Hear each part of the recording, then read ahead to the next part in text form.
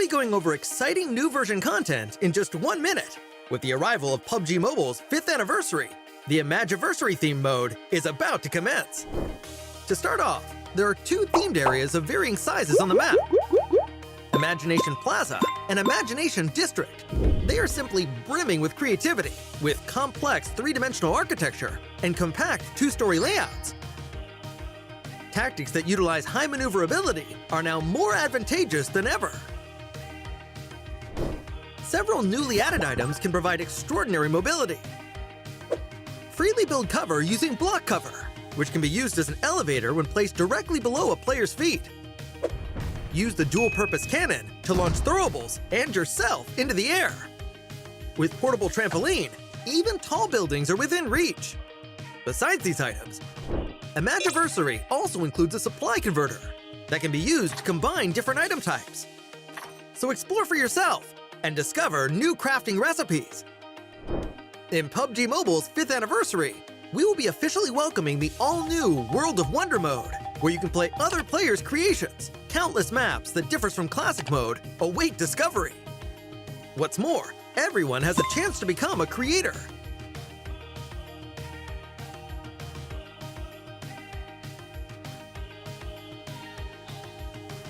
Publish your own creations in the game for everyone to enjoy. Gearfront will be making its return next month, alongside the new Jet Boost board skill, which allows you to move about swiftly. Creation mode will also be undergoing an update. A special function that allows players to quickly switch outfits and backgrounds has been added for an even better selfie experience. Moreover, we will be introducing a new gun shield attachment for the M249 and DP28. Come and experience it for yourself. PUBG Mobile's anniversary celebration is about to begin. Get ready! With the arrival of PUBG Mobile's 5th anniversary, Air Wrangle has added 2 attention-grabbing imagination plazas to the map. They're really noticeable on the minimap. The 2 imagination plazas are located at Stalber and the Quarry. There'll be hotly contested jump locations for this version. It's very simple. Compared to other areas, there are tons of supplies to be found, enough to gear up very quickly. Themed items like block cover, portable trampoline, and the dual-purpose cannon can also be found here. So it's vital to be fast as soon as you land in order to get first dibs on these awesome items. Also, within Imagination Plaza are anniversary crates and their secret. On platforms at floor-marked locations lies the key to uncovering the secret. Enter the yellow area of the platform, and the progress bar will start filling. This means that the anniversary crate is being unlocked. Although it's possible for a single player to fully unlock it, it's way more efficient to do so with teammates. But be wary, as you don't want to be a free target for enemies while unlocking the crate. Once the progress bar has started filling, players can make good use of the gun shield to block enemy gunfire. Once all 4 platforms have been fully activated, a laser will activate the plaza's center tower. That's where the anniversary crate is. Players can use the dual-purpose cannon to fire themselves and teammates straight to the crate at the top of the tower. It's important not to relax, as there may still be enemies lying in ambush for the final moment. Only the final players that remain will get to reap all rewards of the anniversary crate. PUBG Mobile's 5th anniversary is coming soon. Let's take a look at all the new content. In version 2.5, we'll be introducing the new World of Wonder feature, which includes tons of maps for different gameplay. Apart from the classic Battle Royale gameplay, you can experience unlimited possibilities in PUBG Mobile. In World of Wonder, even more gameplay maps will be coming in the future, so be sure to keep an eye out on updates for more details. On March 18th, the all-new themed gameplay, Imagiversary, will be available. In this new gameplay, players can use 3 themed items: block cover, portable trampoline, and the dual-purpose cannon. Use them to complete all sorts of creative maneuvers. Block cover can generate 3 different shaped toy blocks, which can be used as a bridge or cover. It can even be used as an elevator when placed below the player's feet. After placing it on the ground, you can touch it to bounce to higher ground. Players can launch themselves with the dual-purpose cannon to travel long distances, or launch all kinds of throwables as ammunition. It's way more powerful and effective than a regular throw. Get your creative juices flowing and come up with different combinations to unleash unexpected tactical effects. Furthermore, your backpack comes with a unique item, the supply converter. You can use the device to get new supplies by converting them 2 for 1. Give it a try, and you might just discover something unexpected. At the same time, the large new themed area, Imagination Plaza, will appear in Erangel, Stalber, and Quarry. Battle it out to occupy designated locations and compete for a vast amount of advanced supplies. The small themed area, Imagination District, will also appear in Erangel and Livik. Explore these areas and get your hands on supplies. Classic Mode has also undergone several updates. DP28 and M249 can be equipped with a new gun shield attachment. Once equipped, it can be used to block enemy gunfire. Supply shops are now available in Miramar, Vikindi, Senok, and Payload to provide players with an extensive array of tactical options. In Payload, powerful and heavily armored tanks will be available. Drive them into battle. In Metro Royale, there will be loads of updates to items and mechanics for you to explore. Creation Mode will also be undergoing an update. You'll have access to many creative functions, such as change outfits, emote change speed, scene effects, and more. More options will be added to the camera and chat, so showcase your brilliant captures. The all-new Nusa Tycoon event is available in the new version. During the event, each player gets their own island. Nusa coins can be used to upgrade buildings, which raises the prosperity of your island. As your island's prosperity increases, your island's appearance in the lobby also changes. Upgrade buildings and manage your island with friends now to unlock more advanced appearances. For more details, follow our official PUBG Mobile community. Winner, winner, chicken dinner. See you next time.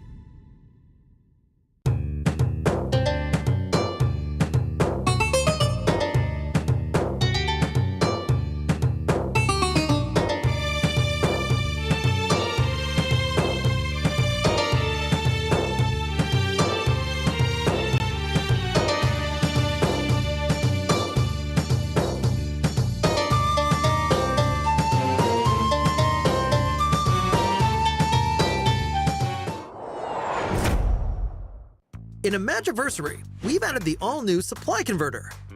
It's super practical and easy to use. Just drag excess supplies over to the empty spaces of the Supply Converter and tap the button below to convert them. There are some simple rules for converting. 1.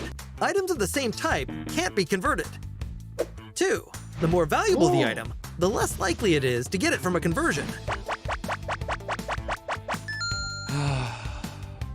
Throwables, attachments, consumables, and supplies can all be converted.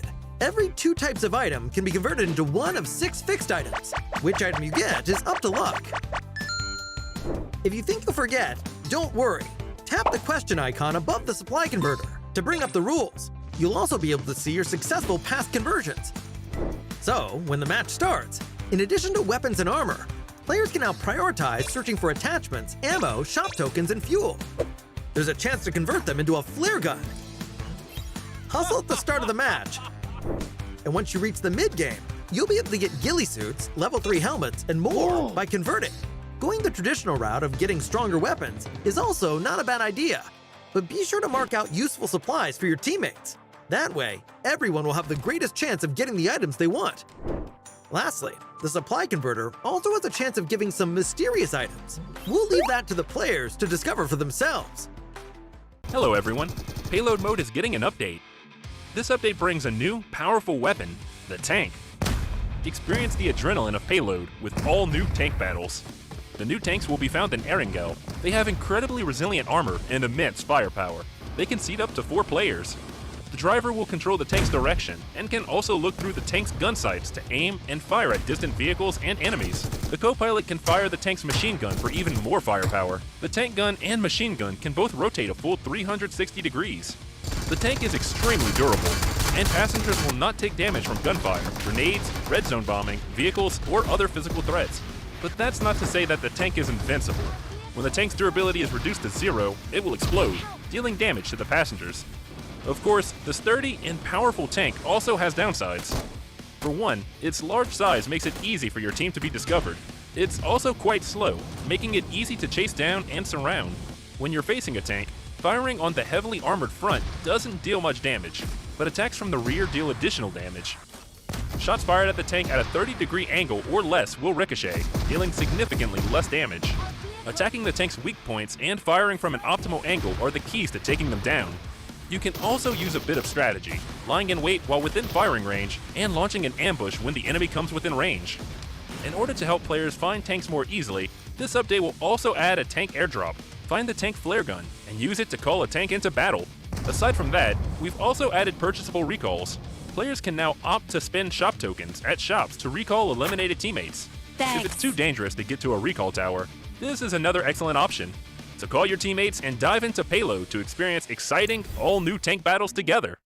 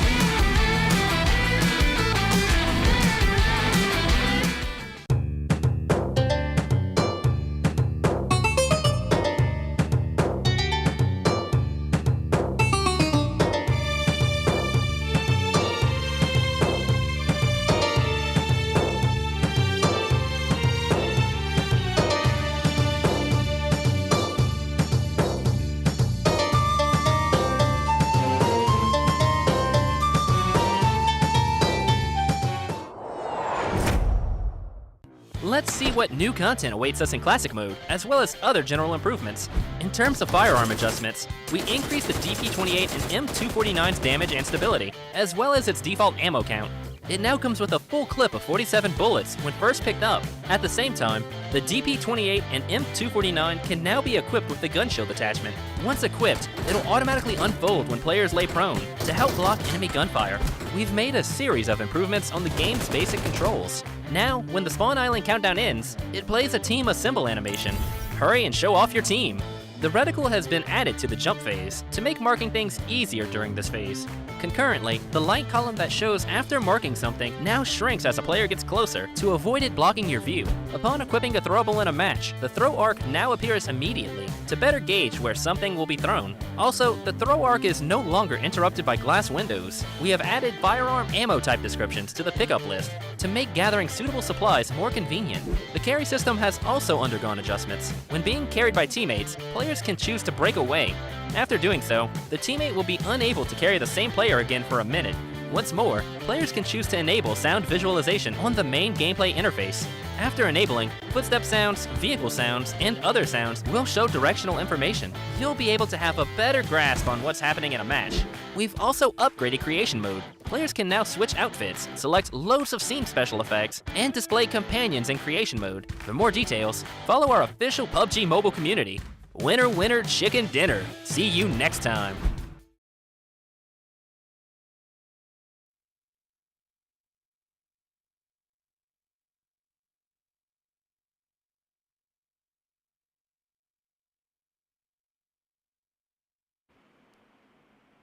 It is now already day number 2 of the PMSL SEA Spring 2023. I'm Tash, your host today, and right now we are currently inside of the arena, the battlegrounds of where the players are not only fighting for placements, but also their chicken dinners and their honor. Behind me, I have the booth of Sem9, where they yesterday, if you remember, Depp had a 1 versus 3. And speaking of Depp, he's over here, so let's call him in. Depp.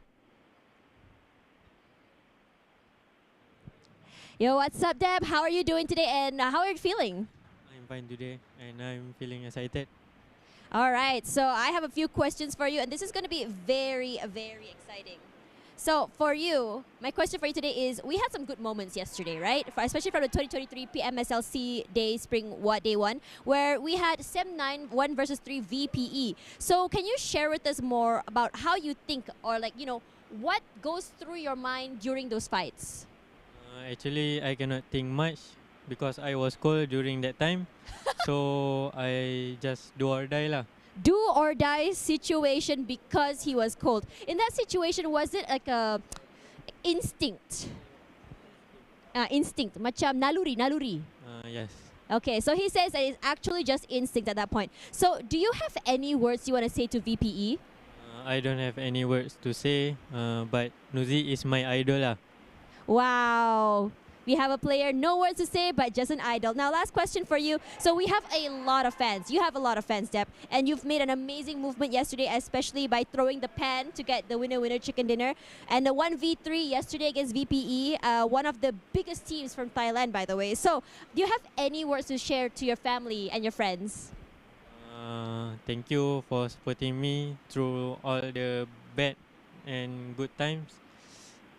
Keep praying for us. All right, thank you very much, Deb, and good luck later. All right, so let's go around and see what other teams are moving on.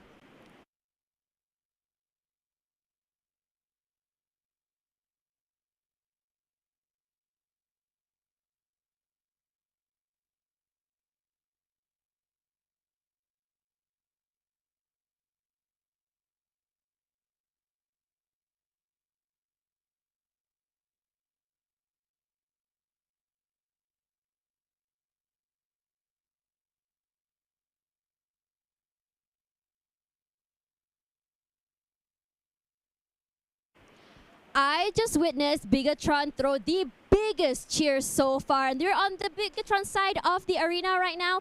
And you know who we want to talk to? We really want to talk to Yuhai Boy. If he is here, Yuhai Boy, are you around? Alrighty. So I think he forgot his mic actually, but it's okay. So Yuhai Boy, let's do a little bit of a game with you. Okay, so in the this or that challenge, you chose Dumroot over Ryzen. And right now, Ryzen is your current teammate for BTR, right? Okay, so could you share with us if there is any special reason you chose Dumroot over Ryzen? And is Dumroot someone special to you? I chose Dumroot that time because of he was there. Ryzen was not there, so I was caring for his heart. So okay. Caring for his heart. Wow. Wow. So if Dumroot's gone, you don't care about Dumroot anymore. Wow. Oh, you care about Ryzen now. Okay. So during the PMGC documentary, you mentioned that PMGC is going to be the last ride you're going to have with Dumroot. But then you played with him during the, but you will be joining Dumroot again during the SEA Games lineup for the Malaysia representative. Could you share with us, what's your feeling about playing with Dumroot soon? My feeling to play with them, I think quite excited. We reunion back because we've been through also. We learned a lot from each other, and yeah, hope to play with them forward. All right, thanks very much. Speaking of Dumroot, I think I see him over there. Dumroot, get over here. What are you doing here? Hi, Dumroot. Okay, so this is your former teammate. Obviously, you know that. I love it. So, so you know that Yuhai Boy had chosen you over Ryzen in this or that video, right? What do you feel about that? What I feel excited because he chose me over Ryzen. I'm happy. Okay, but just now he said that he doesn't choose you anymore because you're not in the same team. It's okay. It's okay. It's okay. Okay. So now, since Yuhai will be joining you guys for the upcoming SEA Games as the Malaysia representative, are you guys going to be training together for during the event? Yeah, we will do some training after PMSL maybe, because we need to train our chemistry first, and then yeah, we'll see about that. Okay. So do you want to say anything to Yuhai Boy and BTR? Okay, to you, hi, good luck. To BTR, good luck. May the best team win. May the best team win. No toxicity here. No, we friends. No toxic. Oh, you guys are friends. Okay, we love that. We love positivity. Now, for you guys over there in the chat, if you guys are, since you guys are here, are you guys going to be, let us know in the comments if you guys are going to choose, are you guys team BTR or team Yuhai Boy, or are you guys team Damrud or team Geek Fam? Let us know in the comments. Now, because I didn't ask you earlier, Yuhai Boy, is there anything you want to say to Damrud? Good luck for GEEK fam. We will beat you guys. We will make sure that we secure the top 1 slot. He will beat you and secure the top 1 slot. And you were being nice to him. Hopefully they can. Hopefully. You know what? I would love to see more of this arguing and this fighting, but we're about to start our day 2 of week 1 of the PMSL SEA Spring 2023. Tash Money out, and good luck to Damrud as well as you, Hi Boy. See you guys later. Bye!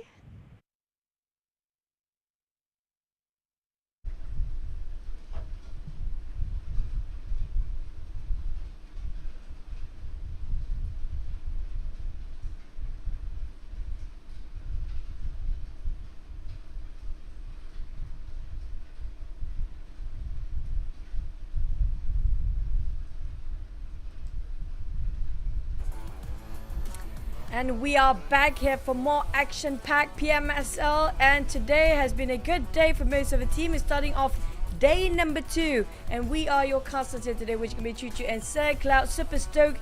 Yesterday is a history, but yesterday's setting up a different tone entirely. We're talking about starting off really a high note yesterday, so today is going to be day number 2 with B group coming in. Oh, yesterday was crazy. But let's recap on our format before we talk about the teams a little bit later. So our format is that we have 20 teams divided into 5 groups, and from the 5 groups, well, they can't be comfortable because every week the groups will change, and we'll look at the top 16 teams who will move on to the grand finals later on. 6 matches per day for each day, and of course the point system, you guys know it by now. Winner chicken dinner will receive 10 points, second place 6 points, third place 5 points, fourth place 4 points, fifth place third 3 points, sixth place 2 points, 7 to 8 1 point, 9 to 16 will not have any placement points, and then elimination point 1 each as usual. Yep, and it's going to be 3 weeks long of league. Plus, we do have the playoff finals on the 14th of April up to 16. Only 16 teams can make it. So when it comes to week 1, right now it's already kind of secured for all the grouping. But week 2, we have no clue how the grouping will be done yet, as it will depend on their ranking or their initial week of ranking first week. For our weekly bonus points, we have more extra, and definitely you guys who've been with us for quite a bit, you know there's already a new format system for the weekly bonus and total bonus point, which is going to be 3 weeks of total bonus point, plus the 3 weeks of all the points will be their initial points based on their placement of each week here.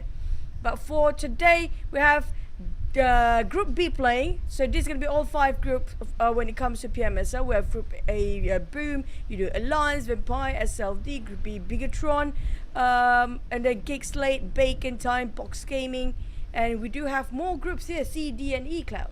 Yeah, so these groups, today of course, like what you said, we'll be seeing a couple of powerhouses playing today, namely BTR, namely Geek Fam. But let's recap a little bit on yesterday's weekly rankings as of now. So VOIN, a team that is currently on a Cinderella story, number 1 in PMNC, straight up to PMPL number 2, and now they are number 1 as of now, but pretty sure this will change today. Yeah, but they are the teams that nobody actually given enough spotlight to. We talk about VOIN still having a very great start. That 1 day 64 points is a huge amount of eliminations plus ranking. That's consistency we're talking about. But in Group B, sitting at 17th to 20th place, they have not been playing. And you mentioned about them being the powerhouses. I agree. They are the team that will be recklessly going through the entire map, just being so proactive to get those kills going. But for week 1, day 1, the top 4 most damaged teams will be VOIN, Shine Like Diamond, Alter Ego, and Yoodo Alliance. Now we did talk about Yoodo Alliance with those clutches. SLD have so much consistency, same goes for Alter Ego, but VOIN though slowly progressing but surely going upwards. Oh yeah.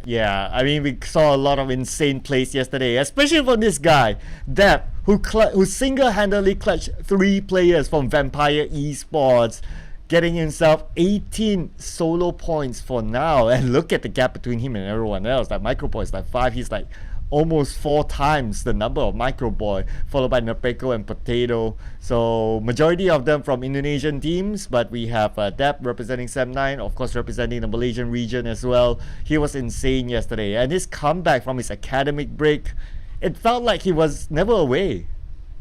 I just hope these guys can keep their consistency and the momentum going on when it comes to day number 2. We do know for a different group entering into this competition right now on the second day are going to bring so much difference of dynamic, bring a different sort of wave entirely. So I do want to see how these top players, when it comes to their solo points, how it will affect them directly or indirectly. For DAP especially, we do have a lot of top contenders coming up from top performance from Group B only. We talk about example here, Damroot for GEEK, SLATE. We do have Yuhai possibly coming from BIGETRON Villains, alongside with Ryder, who love to be partying all the way. Don't forget about Bacon Time. The players are also coming up very, very strong, the ties. So when it comes to Group B, are they the ones who are topping off the chart here when it comes to the top 4 solo? Will these guys be pushed down, or will they maintain when it comes to day number 2? Oh, it's gonna be tough, right? Because you got top eliminators in Group B. So anything can happen really. So even these players, they are big names, as you can see on screen. They cannot be comfortable, because if they want to aim for being the best, they gotta beat the rest, they say. And Group B will feature some of the best in town as well. So let's see what happens today, and if Deb can keep up his momentum too. Considering yesterday, I can say he pretty much, not really single-handedly, but in many rounds, because of his insane gameplays, he was able to secure a decent amount of points for Sem9. He even clutched not only a Vampire Esports, but there was a moment inside of Miramar whereby he clutched out Jumper and a couple of TS players as well. So I mean, this guy is just at his peak performance right now. I agree. That has been breaking his back, just making so much effort and making so much work for the team as well. Because of him, yes, I do agree. They are quite high up there. He's definitely one of the strongest assets in the entire roster. And speaking of the highlights and what happened yesterday, if you guys missed it, it's okay. We're going to recap for a bit. We did have a very strong start coming up from Hill, coming up from Yoodo Alliance. We got himself double chicken yesterday. The only team that's still securing those double chickens within 1 day. But at the same time, VOIN, they haven't got themselves a lot of chickens since the start. But they have this quite a number of elimination. They have high volume of kills to maintain the position throughout the entire day at the top 5. So this is one of the teams that we should look out for, because yes, Chicken Dinner gives you away like 10 points, but at the same time, elimination has to offer more. Kills give you more. It gives you more when it comes to control of the map. It gives you more control of the overall rankings, and VOIN has it going. Yeah, I mean, VOIN, their defense is just really strong. Like whenever they've been sieged down or they've been caught out between two teams, they're able to defend the ground really well. So that's definitely a big highlight for them as well. And let's not forget Yoodo Alliance. Yesterday we saw Kenny clutch out the entire GE. It took him a while, but at the end of the day he did it. So that was the start of the clutch, and this is the highlight there, as you can see. And then it followed up by Izane with another clutch for Team Secret, and then it came with a Dep after that.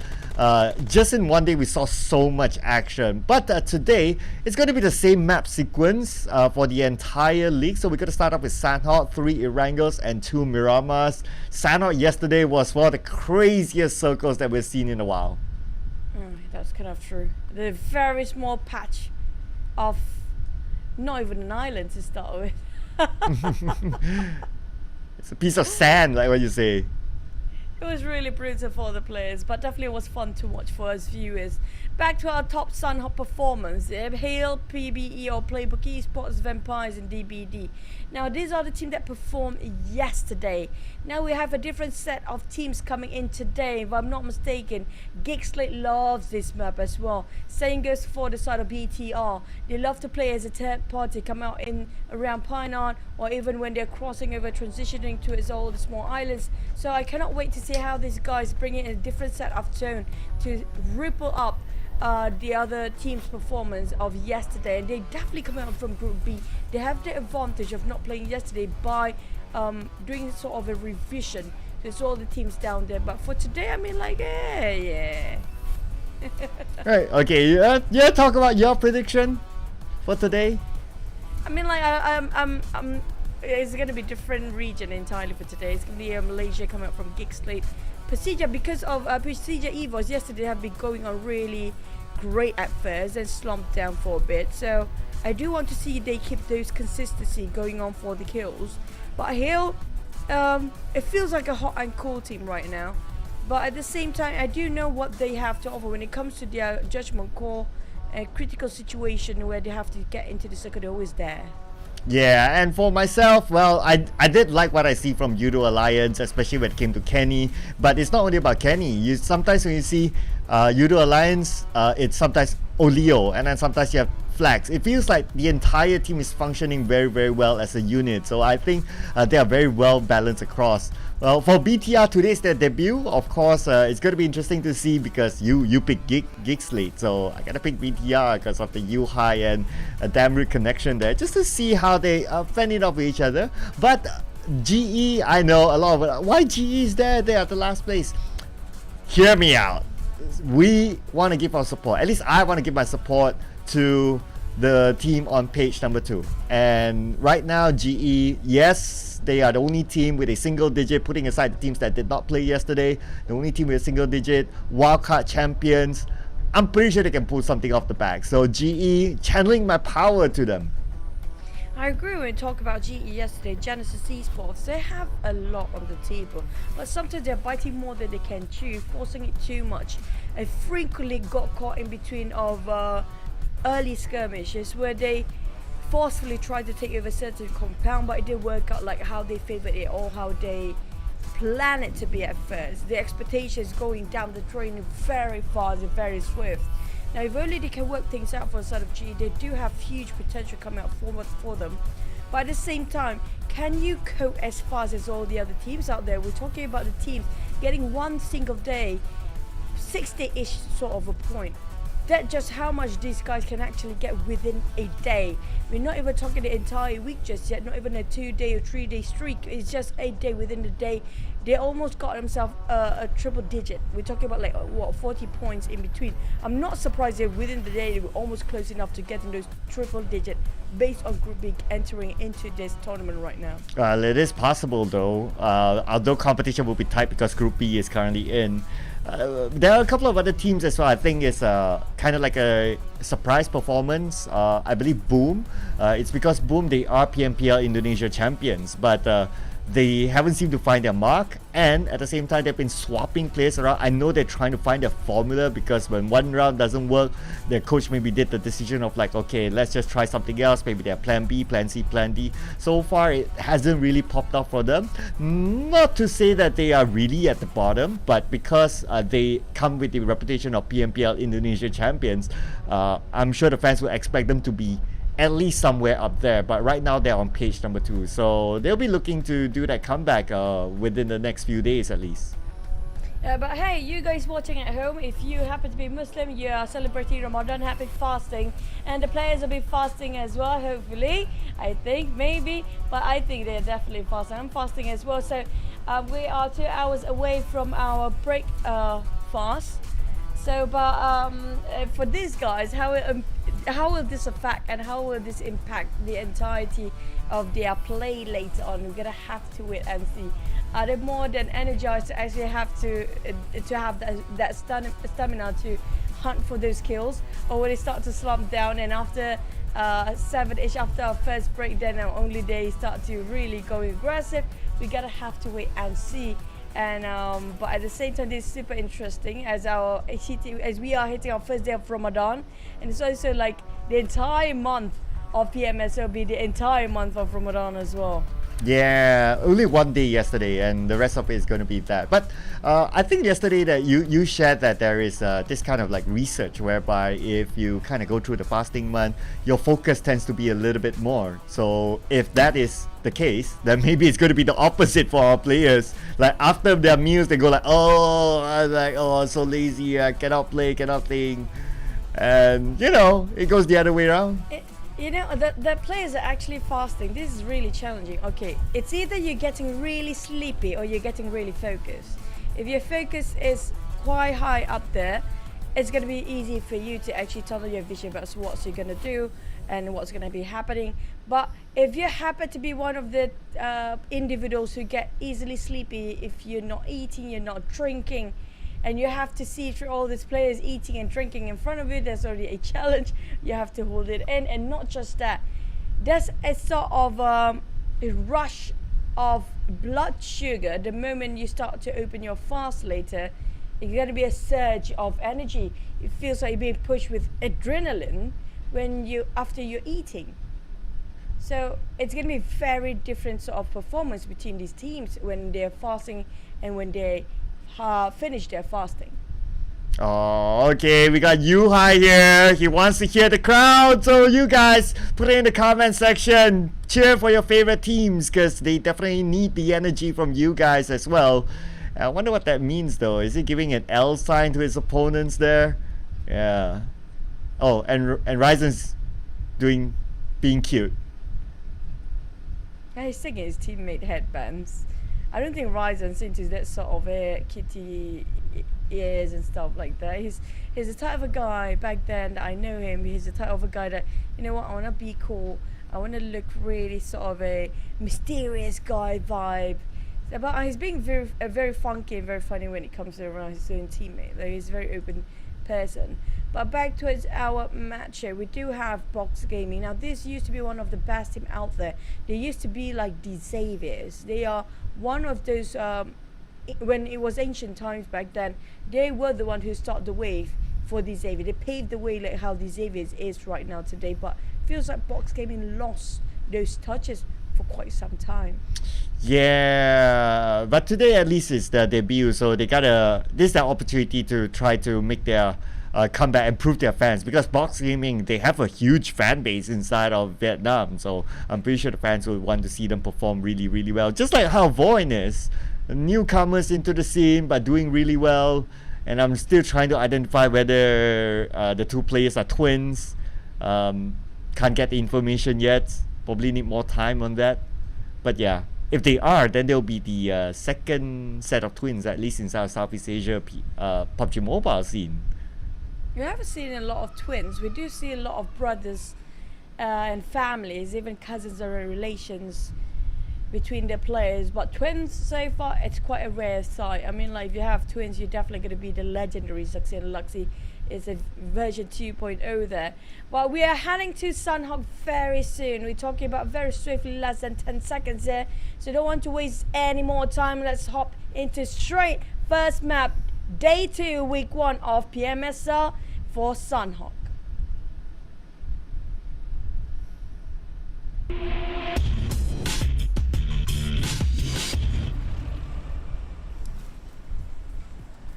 And it's Sunhawk, baby! Let's go! Yesterday was an insane circle.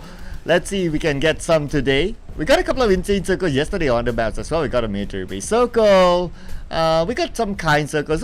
So far it's been kind of balanced for us. But yesterday in Sunhawk, wow, Paradise Resort was a hot spot. Lakawi was a hot spot. Camp Bravo was a hot spot.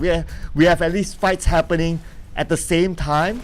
at 3 different areas. Let's see if anything changes this time. I'm keeping my eye on the areas of cave. I do see 3 different colors around that area. Lakawi as well. I think there's like 3 different colors. Choo-choo. I think we are in for a warfare.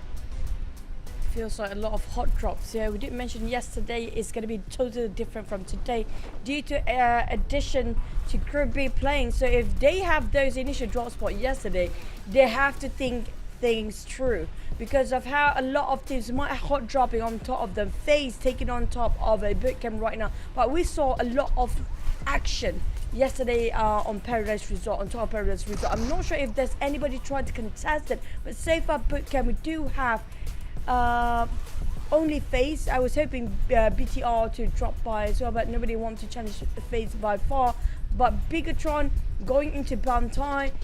We do have Kampong. Now Kampong and Lakawi is the one that we should watch out for. TS Hill is there somewhere. On top of Painan, feels like they are scouting and just giving some parameters between themselves, but it feels like it's going to be okay. Bacon Time, on the other hand, are splitting themselves quite far apart. Yeah, welcome Bacon Time to the PMSL. Today's the debut day too. Nine Noise, very young player, very talented. Said to be one of the bright young talents in the Thailand scene. So he's going to show his stuff today in PMSL up against one of the best teams around.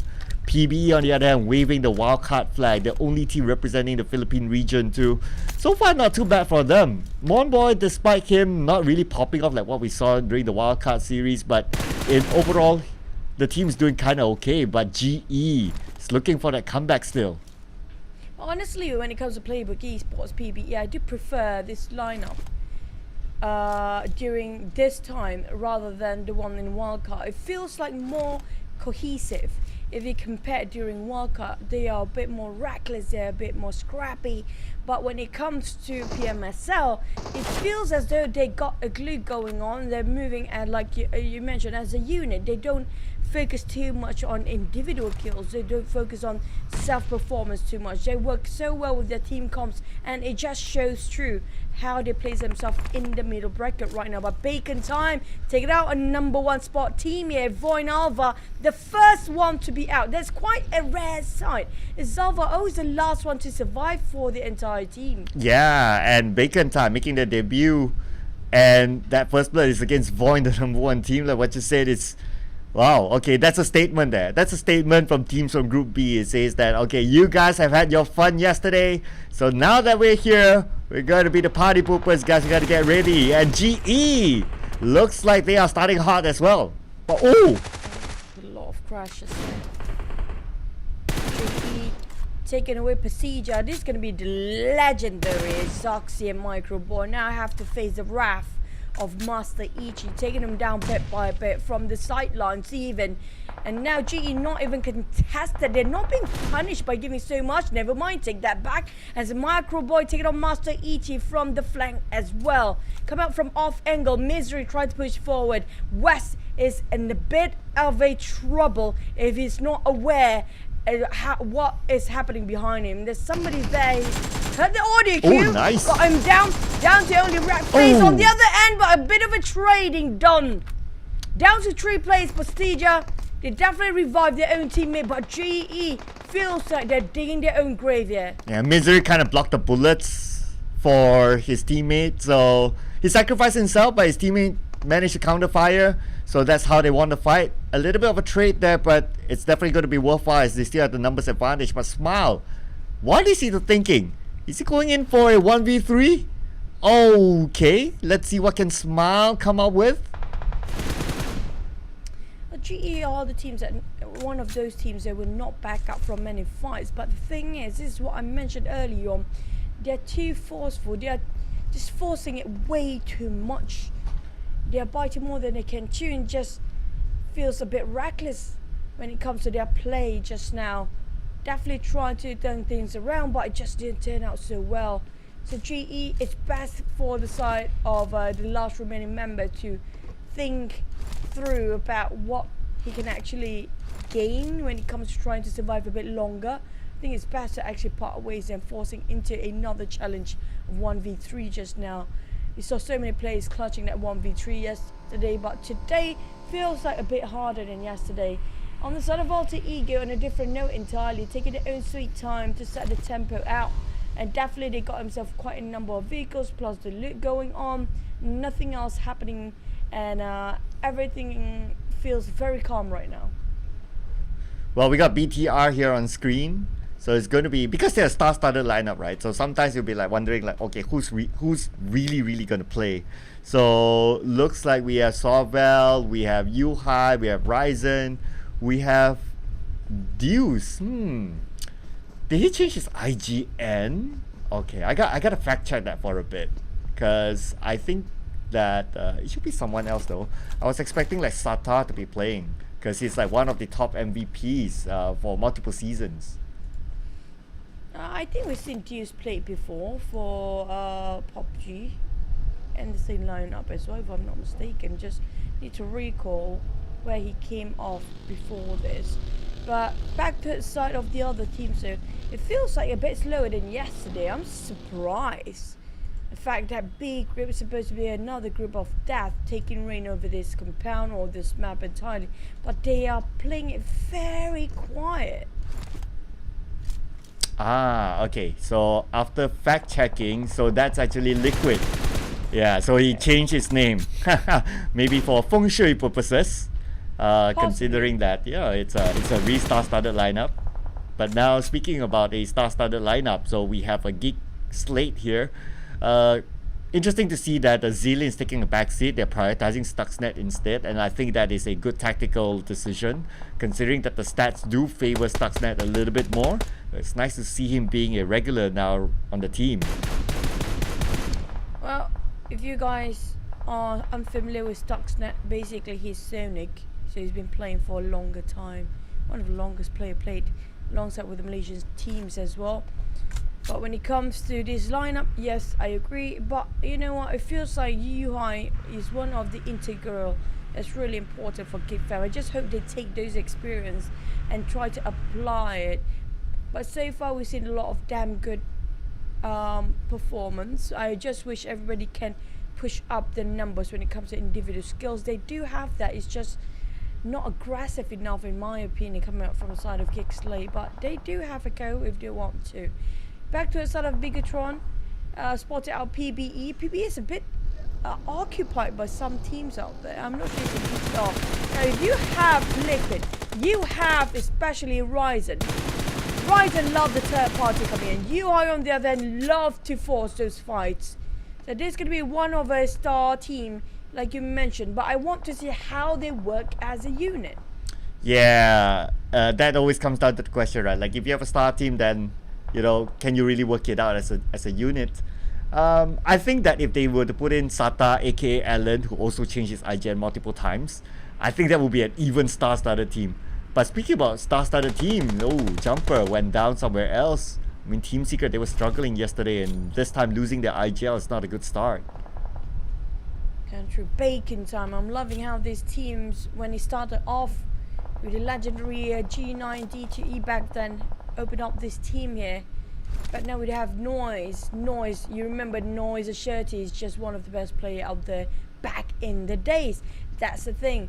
What's happening to these players? They start to lose momentum. VOIN Esports have 2 knocked down, 1 finished off, down to La Paz, to bad responsibility for the entire team. Now touch finish off Kenan. Bacon time. They used to be one of the teams that loved those eliminations, loved so much about those kills. They're taking and pull back for a bit. This time they not pull back too much just then. Shirty now cooking up the nade. Just the wrong window, and Lapa still land onto the side of Shirty. Noise trying to go for a flank start. Shirty and Noise, they have been working as a duo for the longest time. But here comes Touch and Ice. They're trying to revive their own teammate while Touch trying to give support fire to open up the space. But Lapa on the other hand, VOIN Esports, one player or not, you cannot underestimate this one guy. Well, you can't underestimate Ventores with the high ground as well. So he's jumping for the Phantom Fire right now, and he's going up against Ventores. Ventores being counter fire upon, down to 50% of health. He has a nade in his hand, tries to take on Lapar. And Lapar, because he knows he's all alone, so he will not go straight in. But Lapar still caught out And VOIN, number 1 team eliminated. PMSL, ladies and gentlemen. It feels like a curse. Yesterday, the same thing going on. We're talking about the last chicken dinner will actually be the first to be eliminated. It has been going this sort of a train. Like the trend has been ongoing till today. It's been dragged into day number 2. Last one we remember, VOIN got the chicken. Now first match, they are the one who goes down first. Yeah, yesterday it was Hale Esports. First chicken dinner, number 1 at the top. Then second round, they were eliminated fairly early. So I guess this is just how PMSL is, right? It's just ruthless for these teams. They really know how to just pick themselves up, give them that next round, and they'll take out that top team. So looking at this current condition, it's going to be hard to hold to that number 1 spot. Alter Ego, 7-9 could take it away from VOIN. Coming up from Alter Ego, they're still inside of the blue zone.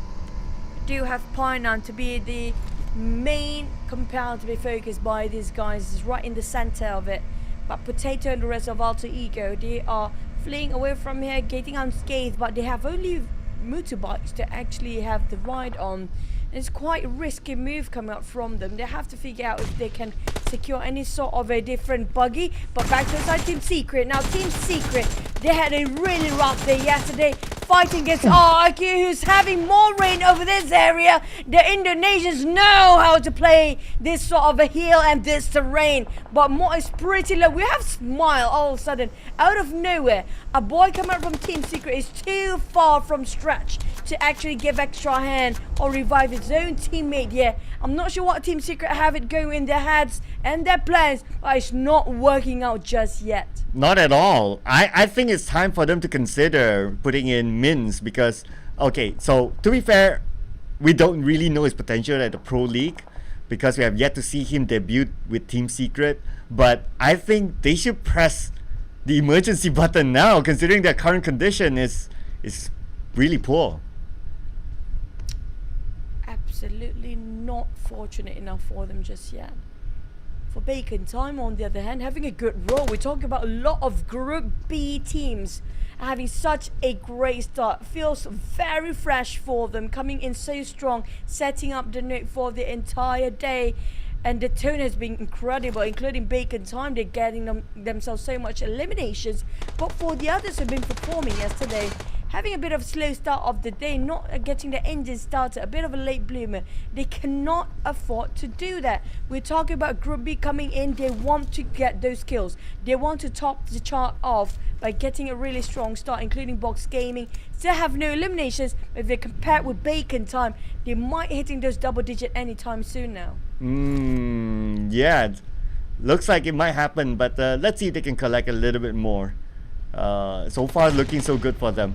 But for DBD, not that good as well, as now Ziggs is currently down. Looks like a little bit of a... looks like there's a substitution happened for DBD. So Ziggs is playing. I wonder who's out. We'll need to see the overall later on. But right now they're going up against Hale Esports. And look at the circle. It's split between 2 islands. Oh, there's going to be so many choke points for the teams out there as well. But looking at back of DBD, fighting against Hale. And there's going to be DBD trying to make sure they will live in this long house. But it's so hard, it's so tough. So many windows, so many openings there. Coming from Hill can revive at the nick of time as well. On the side of DBD, they are stuck in the blues. And not just that, they have to face against BTR. Finish off GMEOP. That's the end of DBD. Another team to be out, but Box Gaming, they have to cut across RRQ. The problem is you do have Hill breathing down their necks. And we're talking about so many teams still on top of Quarry. With that circle shifted again. Now good luck having to face so many teams gatekeeping around Painan and on top of that bridge as well. Well, looks like Hale might be kind of busy. If they want to get into the circle, 1 team on the left, and that's going to be Box Gaming. He spot them out. Long range space coming in for Sky. Only should be able to get 1, should be able to get 2. But the zone will help you out as well. Put the pressure on the Box Gaming. And Trismay goes down. Zunos is still alive on the left. And right now, Sky only takes damage, but should be able to recover himself. Sky quite suffering for the teams that actually in the blue zone. They're burning off their ends there. Get slow, really have to move swiftly as possible. Trying to play around the corner, but spotted out by PERSIJA EVOS. Microboy right on top of those heels. PERSIJA moving into the transition as well. Now Hill, Box, as well as RRQ. How do they get out of here? We're talking about finding themselves an entry towards the safe zone, but feels like very suffocating. It's more than by the side of PERSIJA EVOS on top of those elevations. It's crazy tough right now for Sky only, the last man standing for Hale Esports, considering that PERSIJA EVOS is looking over them. But PERSIJA EVOS, they could be distracted now by FaZe Clan, who's coming in. FaZe moving in a rapid as the unit going to the side of PERSIJA, going straight into that flank, going straight for the off angles. Try to actually swing it over for the side of PERSIJA, but Bacon time to go on D end. But here comes Red Face, copy discovered. He can see through everyone. Nobody from FaZe give him enough attention to see the corners, to see those structures, and now it's going to be the bane for them. Oh, Red Face just might close the entire team of FaZe right in front of him. Well, he is making FaZe Clan red faced right now, but Red Face, he got to reset quickly. He tried to went in for the elimination instead of trying to heal himself up. I thought he would have enough time, but it looks like he really wanted to get that point. But anyway, PERSIJA EVOS out at number 13 for elimination points. Sky only finally succumbs to the zone. That means that Hale Esports, yesterday's chicken dinner winner of Sandhawk, have been eliminated. You cannot feel safe at all when it comes to moving into certain compound. You thought you had that compound all by yourself all this time, but slowly somebody will actually try to creep into your backside, those rare end that you never give enough attention to, and it caught them by surprise for the entirety of FaZe and caught them like down to half. Same goes for the side of Hill. You have to be dividing your attention, giving out enough attention to all the angles that you're not given enough into early on. But for the side of Bacon Time, they have been run and gone the entirety. The one that actually don't have any sort of elimination right now is just Sherty, but the rest of them quite secure with double, maybe by end of the day they can secure those double-digit elimination. But GE again once more eliminated. I'm not sure what happened for the entire team, where they're being eliminated, but FaZe, that definitely gonna be devastating for them. They have to cut across BTR and SEM9. Now that's gonna be a hard one, as RQ gonna keep this one Mela right on the ground. Well, at least for GE they would have broken that single digit mark, but for FaZe Clan, that is it for them. In just a blink of an eye, been eliminated by RRQ without any elimination points in this round. Nefeko with the long range to BTR, putting pressure to them. But both teams are currently in this circle, so it should be alright for them to hold their ground still. But the next phase circle will be scary, likely to be even scarier for RRQ and BTR. Still comprises of both islands at the edge of it. But back to SPB equal, trying to finish off Voldemort. That's going to be a 1 for him. Playbook Esports got themselves cornered into this compound, got themselves worked by themselves. And the circle happens to be on their side as well. They are gatekeeping this bridge like there's no tomorrow. Mott trying to just pull over it on the other end of the island, but the problem is they are split it into two parts of RRQ here. If something happens to either side of the team, it's going to be tough for them to actually call for help.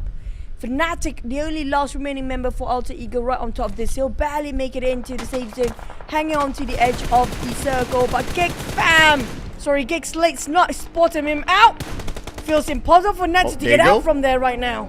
Oh, damn rude. Together with the rest of GEEK SLATE, they are going towards their target. At the same time, we can see the SEM9s moving in. They do not have the circle. They need to fight with Bacon Time. Still a full squad. AE. No points in this round, but Loyu goes down. DBS by I6, another one. And now the Blues going to put pressure onto all of them. He's cooking up the nade. Feels like it could be a perfect angle. All he needs to wait is just that boom coming up from that side. But that's just it. Ice finish off SEM9. Eliminated. It was a perfect one. Be tossed over the side of Bacon. Now we do have to make it 3 Group B teams up here. GEEK and also BTR up there. Box team is nowhere. Yes, it's gonna be Bacon Time.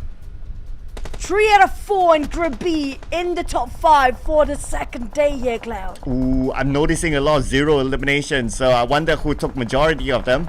Now GEEK SLATE, they're still in this. Stuxnet with the high ground. They are in the circle. Look at the spread. They are covering as much area as possible. Asa from below the bridge puts pressure on the BTR. 2 Indonesian teams going against each other. As this way, where did the nade come from? It was from Ryzen. Here comes Ryzen, but the rest of the team of BTR actually dying for help there. They're being knocked down and bleeding out. I'm not sure if Ryzen can actually pick them up on time. Back to the side of Mombo of PBE. Working as a force. Still the entire squad there alive. Same goes for GEEK SLATE, BIGETRON. Left with only one member. Same goes for side of RQ. Ryzen being picked out. Mort taking on him. Oh, he's gonna it's do the it. last member of RQ. Same goes for BIGETRON. But that's going to be it. They're placing themselves at 4th place due to plays and closing in. But Mort, how can he actually clutch this by himself? Yeah, looks like BTR take out by his own, so the points will not be given away. We have GEEK SLATE, PBE, and RRQ right now fighting it out for that first chicken dinner for today. PBE, they are struggling right now as GEEK SLATE will be stopping them at their tracks. Stuxnet spot them out. Tries to stop them from entering, denying their mobility towards the side of their circle. But Stuxnet, they are the one that need to cross over the other side of the street as well. He spotted another one. Sharp set of eyes like a hawk. He's watching across every single entry as possible. PBE being closed by damn good. These guys, GEEK SLATE, just hovering a different angle, making such an entry here, such an entrance of day number 2. Mika just going towards the side of RQ by himself as the front line. The Peko being taken. GEEK SLATE, what a unity when it comes to cohesive team. And it's just a stellar teamwork for middle players by the side of this team. Welcome to Group B, ladies and gentlemen. GEEK SLATE, representing Group B, takes home the first chicken dinner, where they talk about how scary Group B would be, and they are proving it. GEEK SLATE, what a clean round for them, except for them losing snipes at some point towards PBE. But other than that, you can't complain with the chicken dinner, and I believe they did pick up a good number of elimination points along the way. That's true. Very flawless, very clean sort of a chicken dinner. Not just that, how much did they secure for those eliminations? They definitely were pushing and tried to force themselves to get those eliminations at the last minute and not letting the players to actually deny themselves in the blue zone. But for our MVP, it's going to be Mika for now with 2 eliminations, 671 damage. That did not tally up as it's supposed to be with those 2 eliminations, but definitely he opened up so much space for the team with those knockdowns. But so far when it comes to throws being used, we haven't got ourselves that huge crazy amount of volume for those grenade just yet. It's still like single digit for those nades. Yeah, I think most teams probably didn't really have that chance just because of how Sandhawk closes really fast, and you got a lot of teams eliminated by the zone as well. So I guess that's one of the factors that made us with not seeing a big number just yet. Yesterday we saw like what I think it was Erangel or Miramar that we got like 30 smokes being used. It was in Erangel, 30 smokes being used, 30-ish. That was crazy lot. But it's also nice to see that for our top 4 teams to watch, they're all from different regions. But PBE representing the wildcard, well, I guess they are just proving it right now that if you put it in an offline setting, like what Demigod said yesterday, they can show their stuff. Yeah, it's kind of true, and there's no difference between the pings and the latency between the players and all the other teams out there. And not just that, PBE loves Sunhawk. We know for a fact they're always aggressive when it comes to Sunhawk. It's so hard to predict their circle and also their rotations. But when it comes to our next map, this is where it's definitely going to be one of the most important maps of all PMSL. It's going to be Erangel. Now we talked about Erangel yesterday quite a bit, and today starting off with the Sunhawk, just a bit of a highlight. It's kind of a tough circle. Honestly speaking, a circle will just split it into 2 sides of a map here. It's either you get to choose the right island, it's going to be the wrong one the entire day. But a lot of teams, including RRQ, has been aggressive since the start. So I want to see, including Beacon Time, they ended up as the top 5, as well as GEEK SLATE and if I'm not mistaken, it's another team, BTR. they're having a top 5 ending. It's all coming up from Group B. Out of 4, 3 of Group B ended up in the top 5 there. Especially Bacon Time, they got quite a number of those eliminations. Is it going to be enough for them to push themselves straight up in the first map of the day? And how much they push in overall ranking just within Group B itself? Well, considering the reputation and what we see in round number 1, I think that is truly possible for teams of Group B to get a top 5 by the end of the day. But of course, we got to roll the rounds as round number 1. So it's going to be 10 elimination points for GEEK and 20 in total for them. We got like 5 teams without a single elimination this round, and 3 teams, including, surprise, surprise, Xavier and VOIN, all the way down there. For VOIN, feels like whoever's actually in the first place will be targeted by these teams early on, but so far VOIN is not budging at all when it comes to the first place, stay in the podium spot, but the gap is getting even smaller for the margins. We're talking about 48-49. There's going to be 1 point shine between these teams, so quite a gap still for the third and second place. It's a bit of a stretch, but when it comes to I'm looking at Group B performance, Bacon Time, BTR, as well as side of GEEK SLATE. GEEK SLATE just pushing themselves 14. We talk about Team Seeker been playing since yesterday. Now slowly will be taken over by these guys just within one map here. Yeah, and the fact that they didn't get any point at all in that round is scary for them.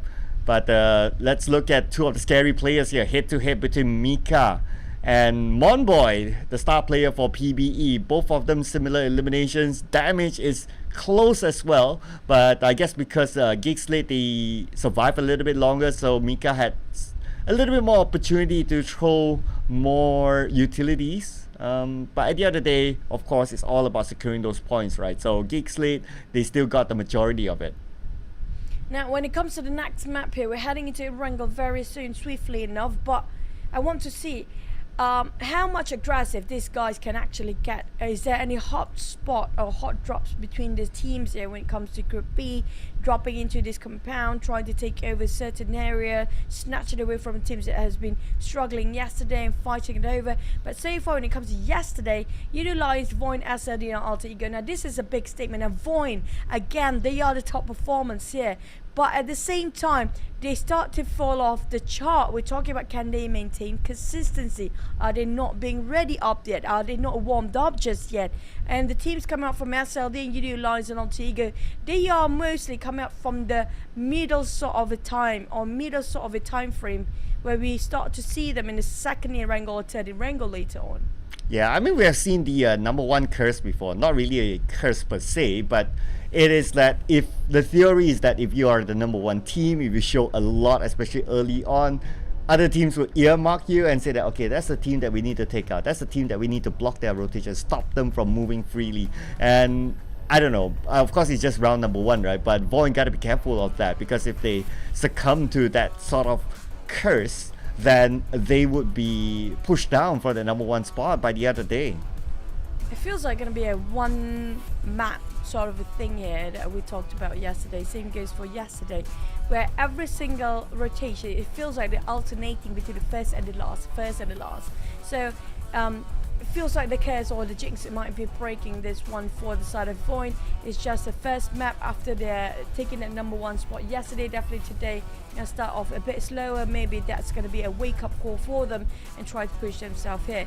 But for PERSIJA EVOS, I'm hoping more from this team, honestly speaking. Like, these are star-studded team as well, if you compare with BIGETRON. Like BTR, we know for a fact they're being aggressive just now, right? They got themselves in the top 5. Same goes for GEEK SLATE. Hill, you know what, Hill is being Hill. Yeah, quite healing himself up there. But for PERSIJA EVOS, what happened?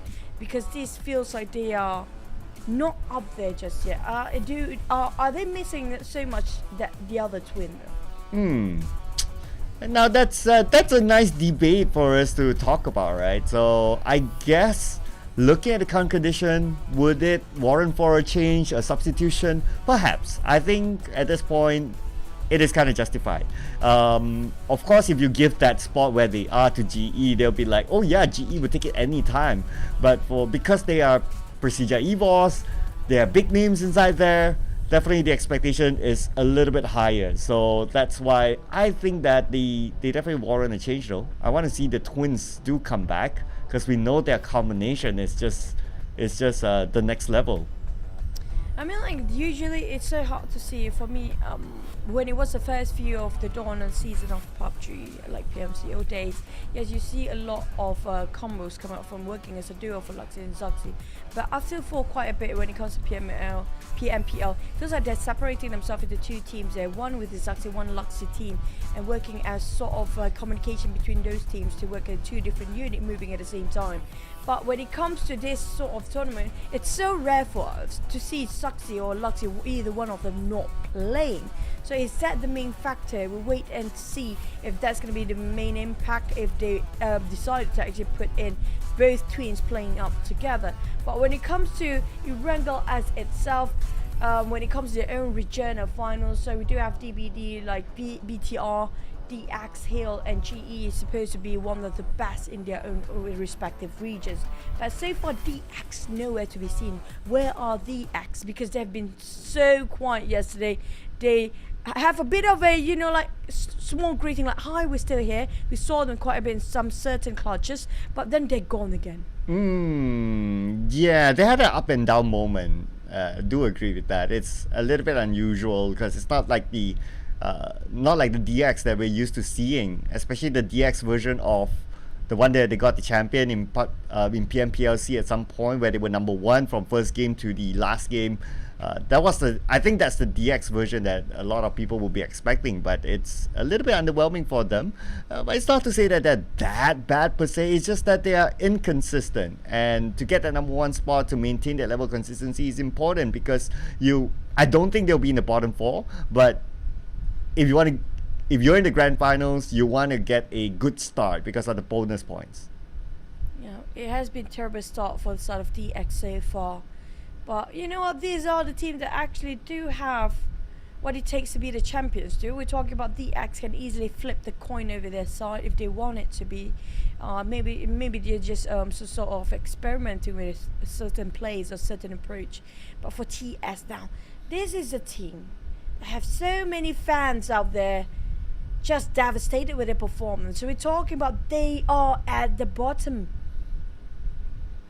Yeah, it's surprising. I mean, I had a conversation with the manager just asking what's happening to Team Secret, and there is a level of confidence issue, especially with some of the players who popped up really well in PMPL Malaysia, but this time around they seem to be not able to break that barrier just yet. So it's hoping for them to be able to do that today. Whether they'll make a substitution or not, well, they don't really have a plan on that yet. They would like to see out, like maybe today or maybe after a few games, and then they'll make the decision from there. But so far, from what we see on screen, no substitution coming in yet, no mins, not even an eye shots. So I think they will still stick to their current plan, whatever it is, and I guess in the famous words of trust the process. Trust the process indeed. But the teams that actually have the most subs swapping in and out for their lineup or their roster, it's going to be coming up from Boom Esports, which not be playing today because they are in the Group A. The teams that are not playing right now, it's going to be Boom Esports, Vampire Esports, Yoodo Alliance and Shine Like Diamond. But this gives away so much opportunity for the team in Group C, D and E to push themselves forward and upwards when it comes to getting themselves across the board of the overall rankings. Now coming up for BTR, look at how these guys are more than ready, because we're heading to the most important map of them all, the most important map we played. It's going to be Erangel. Now what are your expectations here, Cloud? Well, I expect Group B teams to continue to do well, frankly speaking. So, and plus, it's a map where every team should be comfortable with and every team should master, because it will be the majority of games that they will be playing throughout this tournament, or even almost any tournament, in fact. So it's definitely something that they should be comfortable at the back of their hand. I expect Group B teams to really shake things up today, though.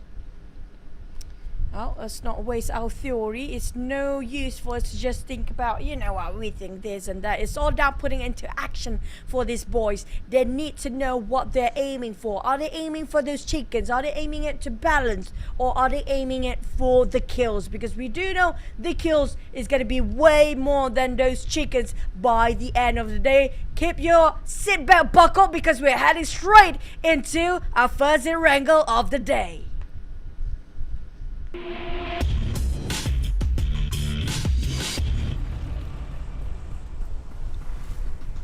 Erangel, ladies and gentlemen. So let's see if the Group B teams can continue to be consistent inside Erangel. The flight path will be on the southern side from Novo up onto the left of Hospital. So teams who like to drop on the northern side might find it a little bit difficult. With this being said, we might see some teams challenging for drop spots. Oh yeah, the hot drops coming out from all the teams there. Can't wait to see if there's anybody trying to, take Pachinki away from the X example here. We do know for a fact Pachinki one of the most important vicinity when it comes to being center of a map, but not so much these days. Even Roswell, even school happens to be like the favorite for the past few days. I mean, like the past day, we only started yesterday. But back to sort of SMB, we do have TSO is dropping around SMB these days. GER dropping into Sonovska, Nova Repnoye. But back about the others, I do want to see if there's any teams decided to change their drop spot, the initial drop spot, due to the change of the group playing as well. Okay, so speaking about change of draw spot, keep your eye on to Pachinki. Look at the amount of colors there. I see at least 3 colors. That's a very interesting spot, but it'll probably be only 2 at some point because 2 teams seems to be heading towards school. Now this kind of circle is also very tricky, but we'll talk about the circle later on as we watch Bacon Time against D Xavier. Super interesting. This piqued my interest quite a lot as these Saviors will go not just unchallenged, they are being forced to take the fight against Bacon Time, and Bacon Time not keeping this quiet as well. They got himself a couple of visors to work around. Dap taking on Box Gaming at the same time. Box, they're trying to push out. I'm not sure what happened here, but definitely 7-9 is winning this big time as Box Gaming losing more men. Heavily told, we talk about 2 casualty, but the Dibs will actually give support fire. 7 minutes to close that one out without any vest, without any helmet. That's going to be a good start for Sam 9, but on the side of DX versus Bacon, this is where things get really hot. Oh yeah, and the heat is still not dying down yet. As Bacon Time, now they suffer major casualties. And let's see what Nine Noise can do. 3 touch is currently down. Don't think they can pick him up. He's being held ransom right now as Shirley goes in, but Shirley being gunned down. Now it's down to 9 Noise against the entire DX. Chua trying to spot out Noise right now. Bacon Time pull back for a bit. They have to retreat. They haven't got enough to work around. Their weaponries are such a big difference as well, but Chua almost clipped the entirety of his HP, and Lamborghini is on the ground. Noise is just playing with those pistol. Goodness me, those pistol make such a big play for Bacon Time. Noise clutched that one now, but couldn't hold on for one more player as DX remain with the 2 Rabies as well as Frankie. Ring around the rosy to finish off, but remaining as the last player, Ice. Can he do this for the entire team? Ooh, okay, but DX unfortunately through that fight they lost 2, so heavy casualty on their side as well. Ice will now play for placement points. He'll definitely not want any part of it, but he seems to be going that way though, maybe trying to get onto the other side so they can get a vehicle. Hopefully he'll be able to survive, as now they are in a really tough spot considering they got a decent start. But same goes for Box Gaming. Only 1 player left. Something happened somewhere. Yeah, Box Gaming were fighting against none other than 7-9 early on. It's not fitting it quite well for them. They got a couple of shotguns on the side of 7-9. It's more than enough to actually secure those eliminations, and just a heavy casualty on the side of Box Gaming, forcing themselves to have a good start, dropping into hot spots there. Bacon Time fleeing away from the crime scene and have to force to leave Noise behind there. Even though they will be having this possibility to be ended up quite early on, But at least they're not going empty-handed, as Bacon Time already secured those 2 kills for now. But FaZe, at least they're having a good start this time, not being tainted by any sort of bullet just yet. But 3 teams down to only 2 or 1 player left. For DX, they're losing Pachinki by the hands of Bacon Time. Yeah, so right now, yeah, I guess through this round at least, it is DX's area. But we'll have a replay of what happened to Nine Noise earlier on. So he won that gunfight against Chua, but because he took too much time to loot, and I kind of understand, so maybe his bullets were low, so he couldn't finish it that fast. But he was counterfired upon immediately. But looking at the win, I would say it goes towards D-Xavier. Maybe D-Xavier might hold on to that next round, unless, well, Bacon Time still wants to stir things up. I mean, like Bacon can actually just buy a bit more time, just playing it as slow as he can and try to go for the ranks. So they definitely already secured a couple of points there. It's going to be more than enough if they secure those ranking points and just try to be a third party when it comes to the 4th and 5th stage of a circle.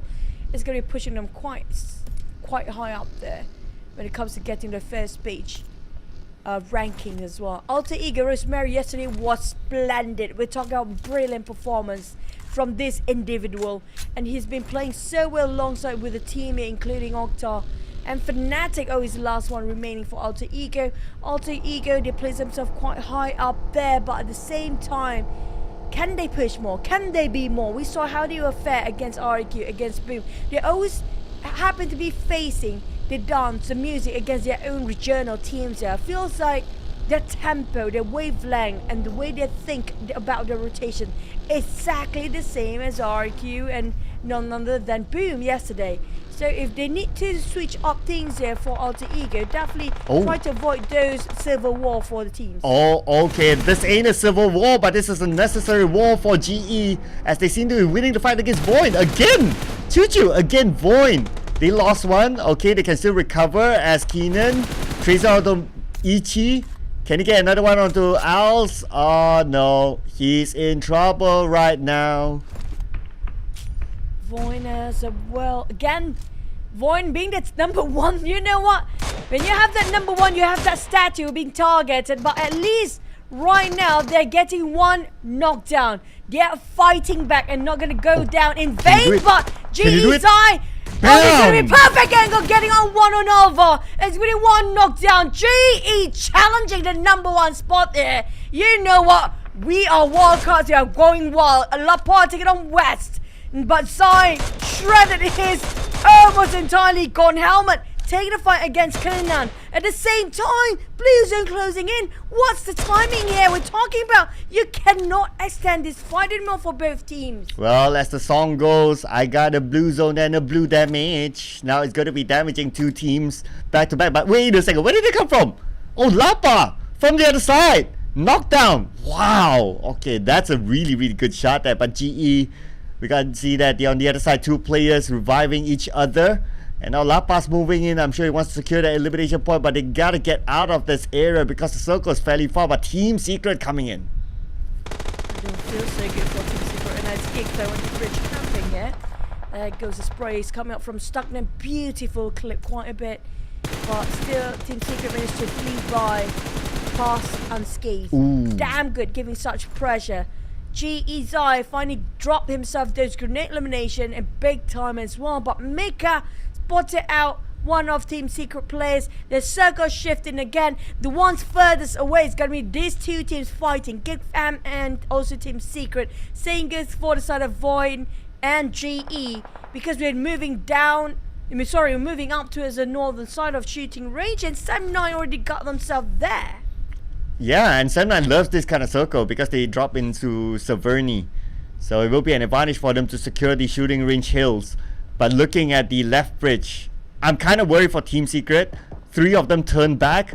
I do hope they have enough utilities to heal themselves and tank out the zone. Speaking of the zone, a lot of teams been punished for coming in late. DBD straight into Ventoris' face. Ventoris said, nope, you know what, not today, mate. He's just going to go back line and just pull back the entire day. just reposition himself to see which angle is better for him and the rest of the team. Riser taking on DBD, who just happened to be marching in. Now they're fighting back. DBD feels like a fail push here. Coming up from the entire team is one by one being picked off and knocked down by the side of BTR. Ichi just wants to secure this one elimination point. At least right now they've gotten themselves out of that single digit zone for sure. A little bit of a premature nade, but that's okay. He's still able to take out Lapa, so that's 3 points for them. Keenan, he only has boosting utilities now. Doesn't seem to have much left, except for a couple of bandages. Surprisingly, we saw so many fights early on, but none of the team being eliminated yet. Still have 16 teams intact, and this is going to be really punishing, extremely hard for the teams that are being eliminated first. Hopefully those actually being eliminated, not going empty-handed. They got a couple of eliminations already stand by. But we're talking about Master Ichi as GE secured those 3 eliminations. Yes, but remaining as the last player in the blue zone. Way far than the rest of the other teams already got himself inside. It's going to be a bit of a problem for him to get an entry in the first place. Yeah, it's going to be quite a distance though. But at least he has the right vehicle with the right speed. He should be able to make it. Of course, whether he will be gate capped is another question. We need to wait and see, because the last time we saw the circle, there were a lot of teams on the northern side already. But now Frankie onto jumper. Oh man, Team Secret again, and this time it was from GEEK SLATE. Now onto D Xavier, waiting for them around Pachinki. Oh, there's Pachinki still there. DX, I don't know why they're not flying with Pachinki. They're taking their own time here, and they're not willing to give it away. The same thing is just so far off from the zone. Frankie cooking up the nade to his kid. Team Secret, like you mentioned, why they're here in the first place. I think they just want to get themselves a bit of loot going on. Team Secret, that's definitely detrimental, as they kind of been a bit later than the others. Bacon Time Eyes waiting on the other end there, on top of Ruins. They have to cut across the river on top of Rossok and Ruins. Now the problem is how to get there unscathed, because it feels like so many teams waiting, including RRQ. Same goes for PERSIJA EVOS waiting on the other end. And the cluster coming up from the northern side is also a scary part of it.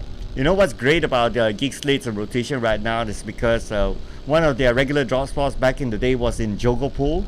So for them to rotate through the Jogopool bridge up north, it's basically their comfort rotation spot. So they definitely know what they're doing there. But for Team Secret, why did they pass Super Chinky? I guess they were just trying to get the closest route into a safer area, because I don't think that they have enough utilities to withstand the zone. But just so happened that D Xavier happened to be there, and they had to feel the wrath of D Xavier. Speaking of wrath, Miko right now showing off his own wrath, giving away some sprays there. You know, yeah, I'm just gonna chuck down your HP for quite a bit, and halfway through, just gonna leave it by, going unpunished for sort of GEEK Fam rotating to the end of the back line as well. But he'll flash, living by himself here. I'm not sure what are the plan for Hill so far, but the rest of the team already fleeing to a different angle entirely. So Hill is holding the compound and making sure nobody will follow them from the tail back end. But GEEK SLATE, it's going to be a different name this time. It's going to be GEEK SLATE, guys. But we're trying so hard to make it sure, you know, try to brainwash ourselves. It's going to be GEEK SLATE. But damn good, definitely. Try to cut and get for more eliminations. Back to the start of 7-9. They won those fights early on against none other than, who was it again? I think it was one of the teams at Box Gaming. Yeah, there you go. It's just cleaning off 3 members of Box Gaming, leaving only 1 player left. 16 teams still intact. Cloud, this is the 3rd phase already. Yeah, 16 teams of 46 players, so a lot of teams losing players in this round.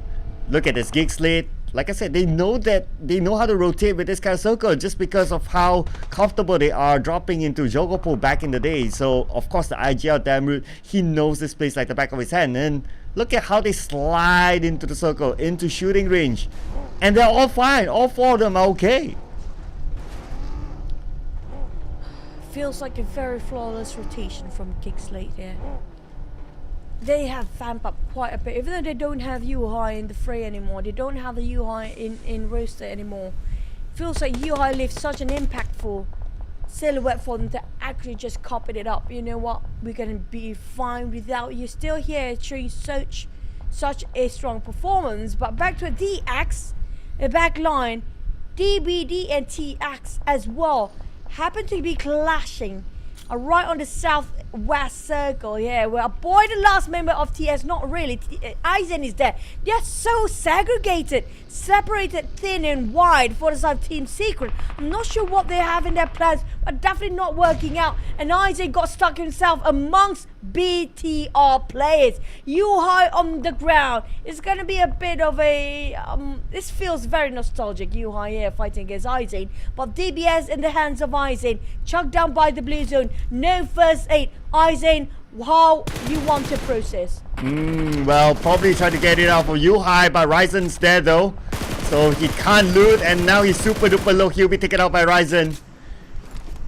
Number 14 for Team Secret. But at least this time around they got one elimination point, but it's not the amount of points Team Secret fans would expect. They would definitely expect more.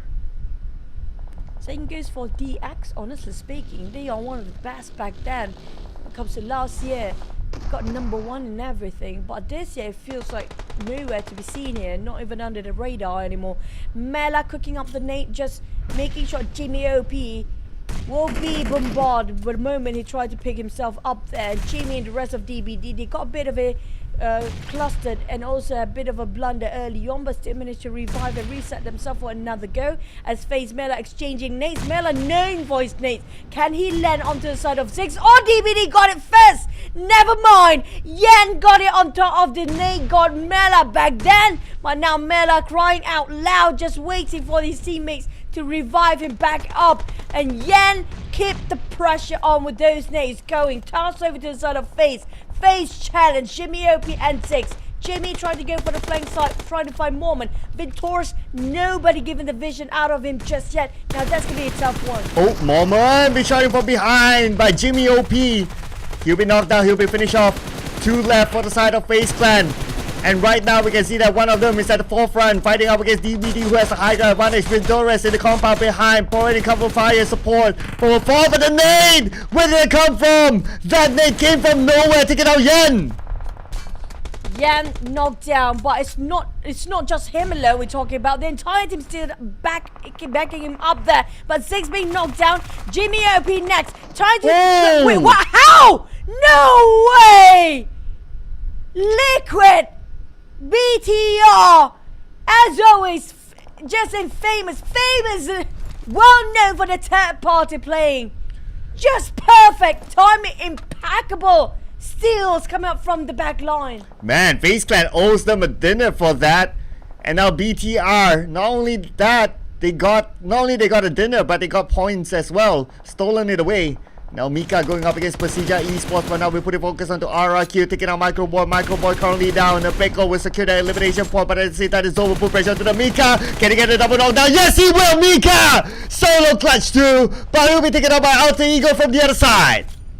Rosemary, as always, from afar, spot out with a Mort here. Rosemary sounds very nice person, but not really so nice as the herbs going on. But Mort will be pulled back and try to reach it for found himself a UAZ with a pickup truck, get himself into the smoke, making sure he's not in the side of Rosemary again. Bacon time eyes. He's been lurking there the longest time, not being scouted out, not being given attention to, still there surviving as Hill just gonna share the same vicinity for now. RRQ split into 1-3 as 3 of them going to secure a bit more domination on the northern side. Voldemort just gonna play it down south safely, but the other 3 might actually try to go for the kills here.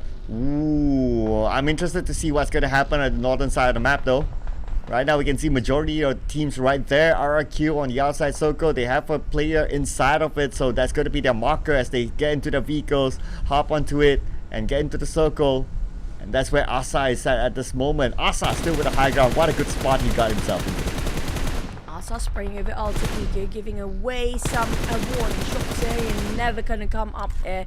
Rosemary, one of the player that kind of being underestimated. We haven't put him so much in limelight, but he's definitely one of the top players up there. Potato trying to go for the flank side. RRQ and Alter Ego definitely knows exactly each other team's inside there, like the back of their hand. They've been fighting the same region, they're from the same country, and definitely knows how they think when it comes to approach within the fights. But BTR on the other end here might be fitted by the side of 7-9. They will have to cut across, climbing up the small hills. Deals or Liquid, they already finished off Yuhai earlier and they're working as a tree, but they're taking back a bit of a U-turn just to see if anybody try to shoot them out, just to exploit the position of the teams out there, including 7-9 and Hill, including even Bacon Time Ice. But Ice, you need to play it very quiet now. Doing scouting work there just to ensure that the areas that they're going to park that in the next phase of the circle will be okay. 7-9, this is their comfort zone. Severny used to be their home. In fact, it's home for them for many seasons, so they know how to play this terrain. Right now, they still maintain it's a full squad. They are covering the high grounds on the left side, so it should be okay for them. But for Alter Ego, on the other hand, there's one player right in front of them though, but they don't know where he is. Where is this guy? Who is he? Potato, try to see through those grass. Spot out on the Peko, exactly on top of his crosshair, but he prone down. The timing is just impeccable as the Peko managed to hide himself within those hills. The terrain, the slope of the hill, making it so hard for the players to spot anybody out. Any side of a hill, there'll be somebody there, but to land those nades, to get those shots down, feels almost impossible right now, putting themselves as a halt for all the teams at a stalemate. Back to the side of Tiger, tossing out the nade, opening up for the rest of the team to push forward with those smokes being pop off. Gat Slow playing a bit around the shack. We do have Beacon Eyes in the back line. Nobody touching him just yet again. But FaZe being ambushed by Hill. But Mela, he will chase the heck out of Tiger. Now they're chasing and trying to find the players of Hill. He even got himself in a bumpy moment here. MR5. Oh. He couldn't just get out from here. RRQ spot him out in a clear day side.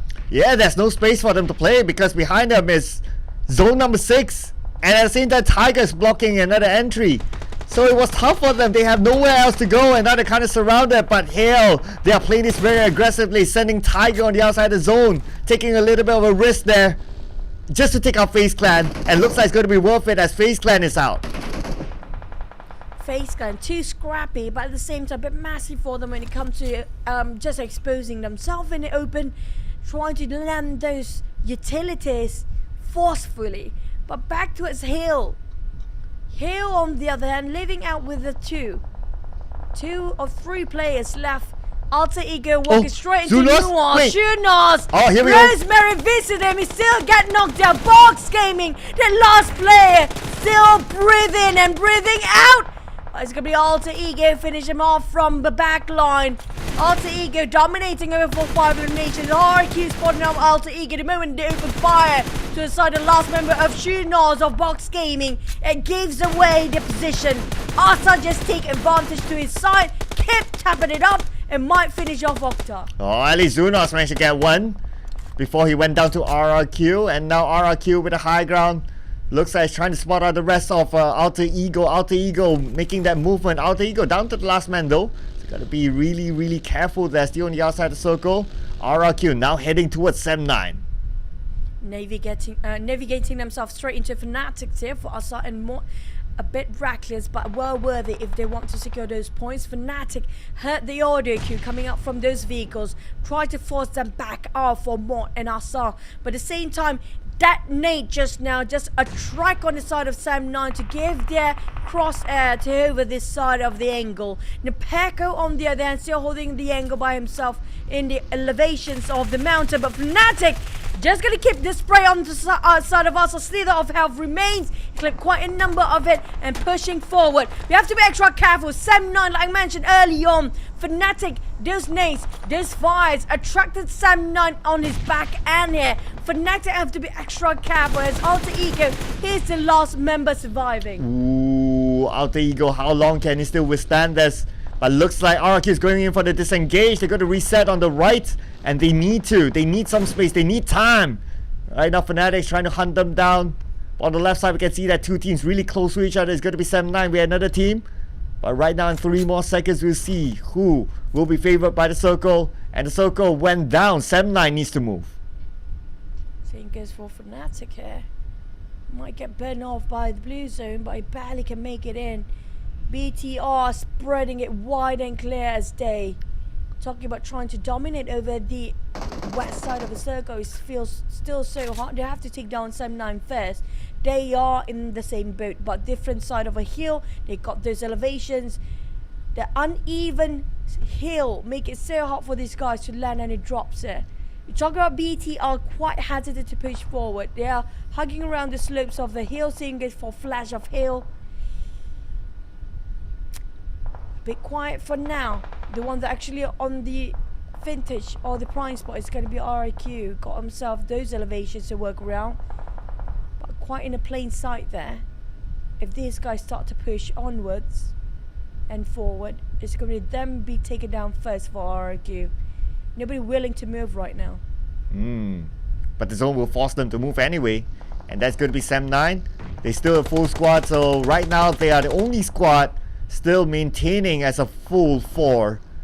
But they are waiting for the right moment to go in. They got to be careful on their right. They could be surprised by BTR. RRQ kind of busy on the other side as well. Right now BTR starting to make their move. So with the vehicle movement, 7-9 would have heard it. So right now 7-9, because they know that there's some movement on the right, they're starting to be a little bit more cautious.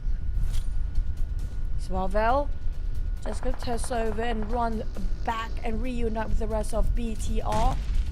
They're trying to bait out how BTR is playing. They try to bait out those fires. They try to then force the other team to exploit themselves first. We're just going to poke you, and that poking is going to be landed on the timing of Sadip. He just drove himself there. The timing was impeccable coming up from BTR. There was no way you can see that one coming, but look, been splat over by dudes. Another one down. 7-9 were taken now by BTR, and this is necessary for the side of BTR to cut across, but Dab's not willing to give out just yet. He's fighting for his life, but BTR, they're taking this matter into their hands and slowly picking off 7-9 one by one. Wow, that's next level coordination there by BTR. And from that angle, from that slow, it was hard for Swavel to know exactly where 7-9 is at. But with that one nade, there was an opening for BTR to come in. Now they're down to Dep. Dep could probably pick up Lung. There's still enough time, 25 more seconds before the zone closes.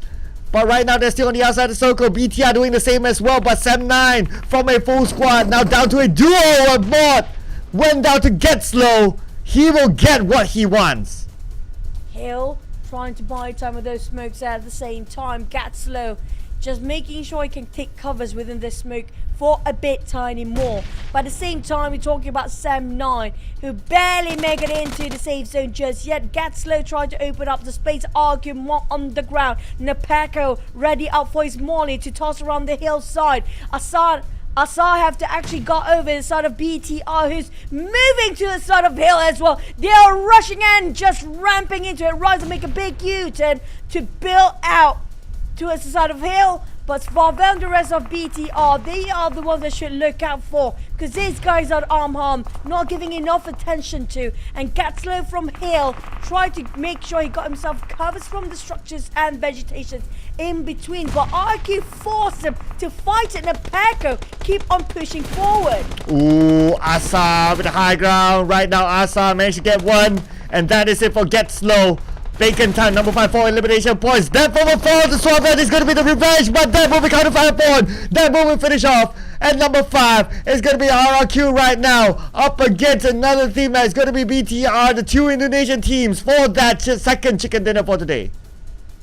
It's quite low. I'm not sure if he got enough utilities on his side to heal himself back up. But aside of Swavel, same goes for BTR. It's going to be 3v3 for both teams. The one that's separating right now is just the distance. It's just those hills. And the Blues are forcing RQ to push forward. Asar starts to shoot. He needs to stand up. The Blue zone is going to be painful. And Rise's spotting out just at the nick of time. Perfect spray coming from Ryzen. Small found the rest of the team having a bit of a trade here. Ryzen knocked down next with 5 eliminations in the bag. 9 in the bag for BTR. But for BTR, this is not showing any sign of stopping or slowing at all. As Arkin and Peko next on the ground. 2v1. Yachts against RQ. Can pull this out. BTR finish off with a bang. Getting those double-digit chicken dinner. And they are totally celebrating. Hello, Group B, another Group B team. Getting a chicken dinner. This is crazy. Group B is in the house. It was GEEK slap for game number 1, and now it's BTR. My goodness, Group B. Like what we say, they are here to shake things up, and they're definitely doing it. Deuce, aka Liquid, with the MVP for this round. I can say that all of them had their MVP moments. Swabia had his insane nade moment as well. It was a tough game for BTR, but they're still able to do it. Group B, fear them. We're starting off day number 1 with what? Bacon time. Group B, BTR with the B word. We're looking at box gaming, hopefully next for the chicken then. The only one that not having a letter B as the start of a team here is going to be GEEK SLATE in Group B. They're supposed to be Group G, but we don't have Group G possibly. But speaking of Group B, definitely they're having such a banger round today. We're talking about what an eliminations and how they rotate, moving as a unit in such cohesive manner. BTR, it feels very scrappy. It feels like they are all over the place. But their communication, their team, because they know exactly what they're doing. They are coming up from the lower ground up to those elevations where Hale has been there the longest, where Sem9 stopping BTR at first. But that nade, the coincidence nade, I'm not sure, it feels very coincidental. It's just a perfect, impeccable timing from BTR. Openers, that nade, just marvelous. And that's where everything just going uphill for them and keep on going for BTR. Frankly, I felt it was just great game sense. Like, you just depending on the audio cues, you depend on what your teammates are communicating to you. And Sem9, they did move their vehicle, so the audio cues could be obvious towards BTR. And from then, it's just more of like putting up your game sense, just trying to find that angle, close your eyes, trust your heart, toss out the nade, boom. Immediately opens up the fight against Sem9. They won it. It was not an easy one because Depp was still alive. Depp took out one from afar, but the counter fire was just instant from there. The coordination by BTR is just crazy, crazy, crazy. I mean, these guys, number 6 in PMPL Indonesia, but they're showing like they're the number 1 team. I want to see something of the highlight later. Definitely we get to see the highlight. The one that I mentioned earlier on, is it coincidence? We get so perfect timing. It feels sort of coincident. It's just that good. If it's their game sense that you talked about, it's definitely something that should be respected way more for all these teams. Not to look down, not to disrespect BTR, because the one that need toss over by the side of BTR to the side of Sem9. The only one that's stopping BTR moving himself into the center or into the safe zone in the first place was only Sem9, and Sem9 had a 4. And due to Adis being knocked down from that random toss of the nade, because Sem9 were jumping, they were not anticipating that sort of a toss in the first place. So I want to re-watch the highlight later on, where we get to see what really happened. Hopefully it's catch under this camera of spotlight as well, because Sem9 has been fighting run and gun quite early on. Seeing this for Bacon time. Now the openers and also the one that actually make them win were the fight in the last few against Sem9. If they cannot cut across Sem9, they couldn't make it in. Yeah, fighting Sem9 was necessary. If not, they will be at the lower ground and Sem9 will be at the higher ground, so Sem9 would naturally have the advantage. So it was a necessary fight for them to take.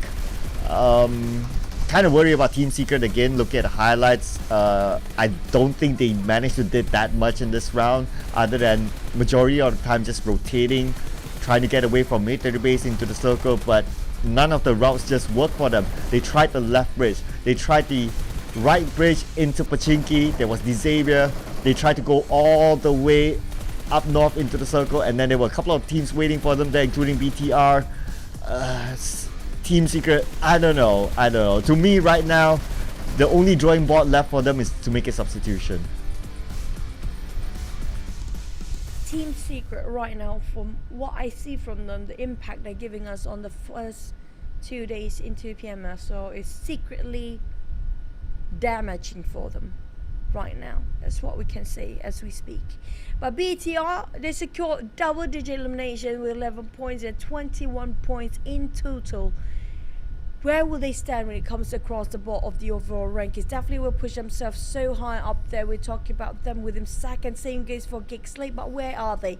At least they secured 3 points around the corner and not going to be pulled back that much further from the bottom 16 and start to get up to the first page. Bacon time, same goes for them. We're talking about within just 2 matches. We're not even halfway through. 2 maps. And these teams already garnered more teams that played since day number 1 here. Yeah, and we still have a lot of games to play. Let's not forget about that too. So speaking about the bottom teams, right?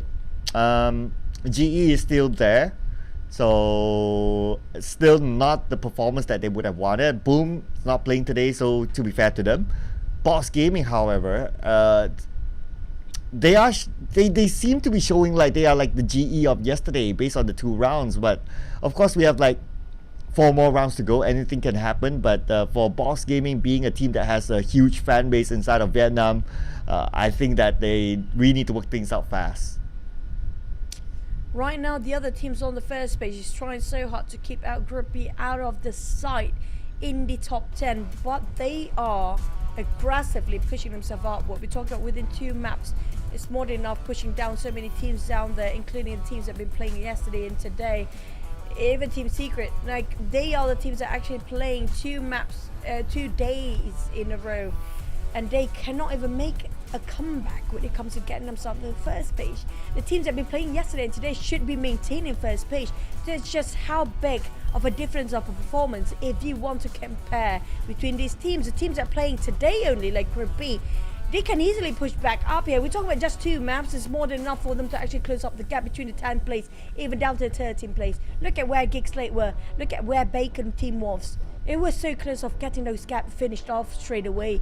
I'm not surprised if ended up in day number 1 with them taking over the lead at number 1 spot here. Yeah, absolutely. I mean, so far, Group B teams have been really, really good. So it's very, very possible.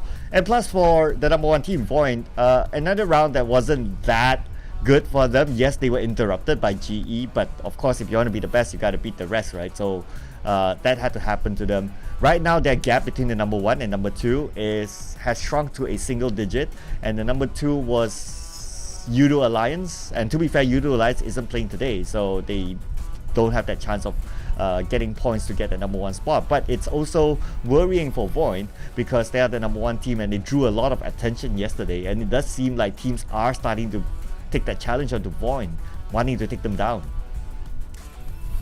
Speaking of the other teams, right? I mean, like VOIN, they're having a really tough challenge. It's a rough start today. They barely actually make any sort of a debut when it comes to day number 2. And they definitely finish off strong when it comes to day number 1. Hence, they got themselves a bit of a bullseye target behind their backs due to they are in the number 1 spot still, but the gap is closing even smaller.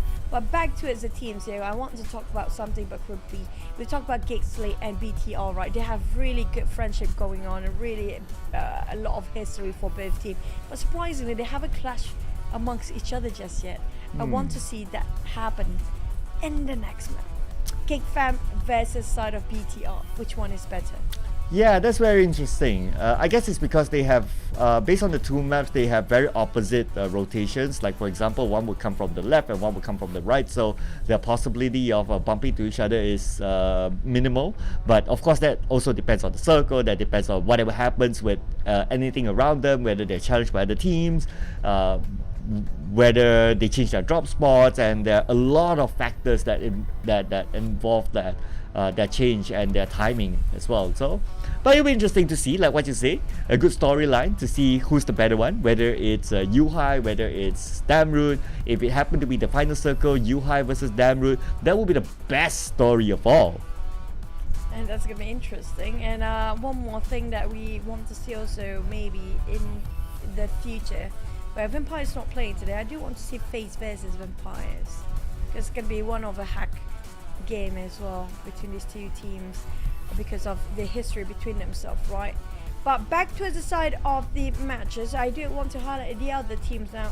Surprisingly, we don't see a lot of PBE. We did see them popping up here and there, but it's just so hard for them to keep their consistency if you're based on their yesterday's performance. Today feels like sort of the same momentum, but lesser sort of kill and less aggressive than yesterday. Feels like they're trying to balance out, maybe trying to experiment some sort of approach. DBD on the other hand also have been playing a bit more aggressive than yesterday, but here comes our head-to-head between two Indonesian teams there, BTR and RIQ, Nepeko and Deuce, or known as Liquid, with same elimination, damage-wise very same. Look at the bars, we're talking about very similar stats between these two players. You know what happened if they happen to be in the same team then? Yeah, I mean, well, BTR already has a star-studded lineup, so let's chill on that. But that's a very interesting thought, not gonna lie. I mean, Nepeko, he was the top eliminator in the the PMS Southeast Asia, PMPR Southeast Asia edition, so he's definitely proven himself up there, and it's nice to see him up there still, being consistent, compared against Liquid, and Liquid, when he first started off with BTR, he was a little bit underwhelming, and a lot of people say that, oh, you couldn't gel well with the twins that time, together with Ryzen that time. But now I think that Liquid within BTR, he's one of the most improved players. He's starting to show a lot more consistency. Hence, even though you have a star-studded lineup or having Alan in it, Satar/Alan, he still makes the first lineup. It's all about time to gel well, right? I think it's all about timing for them. They bite their time, taking their time to understand each other. It works out so well for the side of BTR here. And back to the side of next map, we do have a second wrangle before we head into our long break for the fasting period to open up for these guys. And speaking of which, now BTR Ryzen, he's done with the phase of his rebel age. We talk about back then he used to have this very cool set of hair and always colorful. Every single season is going to be a different color. This time he's staying as himself, as mature as possible, and looking at him growing up is just a privilege for us. These guys, they are growing up with us. They have been playing since the dawn of PUBG for the past 5 years. We saw their progresses, we saw their rise and their falls as well. And speaking of BTR, can they maintain this? Yeah, of course, this will be the question. Consistency will be the key. We did see that yesterday, like Hale, for example, one round they were awesome, they got the chicken dinner, and then the next round they were kind of on and off. So it's all about consistency. Can we say the same for GEEK fam or GEEK SLATE? I don't think they were that bad as well in this round. Like, they knew what they were doing, they made those right rotations, but sometimes it's just like the amount of teams is just too overwhelming for them. But I think they were pretty decent as well, despite them getting that first chicken dinner. So far, Group B teams not too bad, except for Box Gaming, still down there trying to find their footing inside of the PMSL. So it's a matter of them trying to prove that, hey, I'm part of Group B too. Let's not forget about Box Gaming. For me, Box Gaming is always the team that are really tough for them to find their initial drop spot due to they want to secure those compound with their force. So we're talking about they're trying to win it with their muscles and brawls, right? So they're trying to get themselves those statement of getting to snatch away the compound from the fights early on, but it didn't work out well for Box Gaming so far due to maybe their timing of dropping from parachute is a bit later than the other teams who got themselves first there. So for Box Gaming, it's always the first few skirmishes on top for them. So if they switch things up for a bit and tune it and tweak it up for the entire team, maybe it can work well for Box Gaming as well. Now, the teams that always caught up in between rotations, we're going to have to say it out loud, even during the drop spot, it's going to be Box Gaming, it's going to be GE those down there, the teams are actually down there in the bottom 20, on the bottom 16 here when it comes to second day. It's always about the timing of rotation. So it's so important and critical for IGL to call up the right time to make it so flawless for the team to be alive for the next couple of minutes. Yeah, I guess that's where the coaches and analysts do play a big role of summarizing, like, okay, if you were to go here, I wouldn't say the prediction, but based on statistics that is shown that, okay, based on this timing, this team likes to be in this checkpoint, and so on and so forth. But let's head on to an interview with Tash. For bringing us over here to the interview area. With me, I have the coach of the Xavier, GE, which I managed to steal right after Game 2 ended, as well as Kelly, the translator. Hi, how are you doing today? Hôm nay em khỏe không em? Cảm thấy ổn ạ. I feel very good. He feels very good, and we love to hear that. So I have a few questions to ask you. And the first one being, what do you think the competition for PMSL SEA Spring has been so far? Is it more competitive this time around? Xin hỏi em một câu là so với các cái kỳ thi, em có cảm nghĩ gì đối với kỳ thi lần này của BFNL, kỳ thi mùa xuân Đông Nam Á, nó có tính cạnh tranh cao không? Giải đấu PMSL lần này có sự cạnh tranh rất là lớn, quy tụ rất nhiều đội tuyển hàng đầu của các quốc gia trong khu vực. In my opinion, this competition is the most competitive, which include a lot of participants from all the top leader team in Southeast Asia. Wow, we love to hear how competitive it has actually been. So now, speaking of being very competitive, what do you think of your team's performance today? Theo em thấy thì nó cạnh tranh như vậy thì em có suy nghĩ gì về cái thành tích của đội mình trong lần này? Hôm nay đến hôm nay thì team thi đấu vẫn chưa được tốt cho lắm và cần phải bắt nhịp nhanh hơn với các đội tuyển. I feel that my team is still not yet do the best performance. They still need some time to catch up to get the most performance for the game today. Well, after all, it is a league stage. It does take some time for some teams to warm up. So now, which team do you think is showing the most improvement since you last saw them? Trong kỳ này thì em so với lần trước thì em thấy đội nào nó đã rất là thành tích và mạnh mẽ so với lần trước. Đó đội tuyển VPE. I think this is VPE. VPE, wow, that is very surprising considering the 1v3 I witnessed yesterday. Now, the last question I have for you, GE, is do you have anything to say to these Xavier's fans at home? Câu hỏi cuối cùng là em có lời gì muốn nhắn nhủ với các fan của DS? Hy vọng tất cả fan của Xavier vẫn luôn ủng hộ và tiếp sức để cho tất cả các thành viên cố gắng trong giải đấu này. I want to say thanks to my DS friend and I hope that everyone will still support us to get the most performance for this competition. Of course, they will be supporting you guys. D Xavier will definitely come up on top. Regardless, that will be the end of our interview. Thank you guys so much for watching, and we're going over to game number 3. See you guys in a bit.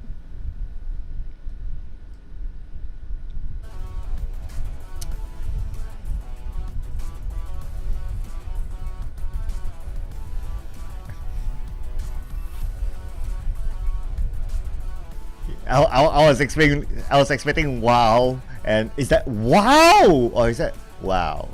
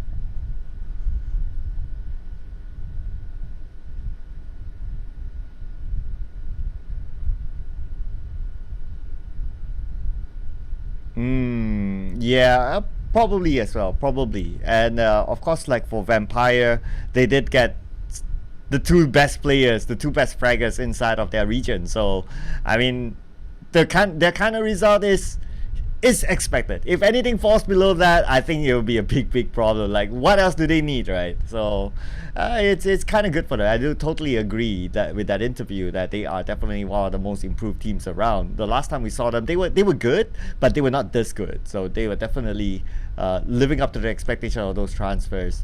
For DBD, on the other hand, making a substitution with Ziggs coming in, still don't see that much of an impact yet. I think they're still trying to shake off those nerves, maybe. I don't know. It's really hard to tell. I do hope that we get an interview with Mosgoku later on, just to understand what's happening at the back of the minds of the players too. But same goes for Box Gaming as well. Game number 3 for them in the PMSL campaign as we head on to Erangel.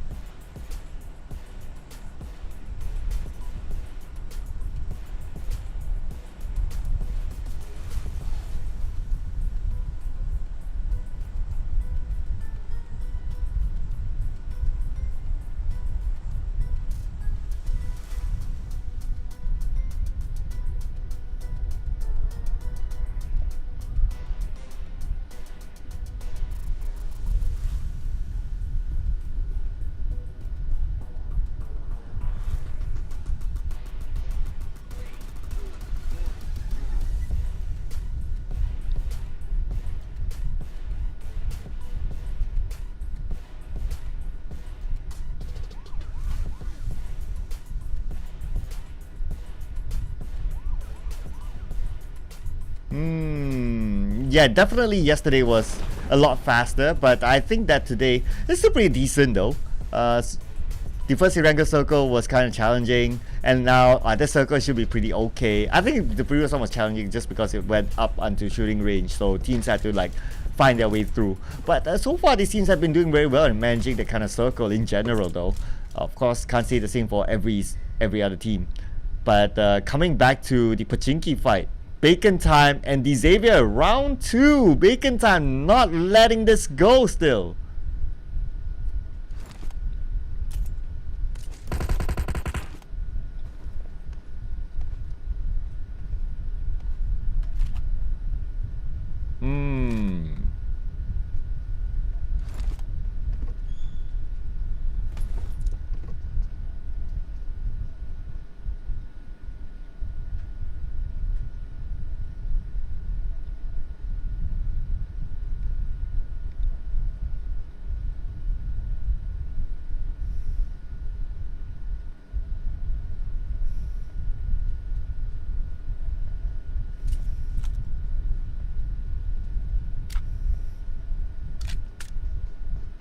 Frankly, I like to think that his intention was just to get a vehicle. It just so happened Yuhai had to be there, but that just happened. But anyway, for the Xavier and Bacon Time, definitely intentional here. That Bacon Time wants to take over this spot as Chua goes down. Looks like Bacon Time, they had the upper hand this time. It could be a 1-1 draw, but we'll need to wait and see what happens as the fight continues on.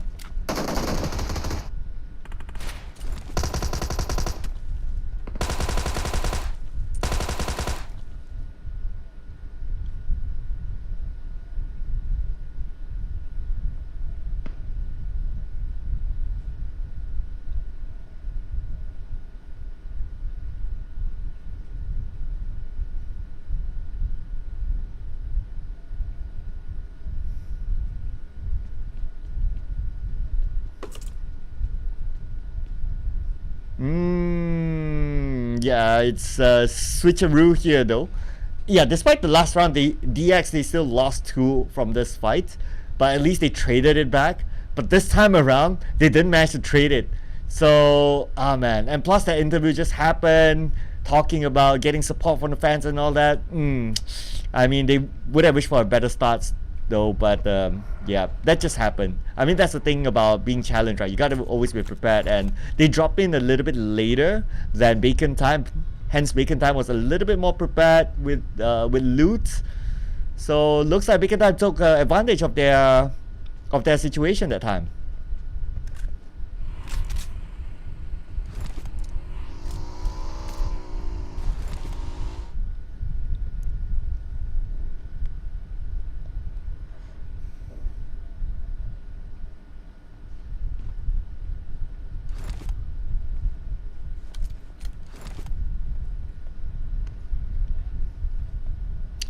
Well, I think that even if Bacon Time wins this, it's still going to be a 1-1 draw. So we might want to give them another map for them to duke it out. But it's going to be fun for us to watch. As Xavier, they managed to trade out one knockdown. Bacon Time doesn't have enough time to pick up his teammates just yet. Lamborghini, not his favorite weapon, I'm sure. He has to go for the close quarters. No choice there. Moves into the compound now. He has the SKS in hand. 9 North tries to spot him out. Lamborghini, close range, does the business.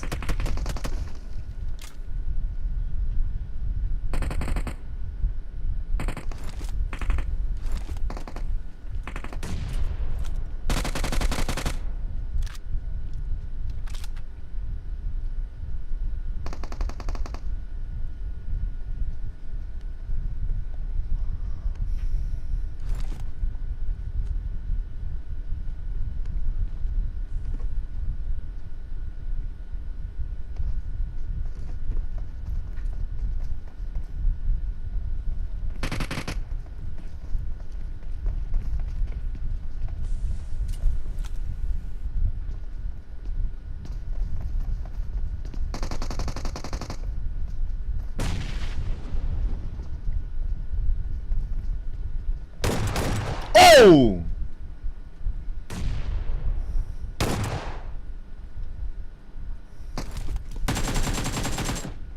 Nice!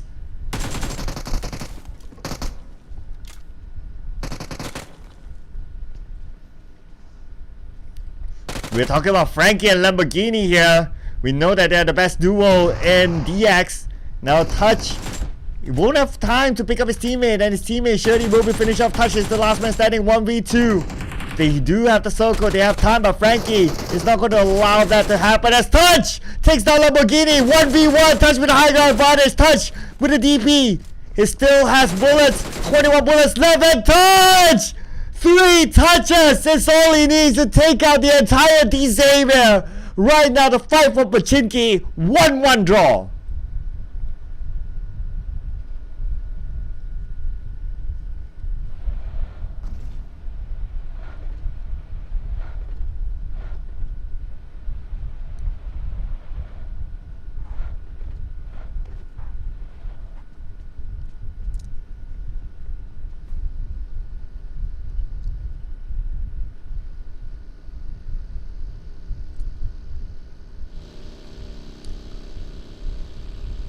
Oh yeah, it is. And plus, of course, Bacon Time making their debut. Yesterday, D-Xavier was unchallenged inside Pachinki. Now they know the moment Group B shows up, it's not going to be easy, even for a team like D-Xavier. It's, oh man, it's tough. I think we will see at least another round after this before the teams call it quits. So yeah, expect another round of Pachinki fight. But Ryzen, wait, he's waiting for TS?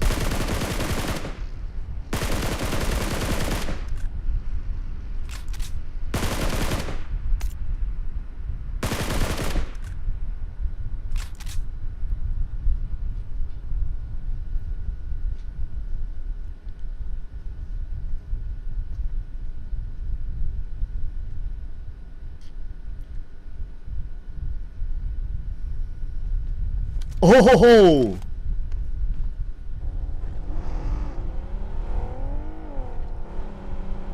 Yeah, just when we thought that, okay, it's gonna be a nice circle, maybe around Gakago. No! This is PMSL. We ain't gonna give you a nice one. 50% water, here you go. That means we're gonna see a lot more fights happening. Team Secret still stuck inside of military base. Feels like a deja vu to them.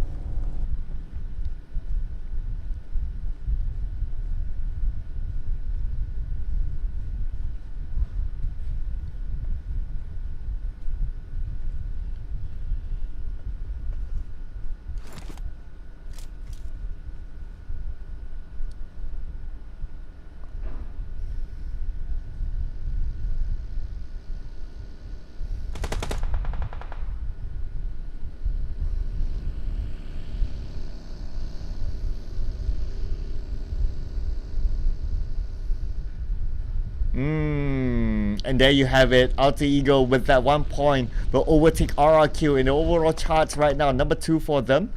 Now FaZe Clan and DBD. Ooh, with Yen all alone at the lower ground. Ventura tries to find where exactly he is with the UMP in hand. 15 bullets. Could that be all he needs? Reloads. Back to 35. Goes in. And the trade happened. But FaZe Clan, are they able to survive this? The long range coming from the other side by Hale.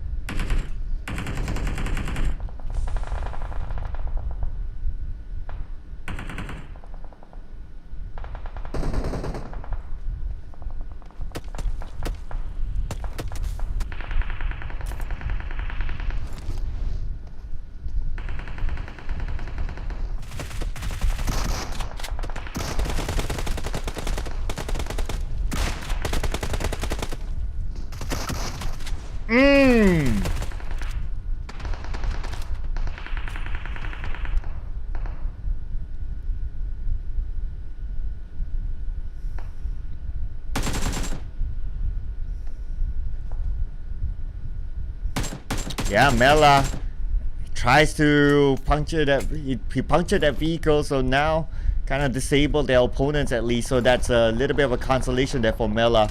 Mela and Mormon a little bit split up. Mormon's on the other side. 7-9 waiting for them if they come up from behind. But it's going to be GEEK, SLATE. It's going to be damn rude from afar taking down Mela. Mormon needs to go and save him.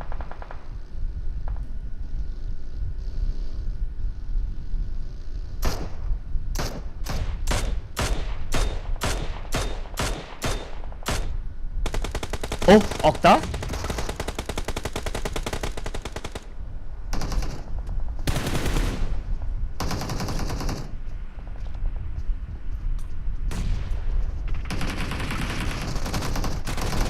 Adams. Potato is here.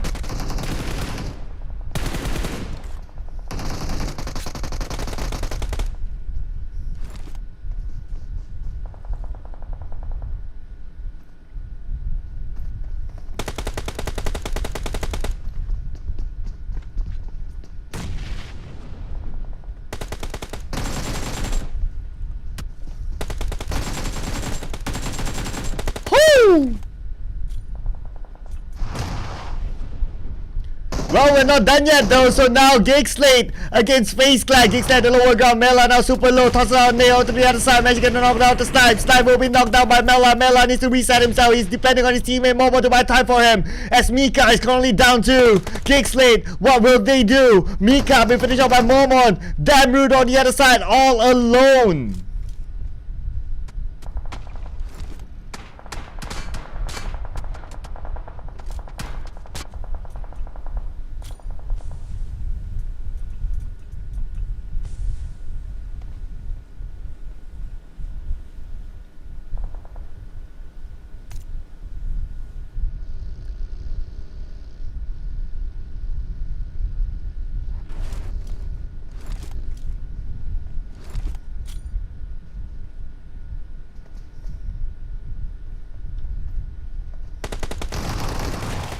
Mela?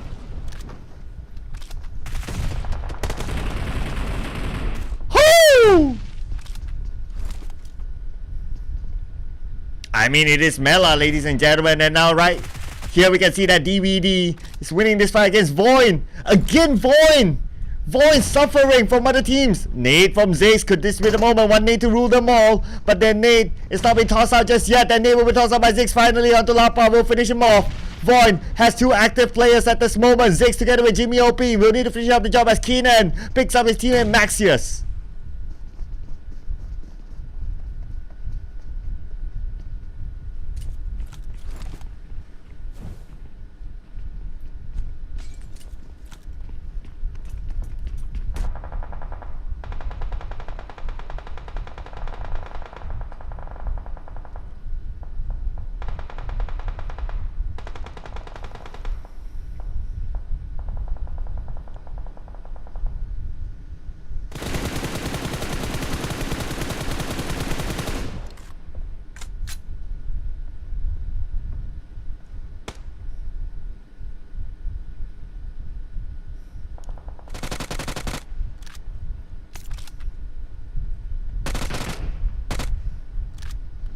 Well, the key reason why the clashes happen hard and fast in this round is because of the unplayable area. 50% water at some point, and that's why we see all these fights happening. Nerpeko tries to revenge. Can he get it onto box? He's not able to get a clear shot thanks to the threes. And now right here we can see that Nerpeko gets out, tries to find a different angle. Still can't get a good one because of the smoke.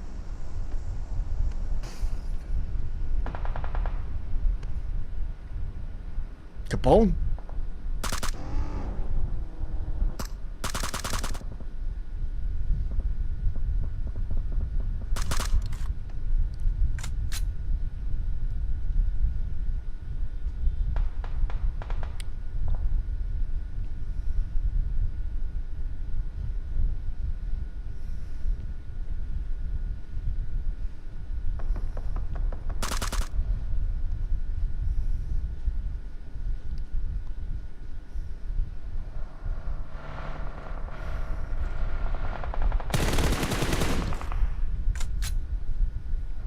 Yeah, not the team that they want to clash with. Especially they got a chicken dinner earlier on, so they would be on a high now.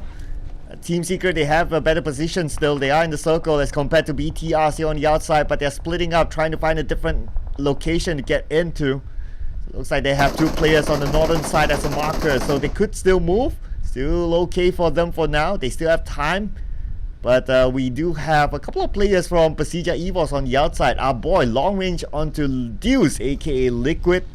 Knocks him down, but should be able to be reset. Should be able to be picked up by his teammates.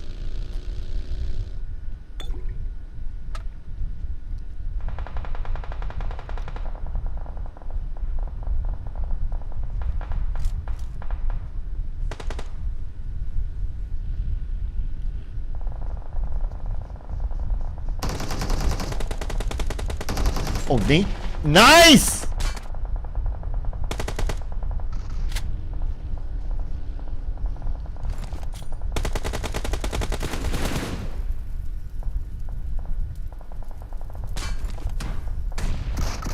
Oh!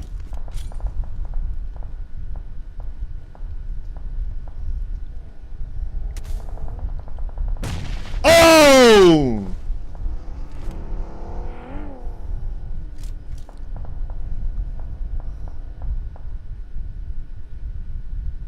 Oh, I know, right? Where did that come from? But hey, at least Team Secret, they won a fight. It's been a while. I think the last time we saw them winning a fight was Izane clutching it out yesterday onto Hale. But right now it's nice to see them doing it again. And now we can see that VOIN, they're currently in the circle, taking the fight against DBD. DBD only a duo against a trio from VOIN. In case you guys, like, we had a bit of issue, I have to reset just now for a bit. The audio wasn't there the entire match just now, sorry for that. Back to the side of DBD. Now they have to share this compound with side of VOIN here.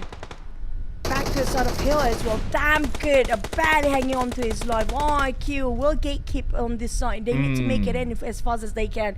TS finally get into the circle unharmed, unscathed, and survive another more. After they're done with that decimation to the side of BTR, that was a big one. But alongside VOIN Esports after the help.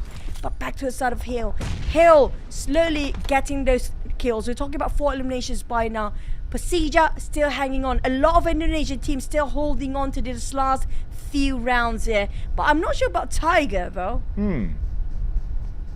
Yeah, I guess he's still learning how to leap then. Not sure what happened there. Well, he got knocked down by his own. But now we have Smile here. Definitely not smiling as he's trying to fight against Mort all alone. Smile right now super duper low. One nade could knock him down. Smile's getting close. Mort throws a short nade. And that will catch up on the Smile. Smile will be taken out by Mort. That was a brilliant play by Mort.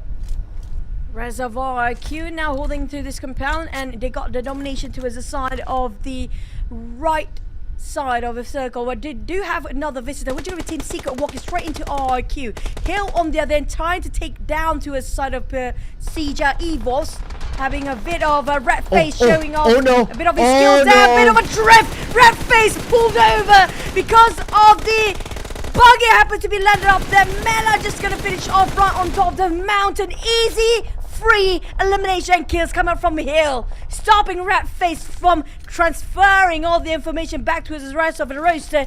PBE placing himself at 10th, but Hill as well as the other teams out there, we're talking about even VOIN in quite a number of eliminations so far. Yeah, both Pine tires punctured. There's nothing much you can do about that. Right now we can see that VOIN has eyes on the Team Secret at the same time. Bacon time, number 9, 4 elimination points. VOIN in the middle of the circle, but they have DVD as their neighbors, the unwanted neighbors we call it. This moment we can see that Team Secret has the high ground. Most teams seem to have parked themselves in the circle, so we might need to wait until the next phase of the circle. But no! We still have PERSIJA EVOS. Still need to fight their way through against Box Gaming. FaZe already gained themselves 6 eliminations. The highest still 4. Now Hill got 5, but they have a full roster. Same goes for IQ. But PERSIJA EVOS only secured 1 for now, and heavy casualty on their side is they remain as a duo. Box Gaming so much to prove. 3 eliminations by far. Working as a duo is going to be Capone as well as Shunos. It's not impossible, but Misery and also PERSIJA EVOS try to push in. It's going to be 2v2 between these two teams. Hill might be the third party between this. We saw how Hill plays himself one of the vintage point in the prime spot where they can see through Box Gaming versus PERSIJA EVOS right now. Flash will take away this elimination on outside the hands of Box as well. PERSIJA, here they go. Misery easily finish off, not breaking any sweat for Hill. Easily secure another team in their hands. Oh, okay. It's very, very interesting to see that Hill is currently back in action. Right now we can see that the circle is going to close again, and it's going to be DBD as well, still with the circle. RRQ on the other side will be unchallenged. But speaking about challenges, it's going to be majority from the left side where Hill is at, together with FaZe Clan. Boss Gaming should have an open entry into the circle, but it's going to be a bit obvious because it's an open space. But FaZe Clan and Hill will be busy with each other. FaZe Clan and Hill, you can see that Hill, they do have the high guy advantage. FaZe Clan, they don't have the numbers though. They're only down to Mela and Mormon. 6 elimination points in their hand as they try to fight their way into the circle. Time is not on their side. Clock's ticking down. Right now, Hill don't want to spend too much time with FaZe as well. They want to end this quickly. While Tiger X and Gatslow try to get to the side of Box Gaming, they need to wrap this up for the side of Hill as well as FaZe for the sake of their own team. We're talking about the Blizzard is one thing to consider about. What's the main concern right now is how much attraction they will get when it comes to exchanging those names, exchanging the fire. The sound cue will give away so much information for the teams out there and try to be the third party. Team Secret on the other hand, taking a fight against RRQ. I think that's going to be the last member remaining as they are moving towards the compound where RRQ was standing before, and DBD still hovering inside of this wall zone. RRQ more down on his knees. Napeko, the last remaining player, jumper, tried to kick up the net. It's all about the timing. Yeah, Napeko, he knows exactly where to stand. Even a jumper finish off more, but Napeko still prepare himself the early, and also that DBD running jumper alive, and no jumper has to actually go out. But lucky enough, the off-angle kid claims himself the perfect view to shot that one down. Nicely done there by Kid, and now Boss Gaming against FaZe Clan. Zunos tries to take down Mela. The last man standing is Mela. Kind of low as well, and Mela currently knocked down. Momo will finish off by Gets Low from the high ground. Hill Esports, they have the advantage against 2 teams back to back, and now Boss Gaming will be pinned down by Hill Esports. But they need to be aware of DBD on the other hand. But DBD, they're busy with their own other team as well. That's going to be VOIN. Hill Esports with the edge of the circle. They want this points. They want those 2 points out of box. When it comes to 3, make it 5 right now, having full squad, it's going to be 3 teams almost for VOIN Esports. Again, VOIN Esports showing us they want to stay at number 1. They want the podium just by themselves. They're not willing to share. Well, Boss Gaming now finally making a good run. Same goes for Team Secret. This is the most cleanest round for them and from them. We haven't seen Team Secret anywhere near top 5 by far the past 2 days, and finally making it in. DBD, they're always in the middle bracket. They still have those consistency, but Hill, Gaslow, exchanging a bit of a training against Box Gaming. Capone, slither of health remains. Have to fight against the fight of Hill. This net's gonna be in. Closing in.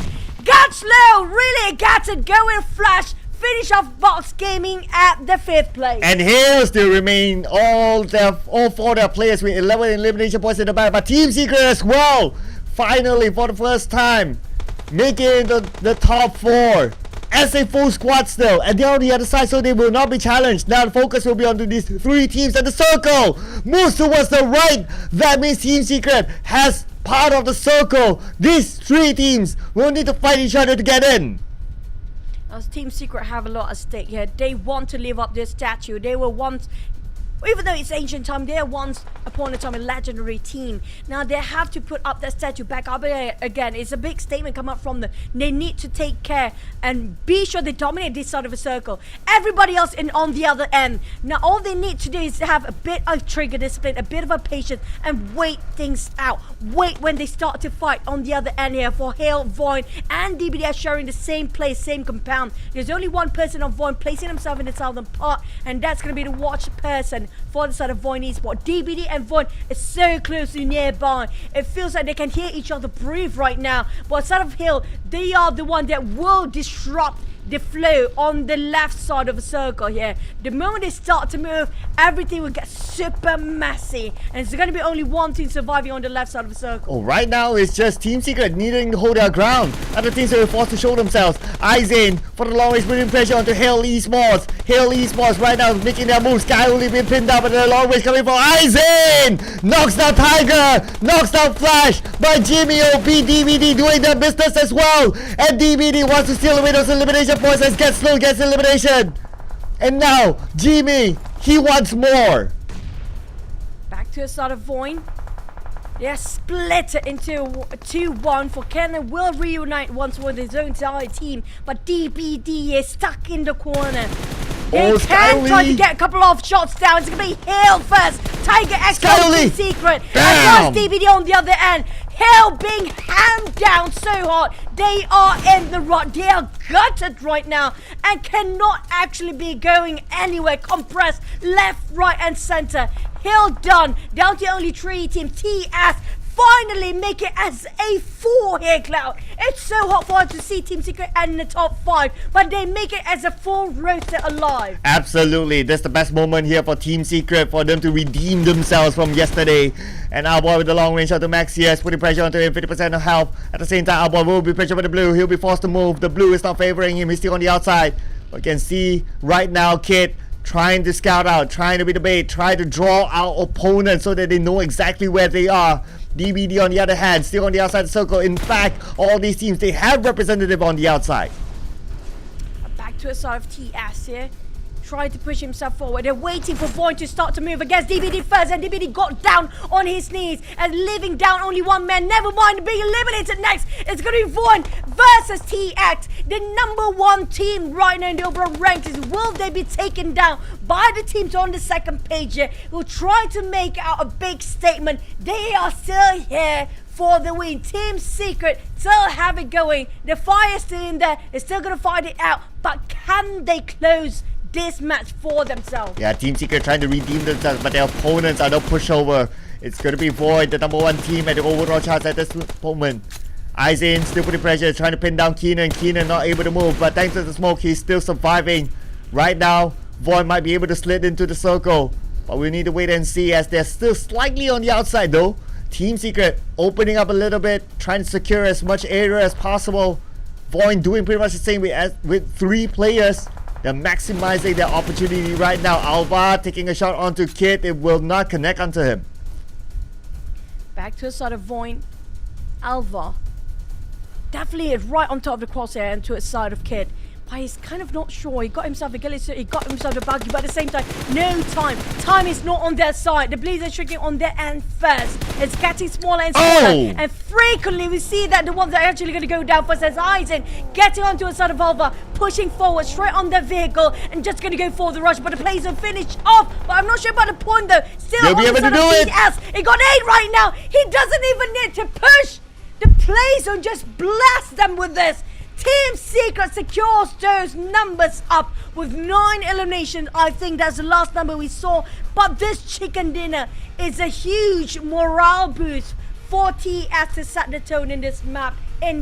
Yeah, definitely. This is the moment that Team Secret has been waiting for. They needed this morale boost. I'm sure they would have wished that the game would have just went on. But then again, we'll need to head into the break after this. But Team Secret finally breaking that curse, getting this chicken dinner. We can see the sigh of relief for the team. It's much needed for them. Team Secret fans as well have been on their back all this while. And now with Team Secret getting this chicken dinner, fans will rejoice. Finally, Team Secret is in the house, and none other than the captain is a jumper, the MVP. It's been a while, the longest time there is. We're waiting for Team Secret to come back alive in this tournament. Funny, it shows he knows he got it still going inside of him. All he needs to do is the right time, right condition, and just right timing. Timing was so perfect. It was a flawless run coming out from Team Secret without any of the players being finished off. They didn't contribute any point towards the outside team at all, and just gaining the teams by themselves. This is the secret we've been waiting for. It's a bit slower, it's a bit of a start, but at least they're having the right start this time, going on the right path. But back to the side of Hill and VOIN, these teams, even DBD, showing such consistency, Cloud. Oh yeah, I mean VOIN, despite them going out fairly early in the previous few rounds, but this time around they did fairly okay with a number 2 finish, so gotta give it to them. Hill seems to be back, winning fight after fight. I also want to point out that Team Secret didn't have an easy round too. Remember, they were blocked by BTR on the left bridge. They had to turn back, they had to spend extra time in the zone, and even so, they still able to find their way into the circle and get this chicken dinner. It is a hard one for them. It's not an easy one, yet they're still able to do it. So Team Secret, this is the quality that the fans are expecting, and they're showing it that they're still able to do it. Well, wait, I mean, like, the only one that's stopping themselves is going to be just their own mind here for TS. They had it in them. It's just them trying to push it out. It's so hard and difficult. A Bacon Time versus DX, I feel like the next match we definitely have a round 3 here.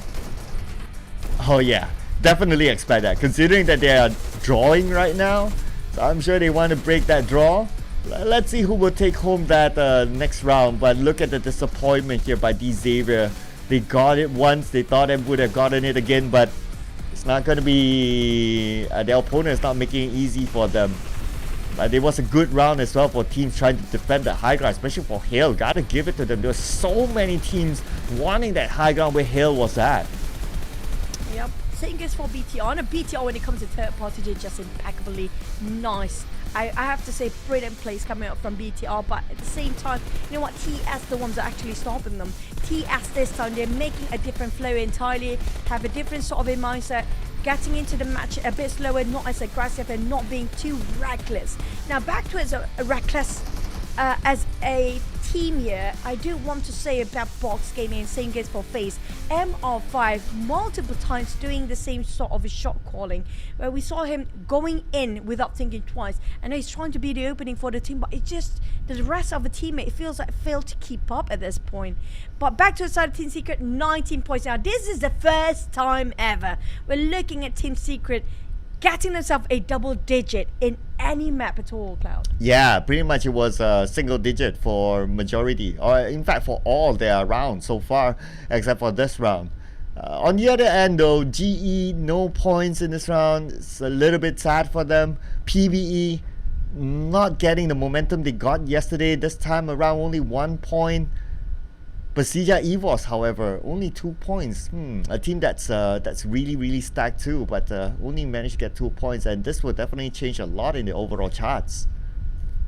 Back towards the overall chart. Now the gap is still there, almost not really 10 points in between for VOIN and Hill. Hill has been going up and down to stay number 1 there, but it's a tie between them and RRQ. And also Alter Ego still maintain the top 4. We're looking at the one on, I do want to see those coming up from Group B. Box kind of stuck there, but they are getting more than GE than they have to offer if they compare with day number 1. So definitely Box have better momentum than GE right now. Now they have to work things through. Back to the drawing board, how to push themselves back up. But where is TS? Pushing up to the first page here. Same goes for GEEK, SLATE, being pushed down. Bacon Time stuck there 16-17. But TS, they've been playing like heck today. We're talking about them pushing from 20th, 19th place up to the first border. Yeah. All of a sudden, I mean, they were at page number 2 like for the longest time, and all of a sudden with that one chicken dinner, they're up to page number 1. I mean, this just shows that how one round can change a lot in the overall charts for this team. So that means that for teams on page number 2, never give up, because with that one big performance, just like what Team Secret did, you get me on page 1 too. Before that, I need to apologize for all the teams and also the viewers out there, because I think I had some tech issues. I need to do a bit of a tweaking just now for my mic, so you guys don't hear me half of the tournament itself. It's not the production team fault, it's my fault, okay? Blame it on me, it's really on me. I'm so sorry. I know you guys miss me a lot. Wink, wink. But thank you for missing me. And Cloud, just now, I mean, like, what to expect for the next one, but we're gonna head into a very long break, right? Yes, so after this we will be heading into an hour's break. So just for the benefit of maybe international viewers, it's because it's the month of Ramadan and it will be break fasting time for Muslims, so that's why we needed a little bit more longer break. But if you notice, our show is a little bit different as well. 3 rounds and then it's break time, and then after this, when we come back from the long break, it's another 3 rounds before we end the show. But speaking about break, we'll be heading on to it, so we see you after this break. Happy break fasting.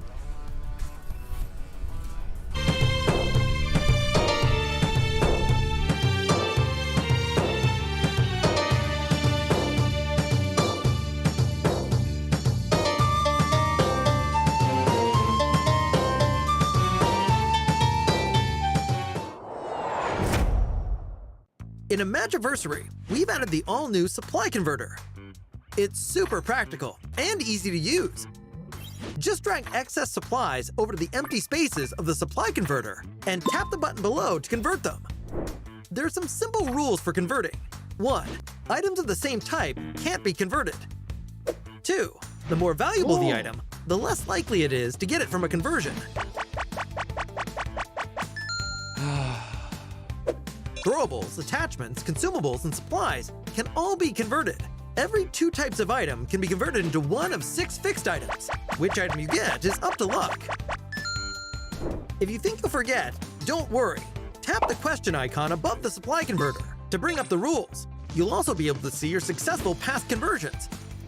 So, when the match starts, in addition to weapons and armor, players can now prioritize searching for attachments, ammo, shop tokens, and fuel. There's a chance to convert them into a flare gun. Hustle at the start of the match. And once you reach the mid-game, you'll be able to get ghillie suits, level 3 helmets, and more by converting.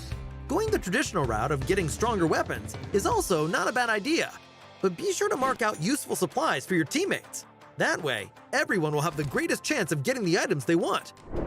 Lastly, the Supply Converter also has a chance of giving some mysterious items. We'll leave that to the players to discover for themselves. PUBG Mobile's 5th anniversary is coming soon. Let's take a look at all the new content. In version 2.5, we'll be introducing the new World of Wonder feature, which includes tons of maps for different gameplay. Apart from the classic Battle Royale gameplay, you can experience unlimited possibilities in PUBG Mobile. In World of Wonder, even more gameplay maps will be coming in the future, so be sure to keep an eye out on updates for more details. On March 18th, the all-new themed gameplay, Imagiversary, will be available. In this new gameplay, players can use 3 themed items: block cover, portable trampoline, and the dual-purpose cannon. Use them to complete all sorts of creative maneuvers. Block cover can generate 3 different shaped toy blocks, which can be used as a bridge or cover. It can even be used as an elevator when placed below the player's feet. After placing it on the ground, you can touch it to bounce to higher ground. Players can launch themselves with the dual-purpose cannon to travel long distances, or launch all kinds of throwables as ammunition. It's way more powerful and effective than a regular throw. Get your creative juices flowing and come up with different combinations to unleash unexpected tactical effects. Furthermore, your backpack comes with a unique item, the Supply Converter. You can use the device to get new supplies by converting them 2 for 1. Give it a try, and you might just discover something unexpected. At the same time, the large new themed area, Imagination Plaza, will appear in Erangel, Stalber, and Quarry. Battle it out to occupy designated locations and compete for a vast amount of advanced supplies. The small themed area, Imagination District, will also appear in Erangel and Livik. Explore these areas and get your hands on supplies. Classic Mode has also undergone several updates. DP28 and M249 can be equipped with a new gun shield attachment. Once equipped, it can be used to block enemy gunfire. Supply shops are now available in Miramar, Vikindi, Senok, and Payload to provide players with an extensive array of tactical options. In Payload, powerful and heavily armored tanks will be available. Drive them into battle. In Metro Royale, there will be loads of updates to items and mechanics for you to explore. Creation mode will also be undergoing an update. You'll have access to many creative functions, such as change outfits, emote change speed, scene effects, and more. More options will be added to the camera and chat, so showcase your brilliant captures. The all-new Nusa Tycoon event is available in the new version. During the event, each player gets their own island. Nusa coins can be used to upgrade buildings, which raises the prosperity of your island. As your island's prosperity increases, your island's appearance in the lobby also changes. Upgrade buildings and manage your island with friends now to unlock more advanced appearances. For more details, follow our official PUBG Mobile community. Winner, winner, chicken dinner. See you next time.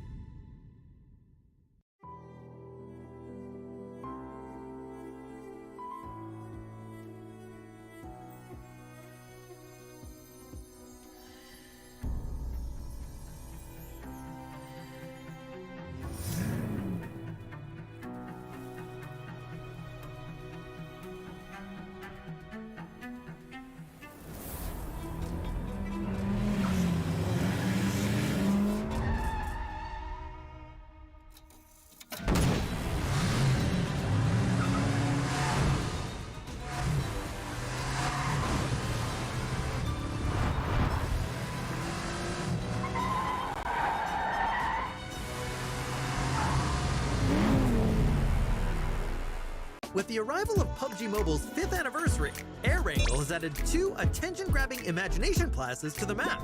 They're really noticeable on the mini-map. The 2 imagination plazas are located at Stalber and the Quarry. There'll be hotly contested jump locations for this version. It's very simple. Compared to other areas, there are tons of supplies to be found, enough to gear up very quickly. Themed items like block cover, portable trampoline, and the dual-purpose cannon can also be found here. So it's vital to be fast as soon as you land in order to get first dibs on these awesome items. Also, within Imagination Plaza are anniversary crates and their secret. On platforms with floor-marked locations lies the key to uncovering the secret. Enter the yellow area of the platform, and the progress bar will start filling. This means that the anniversary crate is being unlocked. Although it's possible for a single player to fully unlock it, it's way more efficient to do so with teammates. But be wary, as you don't want to be a free target for enemies while unlocking the crate. Once the progress bar has started filling, players can make good use of the gun shield to block enemy gunfire. Once all 4 platforms have been fully activated, a laser will activate the plaza's center tower. That's where the anniversary crate is. Players can use the dual-purpose cannon to fire themselves and teammates straight to the crate at the top of the tower. It's important not to relax, as there may still be enemies lying in ambush for the final moment. Only the final players that remain will get to reap all rewards of the anniversary crate. We'll be going over exciting new version content in just 1 minute. With the arrival of PUBG Mobile's 5th anniversary, the Imagiversary theme mode is about to commence. To start off, there are 2 themed areas of varying sizes on the map: Imagination Plaza and Imagination District. They are simply brimming with creativity, with complex 3-dimensional architecture and compact 2-story layouts. Tactics that utilize high maneuverability are now more advantageous than ever. Several newly added items can provide extraordinary mobility. Freely build cover using block cover, which can be used as an elevator when placed directly below a player's feet. Use the dual-purpose cannon to launch throwables and yourself into the air. With portable trampoline, even tall buildings are within reach. Besides these items, Imagiversary also includes a supply converter that can be used to combine different item types. So explore for yourself and discover new crafting recipes. In PUBG Mobile's 5th anniversary, we will be officially welcoming the all-new World of Wonder mode, where you can play other players' creations. Countless maps that differs from classic mode await discovery. What's more, everyone has a chance to become a creator.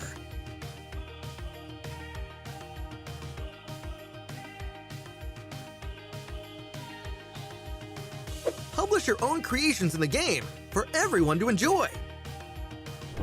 Gearfront will be making its return next month, alongside the new Jet Boost board skill, which allows you to move about swiftly.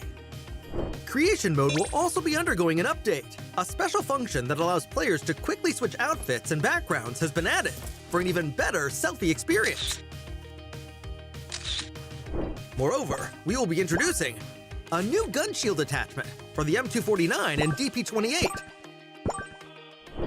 Come and experience it for yourself. PUBG Mobile's anniversary celebration is about to begin. Get ready. Hello everyone, Payload Mode is getting an update. This update brings a new, powerful weapon, the tank. Experience the adrenaline of Payload with all new tank battles. The new tanks will be found in Erangel. They have incredibly resilient armor and immense firepower. They can seat up to 4 players. The driver will control the tank's direction and can also look through the tank's gun sights to aim and fire at distant vehicles and enemies. The co-pilot can fire the tank's machine gun for even more firepower. The tank gun and machine gun can both rotate a full 360 degrees. The tank is extremely durable, and passengers will not take damage from gunfire, grenades, red zone bombing, vehicles, or other physical threats. But that's not to say that the tank is invincible. When the tank's durability is reduced to 0, it will explode, dealing damage to the passengers. Of course, the sturdy and powerful tank also has downsides. For one, its large size makes it easy for your team to be discovered. It's also quite slow, making it easy to chase down and surround. When you're facing a tank, firing on the heavily armored front doesn't deal much damage, but attacks from the rear deal additional damage. Shots fired at the tank at a 30-degree angle or less will ricochet, dealing significantly less damage. Attacking the tank's weak points and firing from an optimal angle are the keys to taking them down.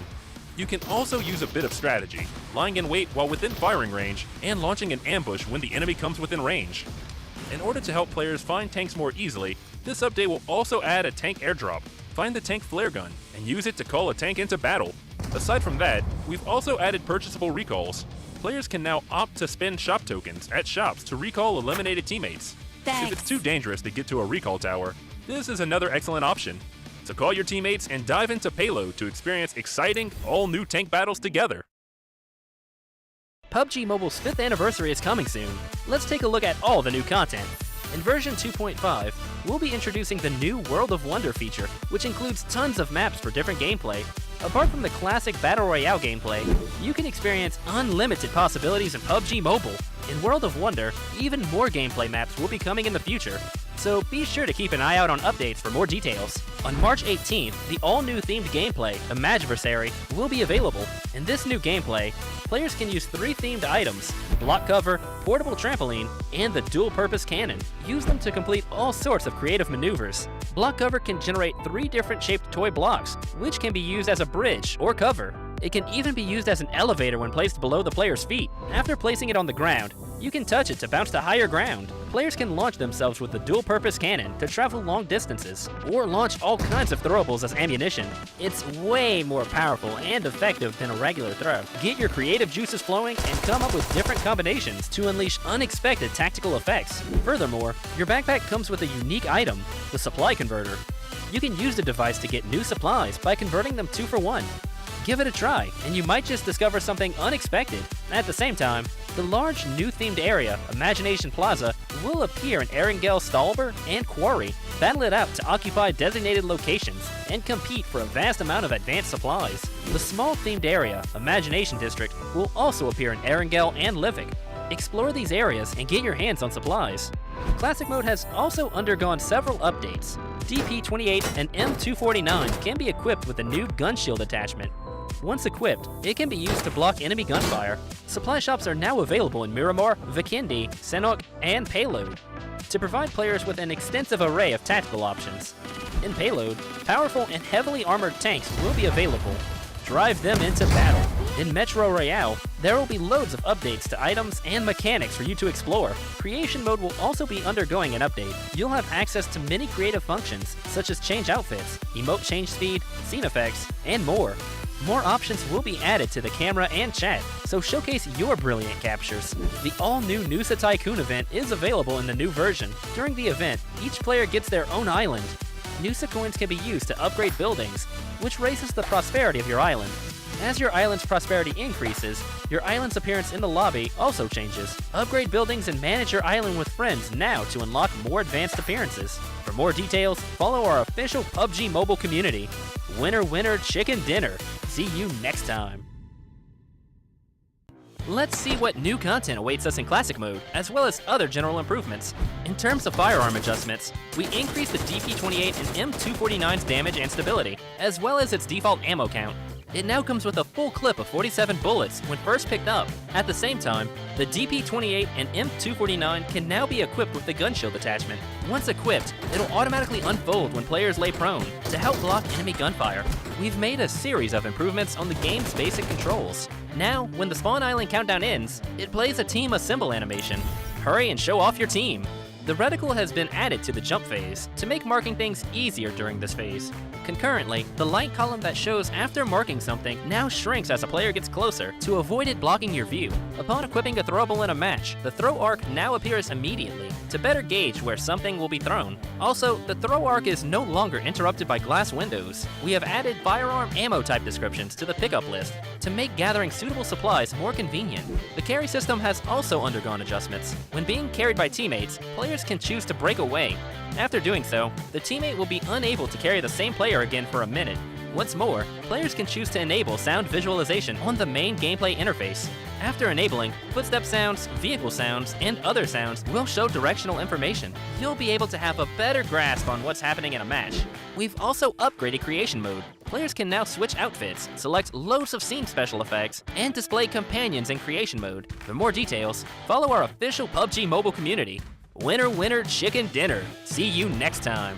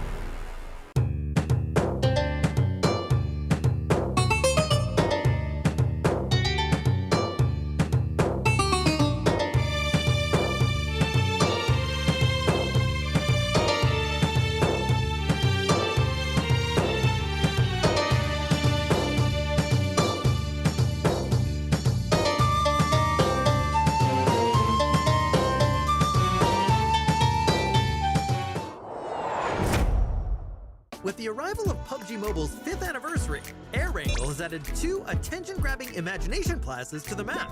They're really noticeable on the mini-map. The 2 imagination plazas are located at Stalber and the Quarry. There'll be hotly contested jump locations for this version. It's very simple. Compared to other areas, there are tons of supplies to be found, enough to gear up very quickly. Themed items like block cover, portable trampoline, and the dual-purpose cannon can also be found here. So it's vital to be fast as soon as you land in order to get first dibs on these awesome items. Also, within Imagination Plaza are anniversary crates and their secret. On platforms with floor-marked locations lies the key to uncovering the secret. Enter the yellow area of the platform and the progress bar will start filling. This means that the anniversary crate is being unlocked. Although it's possible for a single player to fully unlock it, it's way more efficient to do so with teammates. But be wary, as you don't want to be a free target for enemies while unlocking the crate. Once the progress bar has started filling, players can make good use of the gun shield to block enemy gunfire. Once all 4 platforms have been fully activated, a laser will activate the plaza's center tower. That's where the anniversary crate is. Players can use the dual-purpose cannon to fire themselves and teammates straight to the crate at the top of the tower. It's important not to relax, as there may still be enemies lying in ambush for the final moment. Only the final players that remain will get to reap all rewards of the anniversary crate. We'll be going over exciting new version content in just 1 minute. With the arrival of PUBG Mobile's 5th anniversary, the Imagiversary theme mode is about to commence. To start off, there are 2 themed areas of varying sizes on the map: Imagination Plaza and Imagination District. They are simply brimming with creativity, with complex 3-dimensional architecture and compact 2-story layouts. tactics that utilize high maneuverability are now more advantageous than ever. Several newly added items can provide extraordinary mobility. Freely build cover using block cover, which can be used as an elevator when placed directly below a player's feet. Use the dual-purpose cannon to launch throwables and yourself into the air. With portable trampoline, even tall buildings are within reach. Besides these items, Imagiversary also includes a supply converter that can be used to combine different item types.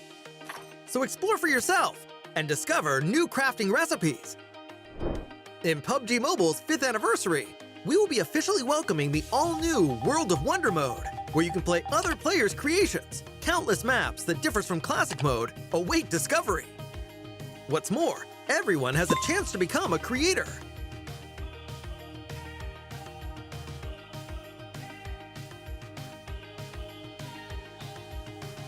Publish your own creations in the game for everyone to enjoy. Gearfront will be making its return next month, alongside the new Jet Boost board skill, which allows you to move about swiftly. Creation mode will also be undergoing an update. A special function that allows players to quickly switch outfits and backgrounds has been added for an even better selfie experience. Moreover, we will be introducing a new gun shield attachment for the M249 and DP28. Come and experience it for yourself. PUBG Mobile's anniversary celebration is about to begin. Get ready! In Imagiversary, we've added the all-new supply converter. It's super practical and easy to use. Just drag excess supplies over to the empty spaces of the supply converter and tap the button below to convert them. There are some simple rules for converting. 1. Items of the same type can't be converted. 2. The more valuable the item, the less likely it is to get it from a conversion. Throwables, attachments, consumables, and supplies can all be converted. Every 2 types of item can be converted into one of 6 fixed items. Which item you get is up to luck. If you think you'll forget, don't worry. Tap the question icon above the supply converter to bring up the rules. You'll also be able to see your successful past conversions. So, when the match starts, in addition to weapons and armor, players can now prioritize searching for attachments, ammo, shop tokens, and fuel. There's a chance to convert them into a flare gun. Hustle at the start of the match. And once you reach the mid-game, you'll be able to get ghillie suits, level 3 helmets, and more by converting. Going the traditional route of getting stronger weapons is also not a bad idea, but be sure to mark out useful supplies for your teammates. That way, everyone will have the greatest chance of getting the items they want. Lastly, the supply converter also has a chance of giving some mysterious items. We'll leave that to the players to discover for themselves. Hello everyone, Payload Mode is getting an update. This update brings a new, powerful weapon, the tank. Experience the adrenaline of Payload with all new tank battles. The new tanks will be found in Erangel. They have incredibly resilient armor and immense firepower. They can seat up to 4 players. The driver will control the tank's direction and can also look through the tank's gun sights to aim and fire at distant vehicles and enemies. The co-pilot can fire the tank's machine gun for even more firepower. The tank gun and machine gun can both rotate a full 360 degrees. The tank is extremely durable, and passengers will not take damage from gunfire, grenades, red zone bombing, vehicles, or other physical threats. But that's not to say that the tank is invincible. When the tank's durability is reduced to 0, it will explode, dealing damage to the passengers. Of course, the sturdy and powerful tank also has downsides. For one, its large size makes it easy for your team to be discovered. It's also quite slow, making it easy to chase down and surround. When you're facing a tank, firing on the heavily armored front doesn't deal much damage, but attacks from the rear deal additional damage. Shots fired at the tank at a 30-degree angle or less will ricochet, dealing significantly less damage. Attacking the tank's weak points and firing from an optimal angle are the keys to taking them down. You can also use a bit of strategy, lying in wait while within firing range, and launching an ambush when the enemy comes within range. In order to help players find tanks more easily, this update will also add a tank airdrop. Find the tank flare gun, and use it to call a tank into battle. Aside from that, we've also added purchasable recalls. Players can now opt to spend shop tokens at shops to recall eliminated teammates. If it's too dangerous to get to a recall tower, this is another excellent option. So call your teammates and dive into Payload to experience exciting, all-new tank battles together. let's see what new content awaits us in Classic Mode, as well as other general improvements. In terms of firearm adjustments, we increased the DP28 and M249's damage and stability, as well as its default ammo count. It now comes with a full clip of 47 bullets when first picked up. At the same time, the DP28 and M249 can now be equipped with the gun shield attachment. Once equipped, it'll automatically unfold when players lay prone to help block enemy gunfire. We've made a series of improvements on the game's basic controls. Now, when the spawn island countdown ends, it plays a team assemble animation. Hurry and show off your team. Currently, the light column that shows after marking something now shrinks as a player gets closer to avoid it blocking your view. Upon equipping a throwable in a match, the throw arc now appears immediately to better gauge where something will be thrown. Also, the throw arc is no longer interrupted by glass windows. We have added firearm ammo type descriptions to the pickup list to make gathering suitable supplies more convenient. The carry system has also undergone adjustments. When being carried by teammates, players can choose to break away. After doing so, the teammate will be unable to carry the same player again for a minute. What's more, players can choose to enable sound visualization on the main gameplay interface. After enabling, footstep sounds, vehicle sounds, and other sounds will show directional information. You'll be able to have a better grasp on what's happening in a match. We've also upgraded creation mode. Players can now switch outfits, select loads of scene special effects, and display companions in creation mode. For more details, follow our official PUBG Mobile community. Winner, winner, chicken dinner. See you next time.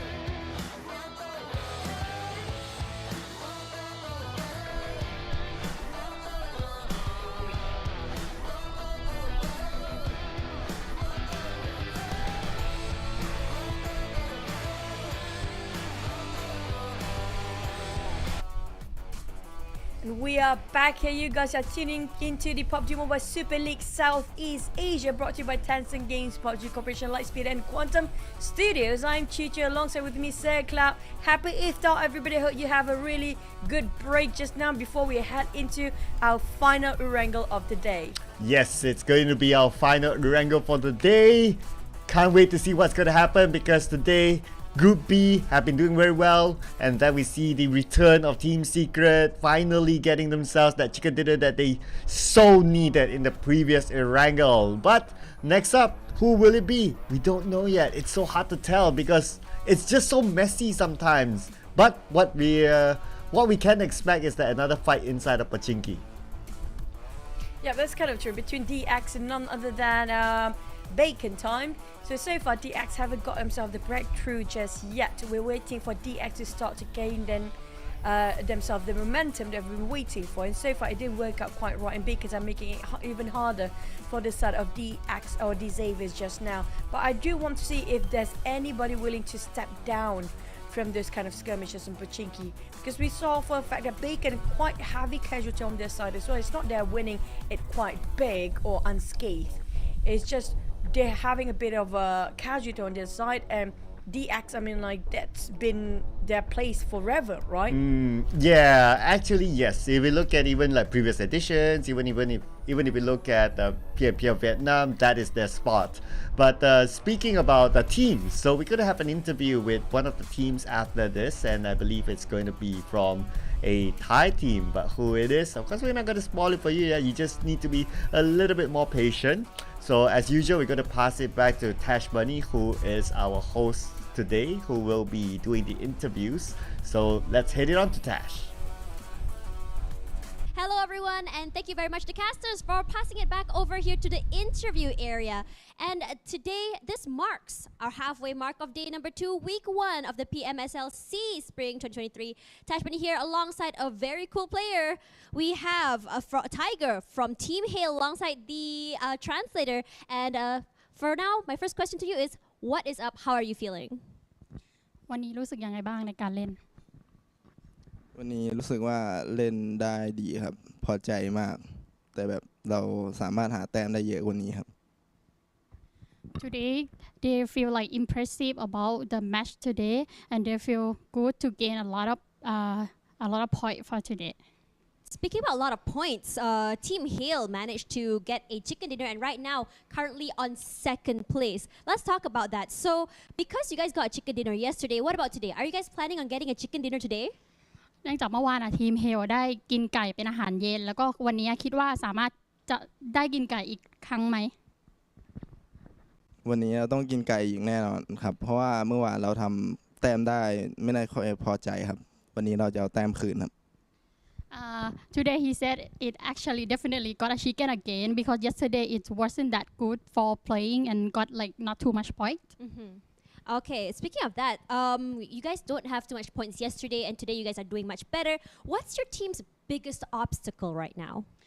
สำหรับในการเล่นอุปสรรคของทีมเราคิดว่าเป็นอะไร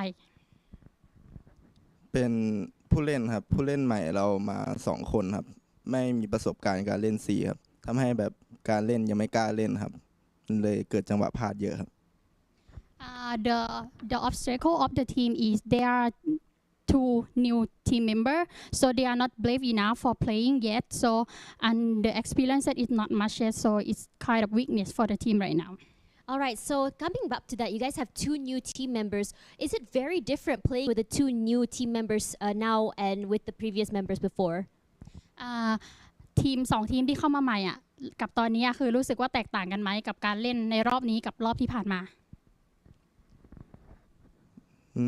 รู้สึกแตกต่างครับเพราะว่าทีมเก่าครับค่อนข้างมีประสบการณ์ครับทำให้แบบเล่นได้ดีกว่า He said it's totally different because previously the team is like kind of have a lot of experience more than this time. All right, so now moving on to the next question. Out of all the teams competing here today, which team do you really want to beat? ในสนามการแข่งขันของวันนี้ทีมไหนที่เรารู้สึกว่าเราอยากเอาชนะมากที่สุด เป็นทีมซีเคทครับเพราะว่าในด่านแซนฮอกเขาทำให้พวกผมเล่นยากครับ Actually, the team is SLATE because they in the previous time they make them to like become like more difficult for playing this time. All right, that actually makes sense. Team Secret did manage to get a chicken dinner earlier, if you guys didn't know. Now, my final question for you guys is, for the Hale fans out there, what do you guys want to tell them? มีอะไรจะบอกกับแฟนคลับเฮลที่อยู่ที่ข้างนอกหรือว่าที่ประเทศไทยไหม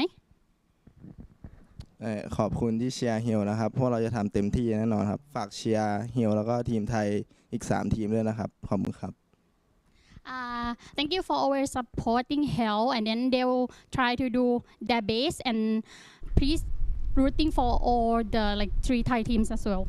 Aw, thank you very much, Tiger, for the heartfelt words as well as your wishes toward the Thai teams. I just want to say Tiger is actually one of my favorite players right now because he's the only player so far that smiled when he saw me. Regardless, I'm going to be passing it back over to the casters. We're going to go to our next match. See you guys later. Bye! Thank you so much, Tash. I'm not sure about the smiling part. like definitely a lot of tense up there. I'm so scared to see Tiger. It's just like, I have no time for this. I need to get back with my team and just do the thing going on for the game, you know. Maybe Tiger just smiles to Tash, you know, and only Tash. Just saying. Maybe. Makes sense. But I like the fact that he pointed out they do have 2 new players. I think it's going to be Nutters and Gatslow, right? So it's going to be adding into this player into the lineup. I think they, individually speaking, I think Gatslow is really strong, honestly speaking. It's just they need time to get the chemistry. Yeah, so he cannot get slow. He got to get fast now. But if you think about it, right? So Get Slow is one of the top performers in day number 2. So look at this, 4 eliminations and even Flash as well. I mean, the stats don't lie, right? But maybe it's just like overall, that's what he was trying to say, that they still trying to find that chemistry and try to work around each other a little bit more. Maybe right now it's like, yes, they have very good individual players, but like what you said earlier in the show, it's individual players, but can they work together? So I think that was what Tiger was trying to say. Yeah, but when it comes to the next map here, we're heading into our last air wrangle of the day. So if you guys haven't got a clue about what's happening today, starting off with Sunup, we did actually have GEEK SLATE on the board, while BIGETRON did manage to score themselves a first air wrangle of the day, and then Team Secret. A lot of Malaysian teams taking away so much of those chickens of the day. Is this a home ground advantage and buff here? Wow, I mean that's a very interesting point, because yesterday as well we got Sam9 who got it, and then there was 2 from Yoodo Alliance, so it's already half of the day's chickens taken by the Malaysian region. So far looking so good, and with 3 more games to go, if it can be a repeat of yesterday, I think it just shows that maybe there's a sign of a home ground advantage perhaps. And possibly, but also what I worry most for Malaysian teams right now, I mean, like, they're always kicking off start really strong, up to the point that we feels that it's a bit overwhelming in the first week. Then when it comes to second, third week, they start to lose momentum. Now, having that stamina for the entire month and during a fasting month as well is really going to be exhausting. Yeah, definitely will challenge. But we had that theory of like, okay, so do they get sleepy and lose focus and tired at least after eating? I think right now this will be the answer for us. The next 3 rounds will tell us that story. Yesterday we couldn't see that because it wasn't the fasting month just yet, but today onwards we'll find out if anything changes. That's why I got myself a cup of coffee just in case. There you go. You're gonna need that black coffee, real espresso, double or make it quadruple shots of that, just to make sure you keep your eyes open and not getting sleepy. But speaking of the teams out there, they're definitely pumped up right now, especially the teams that actually fast, including the Indonesian teams and all the teams that have Muslims in their lineup. They definitely have those blood sugar pumping out for the craveness for that chicken dinner. Now, we did actually have a strong start for the Malaysian and Indonesian team, but at the same time, we do have teams like the coming up from B group, right? We do actually have Bacon Time example here, have quite inconsistency. Same goes for Hale. Hale has been performing, and even if they're at their best standard here yesterday and as well as today, they feel like it's not up to their standard yet. I feel like still a bit of weakness, a big one at that. Yeah, I know, right? Because they're Thai champions, and they were above Vampire Esports at Thailand. So I can understand the expectation for Hale and the expectation of the Hale players themselves, like what Tiger said, you know, he's still finding the rhythm. But Hale, not too bad, they are number 2 in overall, so but he's still like, oh, they're still finding their rhythm. So you can see that their own personal level of expectation is like next level. And I think that is just because like how they perform in the Thai PMPL. They know their capabilities. And when they talk about like Thai PMPL yesterday we talked about this, that Thai PMPL is arguably one of the toughest leagues in Southeast Asia. So I guess naturally he would think so for himself. Yeah, I agree. They put himself, you can call it overachiever, but in this case it's okay to be overachieving in certain competition, especially when it comes to PMSL. I can't get over the interview with Tiger just now. It feels like he's like watching us with those sharp eyes. It feels like piercing through my soul as well. He's definitely not smiling. So it just shows that these guys, they're taking this as serious as they possibly can. It's down like for their lifeline. The game itself, PUBG Mobile and PMSL, is their lifeline. So they put everything into it. It just shows that he's more than ready to actually make a sort of, I'm not sure if you can call it a comeback, because they are up there, but maybe in their own respective way of coming back into the game by gelling the team as a whole, moving as a unit. Maybe that's what lacking from what Tiger said. Yeah, because it's not only about like yesterday and today, like we have like 3 weeks of league, and then we have the grand finals later on. So he is definitely looking forward to the future in terms of preparation. So I can totally understand that as well. VOIN on the other hand, they are still number 1 for now, but today's performance wasn't like yesterday's performance. So their number 1 position with 3 more games to go could be in danger. Well, they have been shut down by a lot of teams here today for VOIN Esports. I don't blame them. It feels like they put themselves in a target zone area when they got themselves in number 1 spot the entire day for today. But I'm not sure how much longer they can stand on the podium spot, provided they have to actually secure a couple of more points here.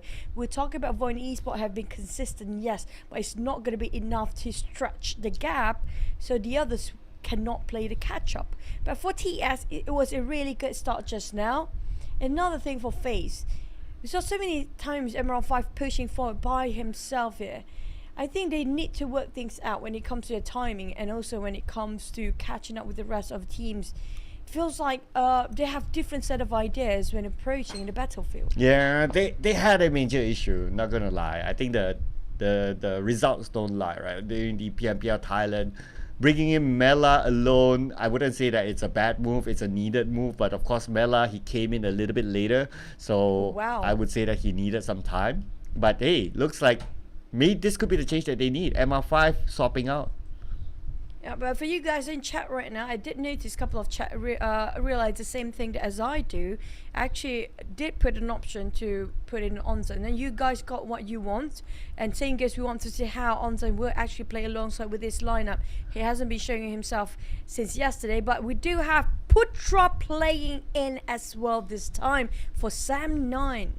The first substitution this season for Sam9. Putra, he used to be the record holder for the highest eliminations himself in the PMPL MYSG, I believe, that time. So he's still the record holder for a single player to receive the highest eliminations. And there was a chicken dinner that time. Yeah, I think that was back in PMPL MYSG season 2 or 3. Either one of those. Yeah, it was way back then. But nobody broke the record since then. Can you believe it? But you know what? Enough chit chat. We cannot wait to see what these guys have to push when it comes to the last Erangel of the day. You guys ready? Buckle up. We're heading to our last Erangel in day 2, week 1 of PMSL.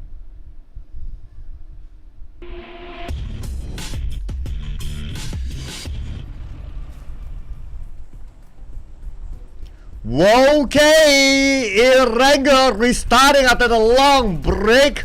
Let's see if anything breaks, any momentum breaks, or it gets even better from here as we head into Erangel. Of course, you want to keep your eye on to Pachinki, the fight between Bacon Time and Xavier.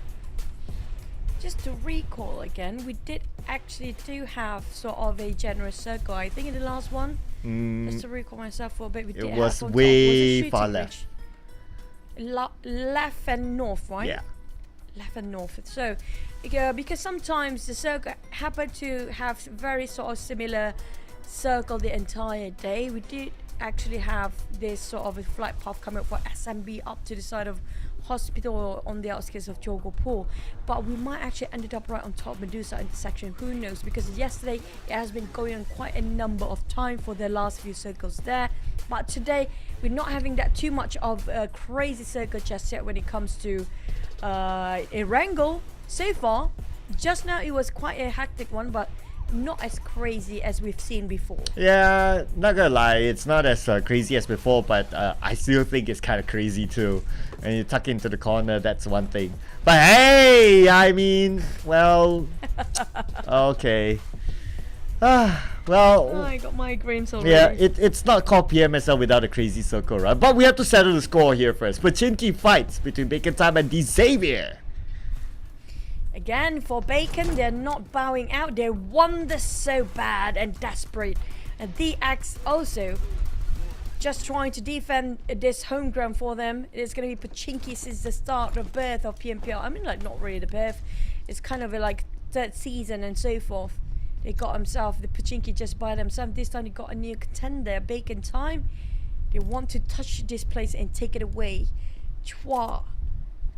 I think they're more than prepared this time. Both teams are more than prepared for the third round here. Yeah, you can see like how fast both teams drop. Not only speed, but also how they spread out. As compared to like the previous round, like it was one is a slow drop, one is a fast drop. Then you kind of know that, okay, one of the teams not that prepared. But speaking about preparation, this will be very interesting though. So GE, Smile, drop into the areas of, I believe this is somewhere around outside of Novo. Yeah, this is somewhere around outside of Novo. So knowing that VOIN is there, Alva is alone. But I don't think it's easy for them to catch as Alva can play with the heals to go back into safety. I think Alva is just trying to find vehicles, possibly scouting out perimeters for the rest of the team. VOIN Esports, they're having a bit of a struggle to get any sort of points here today, but Bacon Time move forward first. They're taking it on Chuan. This is going to be the opening here if they want to go for the rush, but at the same time they're not too reckless and not too hasty about their decision making. They're taking their own time, a bit cautious about approaching to the side of DS, who got themselves the time to recuperate, but Lapov VOIN, it's everywhere. Oh yeah, they're really spread out on the military base island. It's interesting to see that. Don't think they regularly play there, but they just happen to drop there. GE and Team Secret are the regular military base island teams in today's matches. D Xavier, they need to take out Bacon Time quickly because they do not have the circle. They probably have it by the edge, but it's very likely that the circle will go down to military base this time, so they gotta do it quick.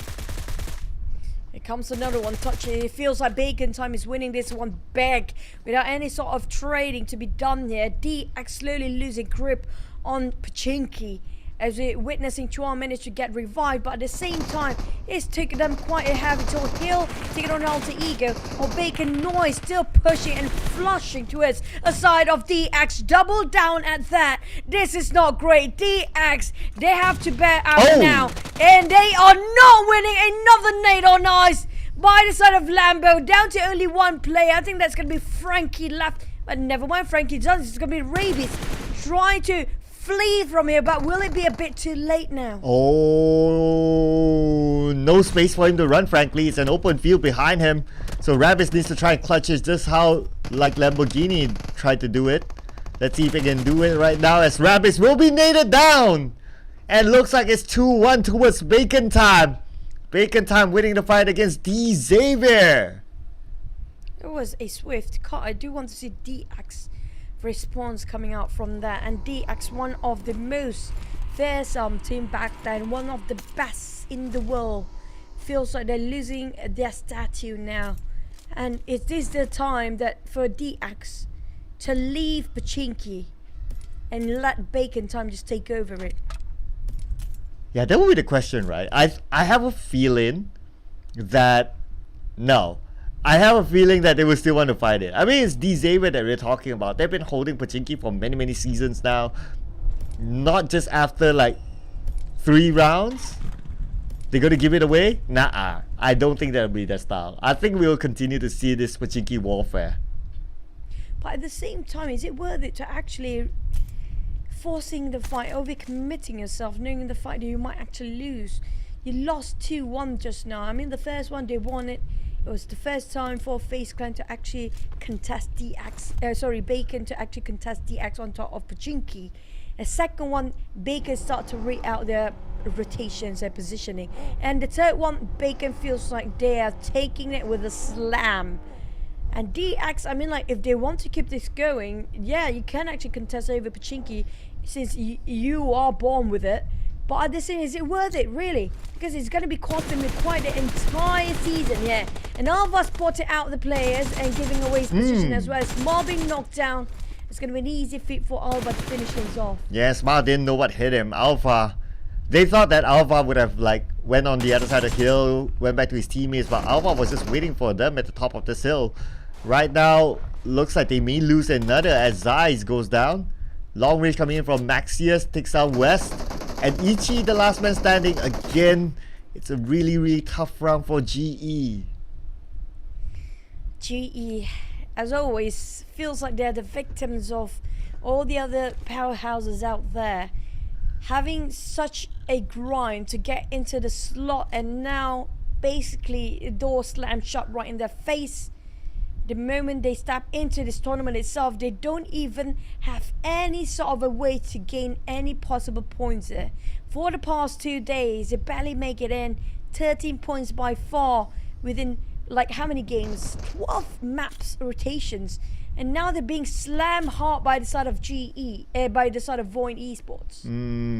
Yep, and with that being said, Master Ichi, okay, he got one. Can he at least trade it back? Not yet. Lapar is still out in the open. Master Ichi will he be able to secure it? Yes, he will, but the counter fire onto them. Oh, looks like not. Wait a second, did he? Oh, it's registered. Yes, it's registered as a elimination there for GE. So 1 point for them, but number 16. At least they didn't go empty-handed. I mean, like, that's the only bright side we can actually think about for sort of GE. But on the other hand, we do have VOIN start to hand down all these teams out there. They feel like they have the caliber to put them out. So we do know for a fact VOIN already secured one entire squad in their hands, like 4 points as a start. And this is the start where they want to open up the gap between the first and second place. But the circle happened to just shrinks down to S and B. This feels like yesterday. History repeating itself here. Yeah, it feels like yesterday where Team Secret didn't really need to move, but a lot of teams went into military base, and that's where it became difficult for them. Let's see if they can hold down their ground this time around.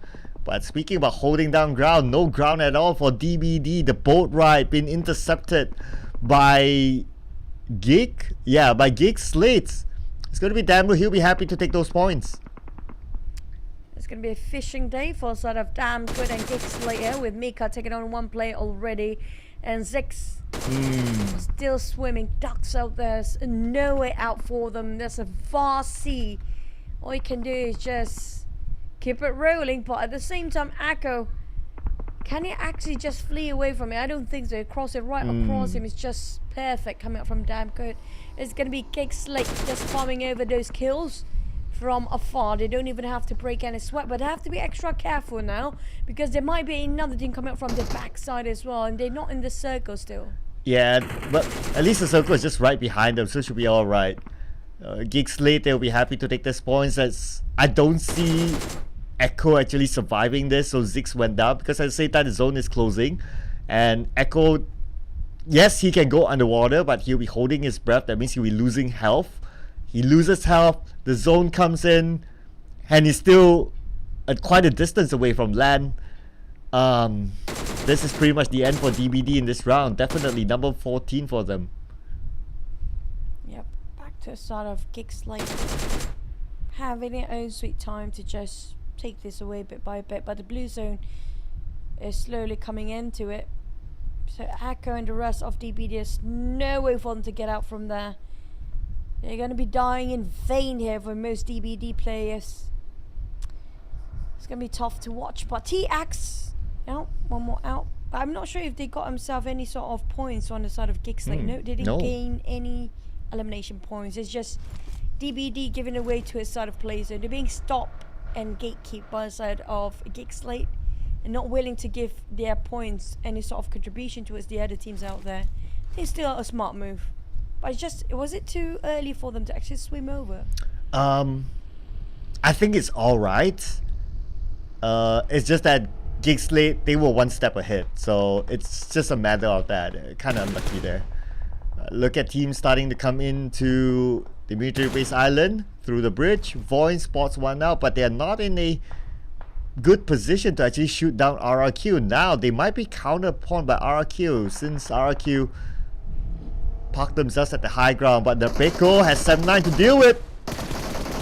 Here comes the rush, but the Peko is more than happy and more than ready to get another one down. Ouch, might be a ouch, clutch, ouch, but ouch. he got his last first aid, can actually revive himself and just reset. At the same time, we have no clue what's happened to Peko. Yeah, there you go. He got knocked down here. All three and make it for their friends now. SM9 and RQ, both in the same boat. And Zasa, the last remaining member, was it not? They still have two at that. SM9, Putra, the one left remaining. Well, Bacon Time now gonna compress them on two different angles. Oh boy, SM9. This is not doing so well. Not at all, and Bacon Time is behind them, so it's crazy. I'm liking Team Seeker's position though right now. They have those prime position high grounds and they're somewhat within the circle, within the middle of the circle, and they don't need to worry about road management for now. So great positioning for Team Secret. They seem to be moving though. Let's see what do they have in mind. But that taken out by Voldemort. That's a confirmation there. 7-9 down to the last man. I think it's going to be hard for 7-9.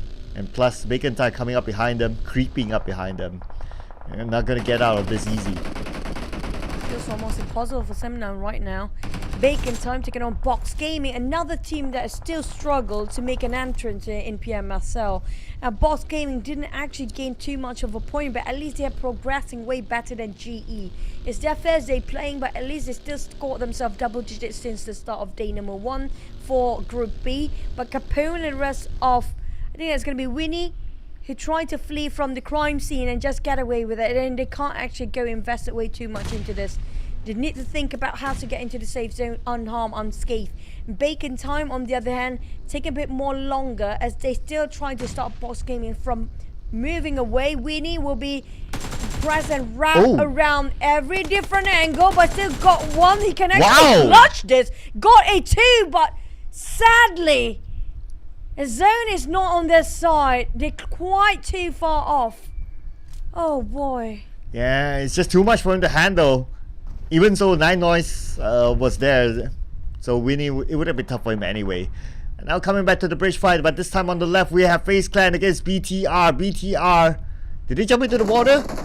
Nope, they're still on the bridge, so they're taking on to FaZe Clan. Mela on top of Yuhai. Yuhai doesn't know. Mela gets 1, gets 2, gets 3. Make it for Mela. You can do it. You see this one coming, rise and running, and just gonna get out from the buggy. It was a triple down the straight line of sight, clear as it can be for Mela. Trying to secure for the last one. While waiting for it, he can just clean it over with any sort of eliminations. It's gonna be 3 points in the bag for the side of FaZe. Well executed, smart move and genius call, but circle happened to be shifted again. Bacon Time and PGEV is having a bit of a struggle on the right side of the bridge, while GEEK SLATE coming in from towards the left side. But BTR, I don't see this one, them coming out alive. Yeah, BTR, yeah, you got GEEK SLATE on one side, you got FaZe Clan on the other side. Yeah, pretty much this is it for BTR. It's going to be impossible. Misery takes out 9 Noise somewhere else. Rankit from PBE taken out by the zone. Looks like PBE. They overstate themselves in the blue. As Octa comes in onto VOIN. VOIN 1v2. VOIN at the same time, they are crazy for those kills there. Managed to eliminate Alter Ego. There's going to be 5 for them. And it's a great start. They need this so desperately. Just shows how aggressive they get when it comes to last wrangle. A lot of players bowing out towards the play zone due to the circle. It's just so hard within their reach. A bit too much of a challenge for them if they can't land themselves vehicles, especially to cut across the bridges. There's barely any boats to work around.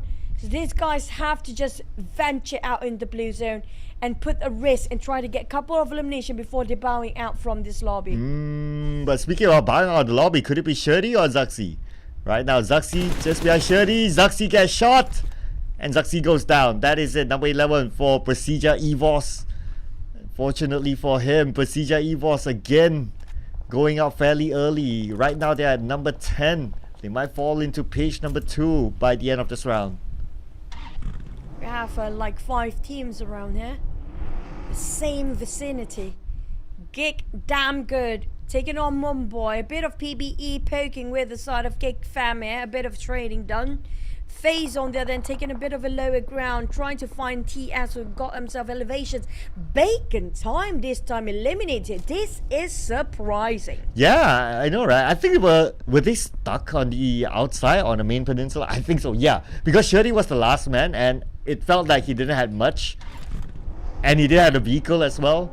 So it was pretty much impossible for him to get across considering there's a 4th phase of the circle. If he moves to the 5th phase, well, I mean, we don't even need to talk about that by this point. But looking at Team Secret, I'm really liking their position. They're only playing with the high grounds, and with this kind of circle, it's a good advantage for them. And with a full squad, they can definitely defend this ground better. They know for a fact this sort of a circle since the start it pops the first stage.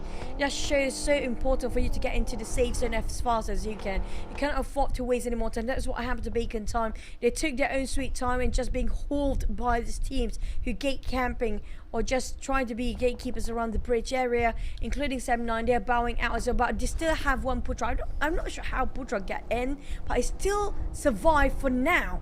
So I'm not sure where he's exactly at. But instead of the GEEK SLATE, they're coming in as slow as they can, slowly creeping into the southwest of the map, seeing it for TS.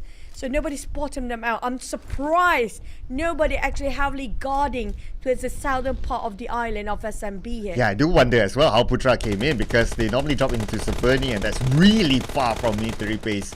Especially with this kind of circle, it will be a struggle, but somehow he still managed to survive. And not only survive, he has a compound, he's just right next to the circle. He should be okay for now as long as RRQ don't spot him out. Very sneaky and sleeky coming out from Putra. He can cut across and pass by RRQ. And BTR Rise is still alive as well. That's going to be last member here, but we do have TS. Tries to stop FaZe from marching in here, denying their entrance and knocked down on Mela, the one that actually got entire team of BTR back then. Now Mormon is on the ground as well. Feels like TS got these elevations and working out quite well for them. Yeah, as long as they can hold their ground, they should be alright. Looks like no teams will be willing to challenge them for now. FaZe Clan definitely not because they're playing as a duo. If they have a full squad, that might change, but that's not the case for now. And most of the other teams, they're on the other side of the road, inside of military base. So for them to really just push up and challenge, it's not going to be that easy. At the same time, all teams are aware that they don't want to be hasty about the next move. But for the side of FaZe, they're figuring out how to get into the circle in the first place. GEEK already gatekeep that side. They're trying to go over the other, which is going to be Team Secret. They might clash into it, and GEEK SLATE spotted out FaZe, and the moment they're trying to fight against FaZe, TS will be exploiting themselves as well. There goes a boy, can take it on one knockdown. But now we're not looking at the war. We're back towards the side of GEEK SLATE here. Thank you for that, observers. Snipes, on the other hand, trying to take advantage of that spray almost clip entirety on a boy. Close enough. That was close, that was close. But then again, Stuxness managed to steal away an elimination point from Team Secret's hand. And that's going to be Ventura as the victim. Right now, GEEK, I guess they'll need to just hold on to this position, wait for the next circle. Because there's still a possibility that the circle will move down. And if that's the case, Team Secret will be forced to move instead of all the other teams at the bottom. But this is also the best timing for SLATE to take down on TS. They need those high grounds elevation teams to be brought down here, because if they can't actually take down on TS right now, who's already given away their position with those fires shot early on, they might actually having a problem to get into this next circle, because yeah, the circle will shift away. Definitely they are at the edge of it, but at the same time they will have to just give away the position when the moment they have to get into the circle. So they need to take out TS right now for SLATE if they were to survive. For TS on the other hand, they are the ones who should take things a bit slower, just not giving so much of their position, not giving so much information for the teams out there. Hill spotted out RRQ and straight away coming up from Sky. That spray didn't clip, but definitely knows where they are right now. Yeah, that definitely would have exposed their position. But at least they are somewhat in the middle of the circle, so it's likely they'll get the next phase still. For Team Secret, they're anticipating they might not get the circle, so they're starting to make the next move as Kid is going around, just trying to bait out some shots so that he gets information on where his opponents are at. But here's the defining moment for Team Secret. Will the circle shift away from them? Will the circle go down to the lower ground? Looks like there's still some percentage of that northern side for them to play with, but do they want to do so? Because very likely that the next circle will still be on the southern side.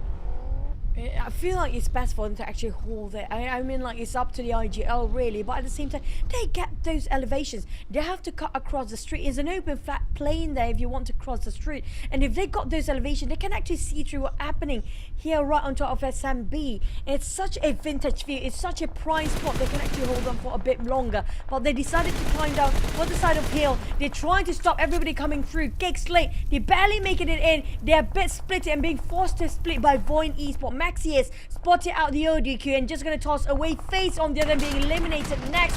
PBE happens to be parking himself in the center of crossfire. Oh, cool. That ain't cool. That's what he's saying right now. But it ain't cool for SLATE as well, as Team Secret is starting to put pressure onto them. Looks like Putra with the DBS takes out Rankid. The fight happening somewhere else. The long range coming for Get Slow, trying to get Mod, but Mod will still survive. PBE is out. Hale taking over this compound just by himself here. Taking like 30% of domination over the circle, making sure nobody can actually breach in. They will not let those intruders alive and get away with it. And Hale stopping on RRQ. It's going to be Gatslow holding the angle to the side of RRQ. Northern is going to be two of them watching. Southern part is going to be the other two watching coming up from Hill. It's just so tight, well needed. When it comes to their position, their unity, when it comes to holding their grounds, defending, Hill is going to be the strongest by far. But in the meantime, we do look over in the southwest side. It's very crowded. Damn good SLATE being split into two, being forcefully to do so due to they kind of got caught in rotations. Oh. But Cannon can see it so clear. Oh, wow. Stuxnet. Wow, I'm amazed that Stuxnet actually survived that. Somehow, one more shot and he'll be knocked down. So it's going to be him and Snipes now, the duo that's together. I believe there's one more person in front, and that's going to be damn good. Team Secret, they know that they have the lesser percentage of circle up on the northern side, so that's why they decided to come down, but they need to clear their tracks first. And unfortunately, it's going to be GEEK Fam right in front of Team Secret. They can just rotate the other way, I think, for SLATE. It's really difficult if they want to have to stand up just now, because Keenan have his eyes like a hawk lock into SLATE players. But damn good, it's going to be the playmaker for the team. If he can start to make an opening, it's going to be huge for the side of SLATE. With the this stage of the circle and also the amount of teams really close by, it's going to be hard for SLATE to actually move. Damn Root, I'm so used to calling him Damn Root, but Damn Good is in the circle. He has a compound though, but for his teammates to come towards him, it's such an open area. It's not going to be easy for them to just run across just like that. There's so many eyes looking at them, so many crosshairs pointing at their sights. So right now, I guess it's just for them to hold on for the circle, wait for where it shifts and decide from there, and it decides to shift towards the right. This is decisive coming up from Marsa. At the same time, thinking about how to climb down there if the circle happened to be shifting away. RQ, they got himself a different sort of angle to work around, just to make sure Asa will give away all the information back towards the rest of the roster. He's such an important person right now for Asa. TS being not a bit when it comes to his HP, almost being entirely knocked down just now. We got an airdrop being dropped in between as well for RQ, so but TS, they're not willing to move. I think the circle just shifted away from most of these teams, including VOIN barely make it in, but they will gatekeep those coming up from GEEK SLATE. GEEK on the other hand, how to finish off the lineup into the play zone. We're talking about Sam9 kind of stuck in there somewhere. Putra, the last remaining member, now forced to push forward. He doesn't have smokes anymore, Cloud. Barely hanging on there. Yeah, at least he has a vehicle, but yeah, I'm not sure how that vehicle would have helped him though. But Stuxnet forced to move as what we predicted. The moment they move, they show themselves, they'll be taken out by VOIN. Snipes the last man standing on the outside. At least they still have Damroot on the inside. The nade will be tossed onto Snipes. Snipes will receive that damage and double nade onto Snipes. He'll be knocked down. Damroot decided to move towards the left, but then again, still not in the circle yet. Very close proximity for Damroot, but the ones winning here is going to be RRQ. Asa taking away TS positions while spraying as a crispy one. Clip quite a number of it, did tons of damage. But Asa kept dishing out those bullets to the side of TS, making it so hard for them to actually pick where those shots coming out from. The AUG in Mott's hand now, he wants to push in. But in the meantime, back to the side of Damn Good. Very close proximity to the side of TS. Oh, TS Nate! feels like they're being had two ways there. Oh! Finish off! One player, jumper down, and Damn Good is really good at it. Oh yeah, IGL taking out another IGL. That could be his opening. Right now we can see that Asa is focused onto VOIN as he takes out Maxius. That move will finally be taken down by Aizen in revenge from his teammate. Our boy will be knocked down. Aizen, the final player for Team Secret that's currently still alive, still trying to survive, getting into the circle. But there's this buggy that's just blocking him though. It's not going to be making it easy for him to go in. Asa has view on the Keenan, and Keenan will be taken out.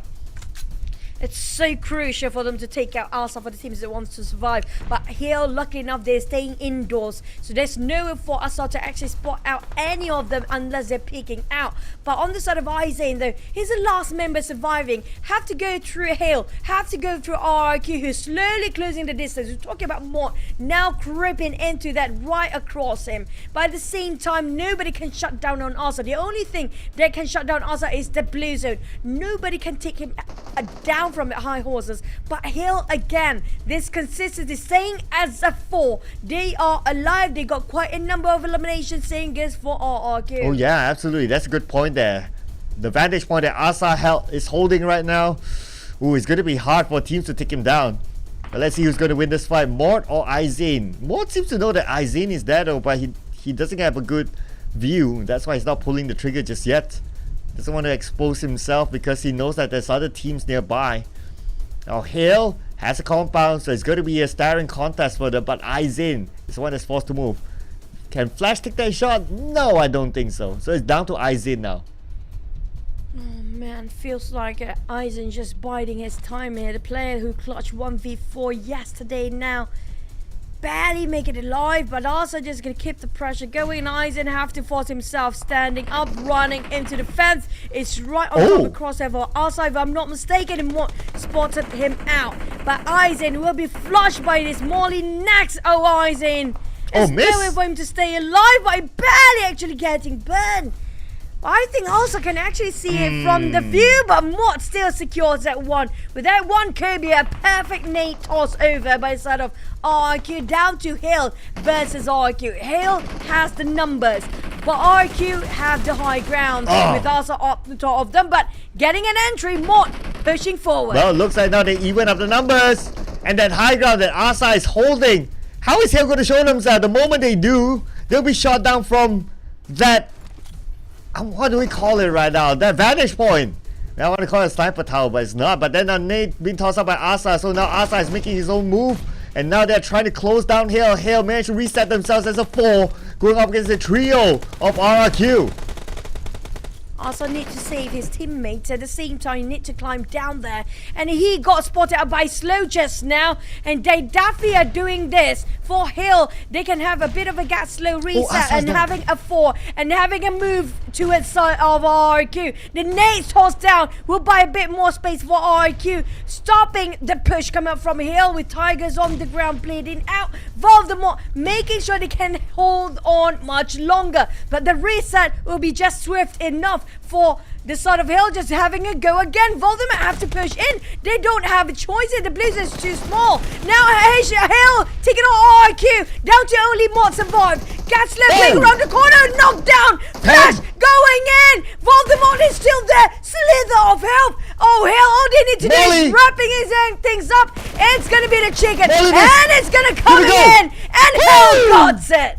Man, the moment they took down Asa from the vantage point, that gave them that opening, that gave them space for them to play with.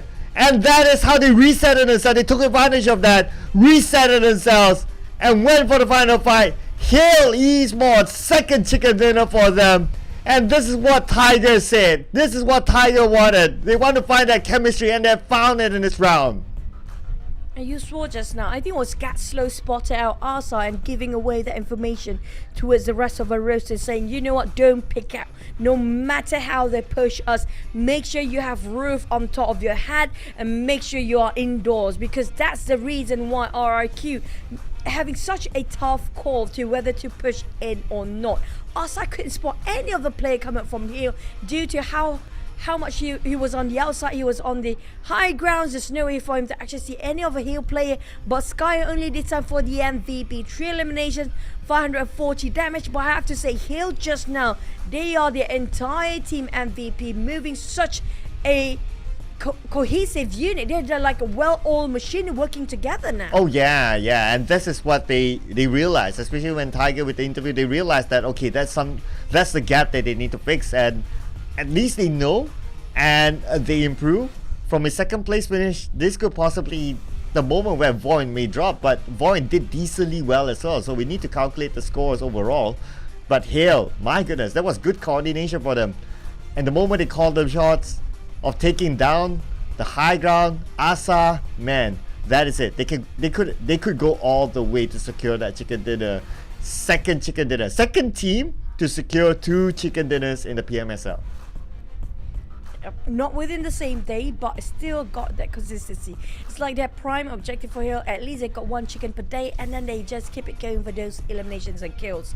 But for the side of TS, this have been going on the trend here for the second day. Feels like at first they really fixed a lot of stuff. They were back in the drawing board and rediscussed and revised with the entire team here what needs to be fixed. And they definitely start to set a tone here for Team Secret.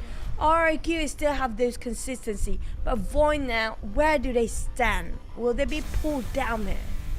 Yeah, we need to tabulate the scores. I think it's not scary for VOIN, so let's see what happens. But now look at this Hill. Wow, all 4 in a single vehicle, just taking out Alter Ego.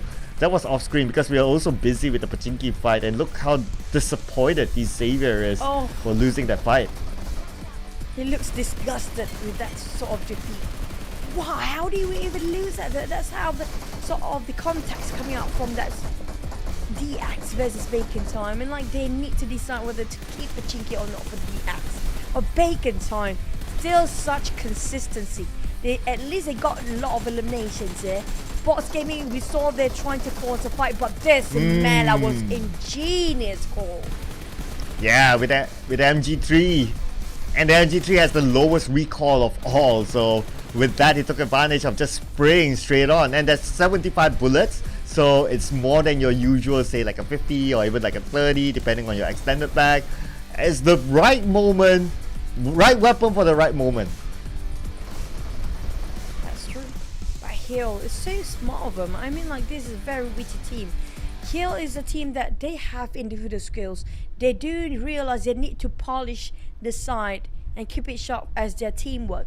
They got themselves 7 eliminations and 10 rank points. I have to say, Hale, even though they are in their not so confident and not so comfortable zone just yet, they still balance it out for those eliminations and rank points. But when it comes to eliminations, RQ is getting quite a number of volume. When it comes to that 10 kills, that's a huge one. The only team got that double-digit eliminations in this map by themselves. Oh yeah, 10.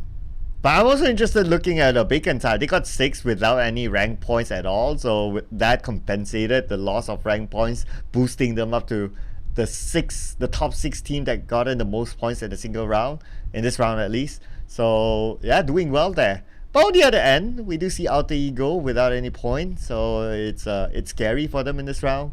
But here it is, the weekly rankings. Okay, VOIN is still up there, but the gap now with Hale is 9 points and 10 points with RRQ.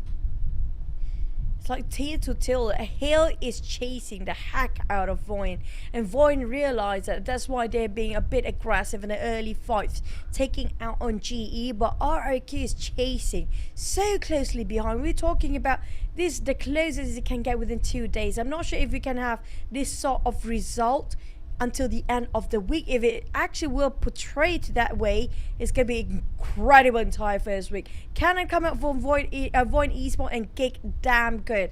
When it comes to eliminations, it's definitely on the side of QEON, but when it comes to damage, it's almost the same. Actually, every stat that we can see on screen favors onto QEON.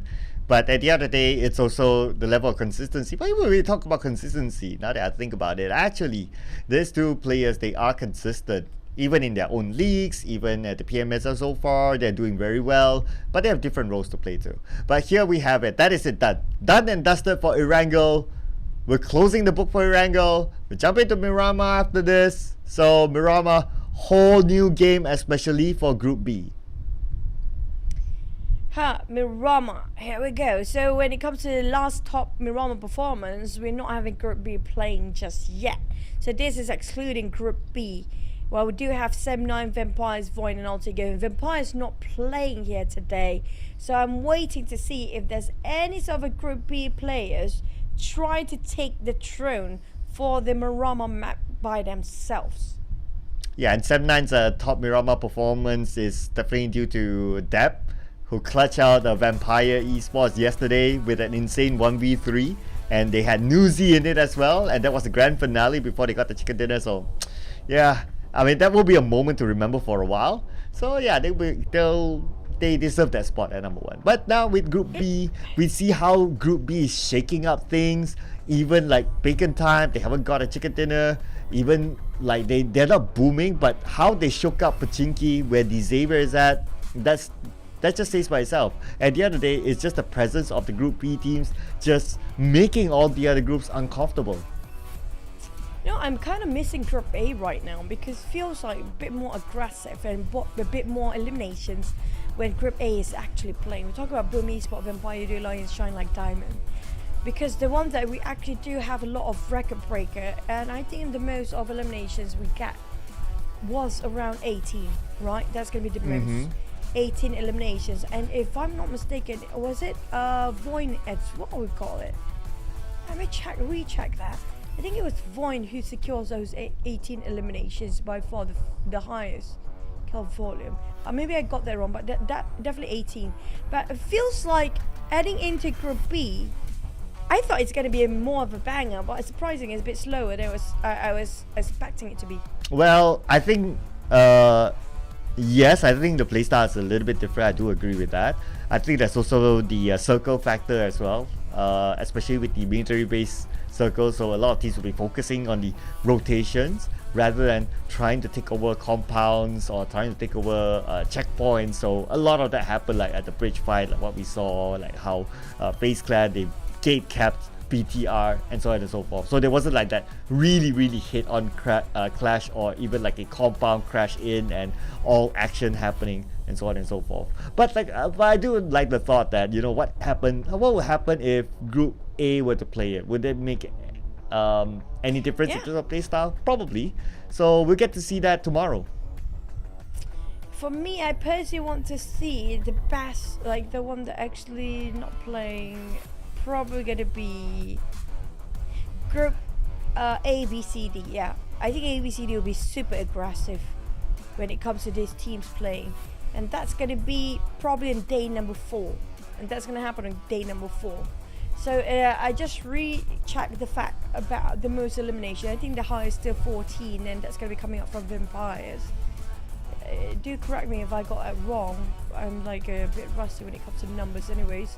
But so far, I haven't seen the best out of sort of an explosive start with Group B coming in here, except for the teams that have been playing for day number 1, including Team Secret, gotten some of this momentum. We haven't got any sort of highlights, just like so much. We've been offered so much highlight yesterday. A lot of 1v4 clutches, right? Today, there's no big clutch just yet. We're waiting for that to happen.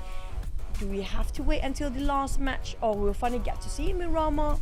I don't know. Well, yeah, we haven't got that level of like excitement as of yesterday because of the highlights. I totally agree with that, but it's a totally different play. I wouldn't say totally different play style. Okay, it's a different play style depending on how the circle is and depending on how teams just mess with each other. Yeah. They set the bar that high yesterday. We cannot pull it down anymore. We're expecting more. They set the tone quite high, and now suddenly, I'm not gonna go this. I want to go higher. Let's go higher, Cloud. Okay, yeah. So if that's the case, I think the only way to go higher is probably for you to do this cast or watch the show on the plane, because it cannot be any more higher than whatever happened yesterday. I mean, there must be. Okay, we've seen one person clutch 2 teams in World Cup. Now that's the one that should be on the second bar. That one person to clutch 2 teams, not 4 teams, 2 teams by himself. How about that? Well, that's a tall order, is it? I wish I can answer you that. That's why I'm not playing. I wish I have the answer for that. But of course, yeah, I do agree. I think,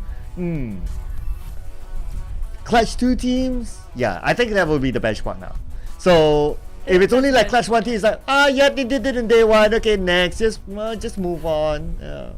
Clutch 2 teams only, then only will be like, oh, okay, something to talk about. Yeah, now the benchmark is that high.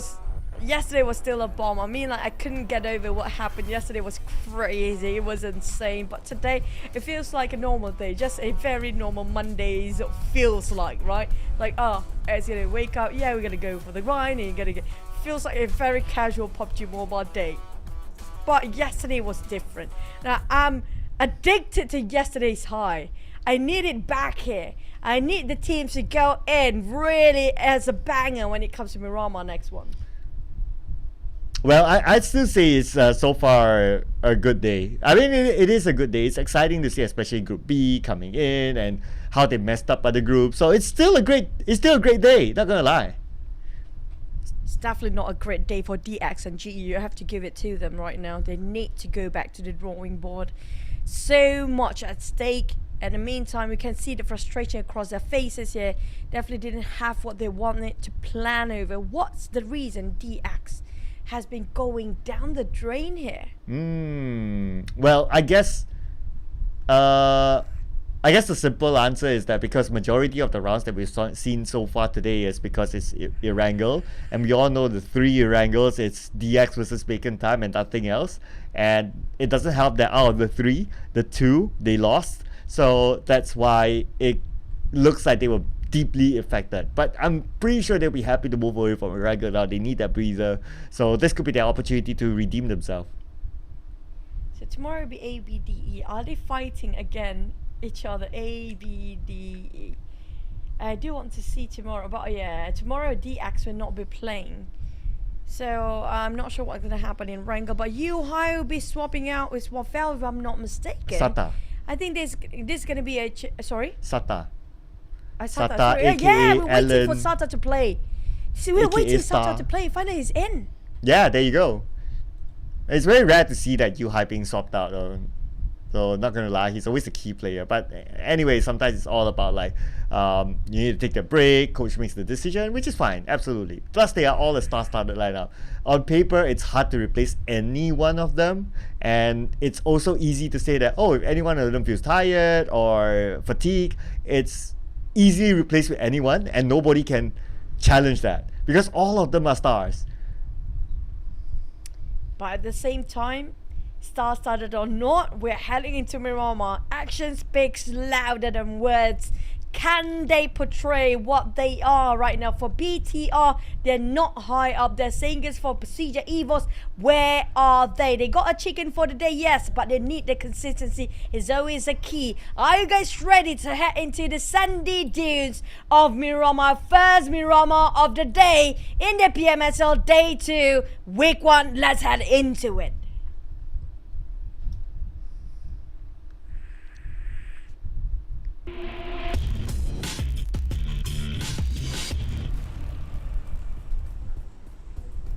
Oh, finally Miramar! That's what DX will be saying. So here it is, Miramar. If DX is still being challenged by any other team inside of Miramar, I think they should just like, I don't know, go take a shower or something. Do something totally different and reset themselves. I'm probably gonna just hit my head into the wall right now. DX, I feel so terrible for them. I can feel they're miserable right now. You head into Erangel, Pachinki's been contested by Bacon Time so many times that they don't have a place to call home. Now if that happens again on top of Miramar, it's going to be a really tough day for them. I think they're going to be mentally devastated if that happens. So far, they do have a couple of hot drops possibly. DX, I'm worried for them because right now, both days, they're not up there. They're nowhere near up there. Even VOIN are dropping right on top of them right now. Oh boy. At least Los Leones, it's doable to have two teams. Huge, yeah, I mean we do see that very, very often. So I'm not too worried this time for Xavier. Looking at how they're dropping, they're on one end, VOIN is on the other end, so that's fine. Circle's on top of their head, so that's fine. Finally, Xavier will be like, yes, we took a shower before the Miramar round. Yay, it worked. But yesterday it feels like a sort of a repeat here for the circle. Yes, we do see a lot of the circle comprising major part for Los Leones, but it's always hard shift to it. Minas Generalis or around up on the north at this state. At least this is a good day for DX. So when it comes to Miramar, they do have to share a tiny bit of a Los Leones for now with VOIN on the other end. But you can mention it's more than enough to supply two teams in Los Leones. It's a heavily comprised of buildings area. There's only places for them to actually pick the corner. GEEK SLATE dropping on the right side of a map as well, just on the outskirts of Los Leones. On the some of them are dropping a different place entirely. Feels like GEEK SLATE are stretching it out between the players. They're really relying on themselves for their survivability. Yeah, I think that's okay as well. So they kind of spread the loots, and the good news is that they're on challenge.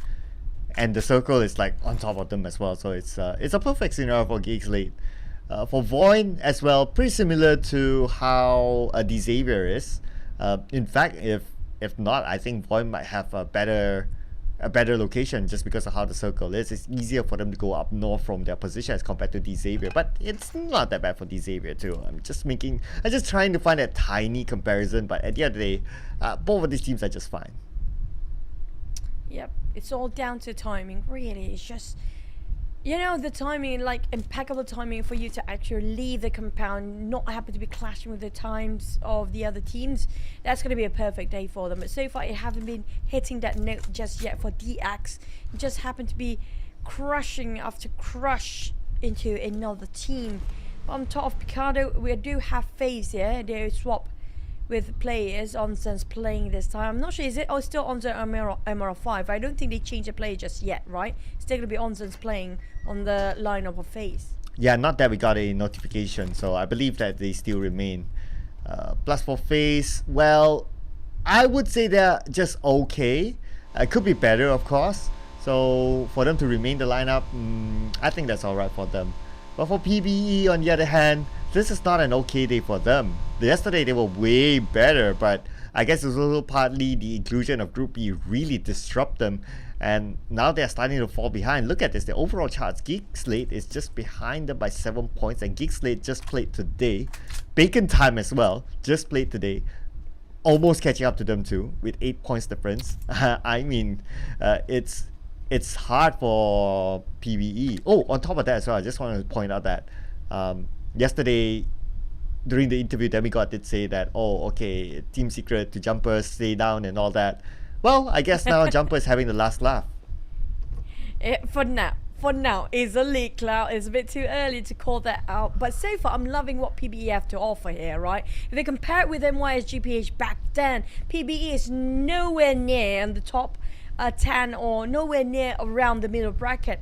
It is always down there when they play even during KHI days. Now PBE coming in under a new organization, they feels like a bit stronger than before, but GE again always the first few to find the skirmishes and now targeting to the side of Rabies. And Rabies, if we can actually clutch this one out, it's gonna be a huge leap for DX. But GE, they need it way more than DX right now. But Rabies managed to get away, so thanks to the terrain, now he should be on the clear. Should be able to get back to his teammates, so that's going to be fine. A good call there by Rabbits to not continue on the fight, because it looked like a 1v1, but at some point it will definitely be a 1v4, because we can see the rest of GE, they are coming towards their teammate just to give backup. So great call there. So at least right now, because Xavier, they had like 3 rounds of early eliminations, or most of it I would say. They just needed to find stability. So I think by doing that call, not taking too much of an aggressive move, I think that's a good start here for Xavier. At least survive until like circle 6. I think that'll be great for them.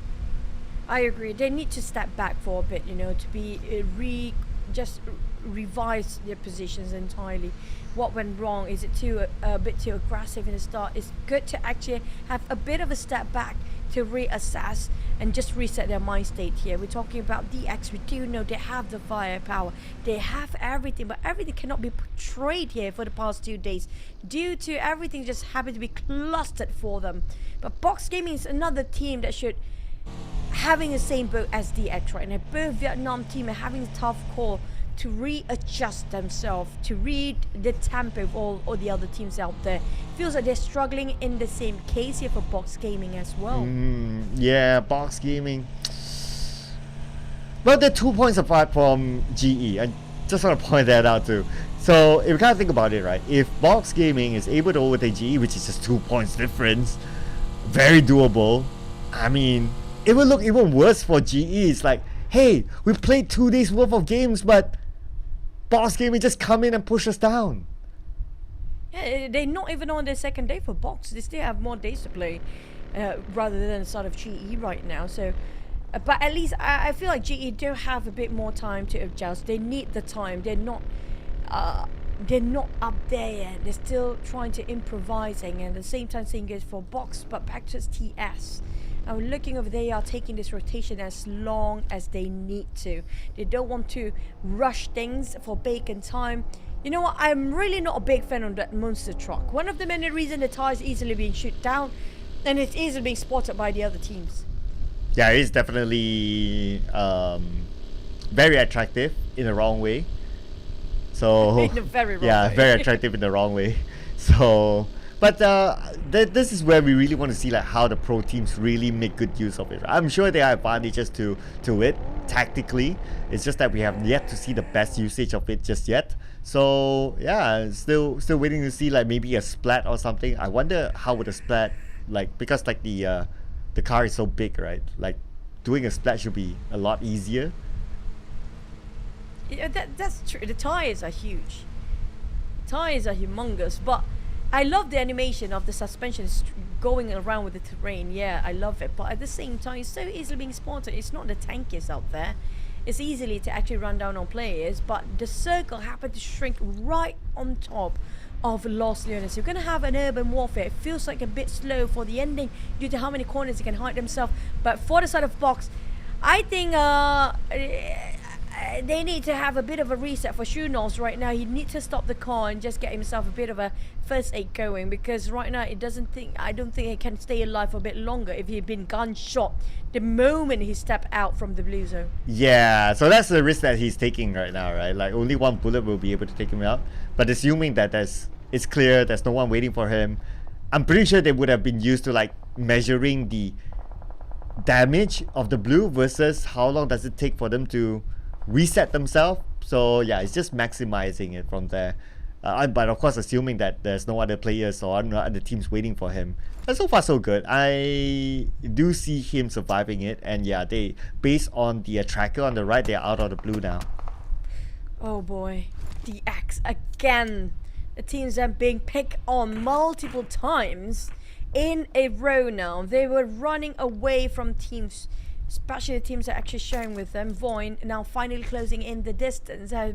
Both teams has been together in Los Angeles since the start here, but VOIN start to notice where exactly the DX are. And I think when it comes to VOIN, I'm loving how they work as a team. They don't have that star player that you need this player. What? Wait, GE is there? How? All of a sudden, they happen to be rushing into the center of attention. Well, hello GE, immediately parking themselves on the buildings on the southern side of the map. So right now there's rabbits as well. So let's see what's gonna happen here. But are they gonna go in on a full force on the GE? But yeah, here's the thing about urban warfare. You did talk about it before as well, that if it comes to urban warfare, everyone is just gonna be like, okay, I got my building, I'm happy with that, I'll stay there till I need to pay my rent. It's gonna pay the rent with their own death here. We're talking about the teams that's not supposed to be there. It just happened to be at the wrong timing, wrong set. GE in the middle of a crossfire. But back on the side of TS, Team Secret Icing with a Mini 14 spotted out RRQ mod. I'm loving how confident RRQ portrayed himself in the past few days. We talk about they are segregating themselves into a different sort of formation. They dare enough to take those bullets by themselves. We're talking about mod facing TS just by himself and holding this by himself alone. There's nobody else backing him up. He might actually get a double down there. Definitely already in the peg, taking on the other angle, a different one. They're so spread out. It's so hard for Team Secret to pinpoint where they should shoot at. Well, that's the advantage of opening up, right? You kind of confuse your opponent. The moment you get one, the other one shoots another angle, and you get two, and this is exactly what's happening to Team Secret right now. And the circle kind of moved away, but if you kind of look at it, right, RRQ still has the circle advantage. He's only mod on the outside. He could still spend some time, but he decides to move back. And I think that's pretty smart as well, because they need to plan for the next phase of circle, considering that they're by the edge of it by now. But for Team Secret, it will be a struggle for them if they try to get into the circle. It's a huge struggle because they are spread out as well. We're talking about Jumper, who's being knocked at PERSIJA Esports, and Ark and Peko just finishing off straight away as well. It's going to be the IGL taken down, and that's going to be a good, not really a good start for the side of Team Secret. Hale, on the other hand, got himself in between Bacon. Shirty is quite low right now. Exchanging fire with Hale Esports from afar.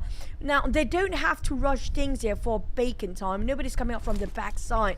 But in the meantime, they do have to figure out how to get out from it in case the circle not to be happening in their favor.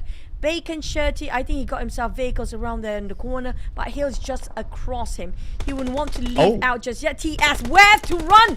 Everywhere they go, it's going to be a lot of Indonesian team wrapping around the son of TS. We talk about Alter Ego, we talk about PERSIJA, we talk about RRQ. Everywhere there is, they're trying to run away from. It's going to be one Indonesian team eyeing out onto Well, but they managed to splat onto Fnatic, so that's going to be 1 point in the back for them. Our boy tries to get away. The spray coming in for Rosemary. Looks like he'll be working on his gyro work right now, but there's two right in front of him. Potato gets one. Potato will counter fire by Aizen, but his teammates are there to cover on him. And Rosemary takes down Aizen instead. Rosemary will pick up those points. One left for Team Secret. That's going to be our boy. Feels like backfiring on the side of Team Secret. Try to get into the circle. It's really a tough challenge.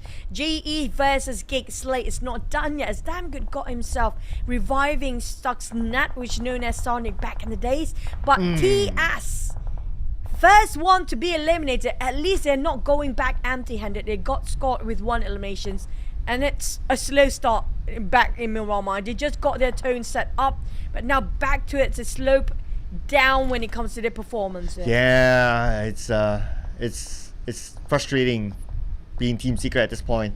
You need to find a level of consistency for many more days to come. Now GE, Nate, he heard the vehicle, but decides not to go through it. Waiting for the right moment still, probably try to get a good clear shot instead. But on the other side, we have D Xavier. They try to spot out where GEEK fam is at, but GEEK still being covered by the building, so they'll be alright for now. Speaking of the next circle, we do have Bacon Time coming up from the left side or west of the circle. Hill will be definitely gatekeeping that one. FaZe got himself elevations and will gatekeep Hill. Whoever wins, or even Hill is actually winning that fight, they have to face FaZe after this.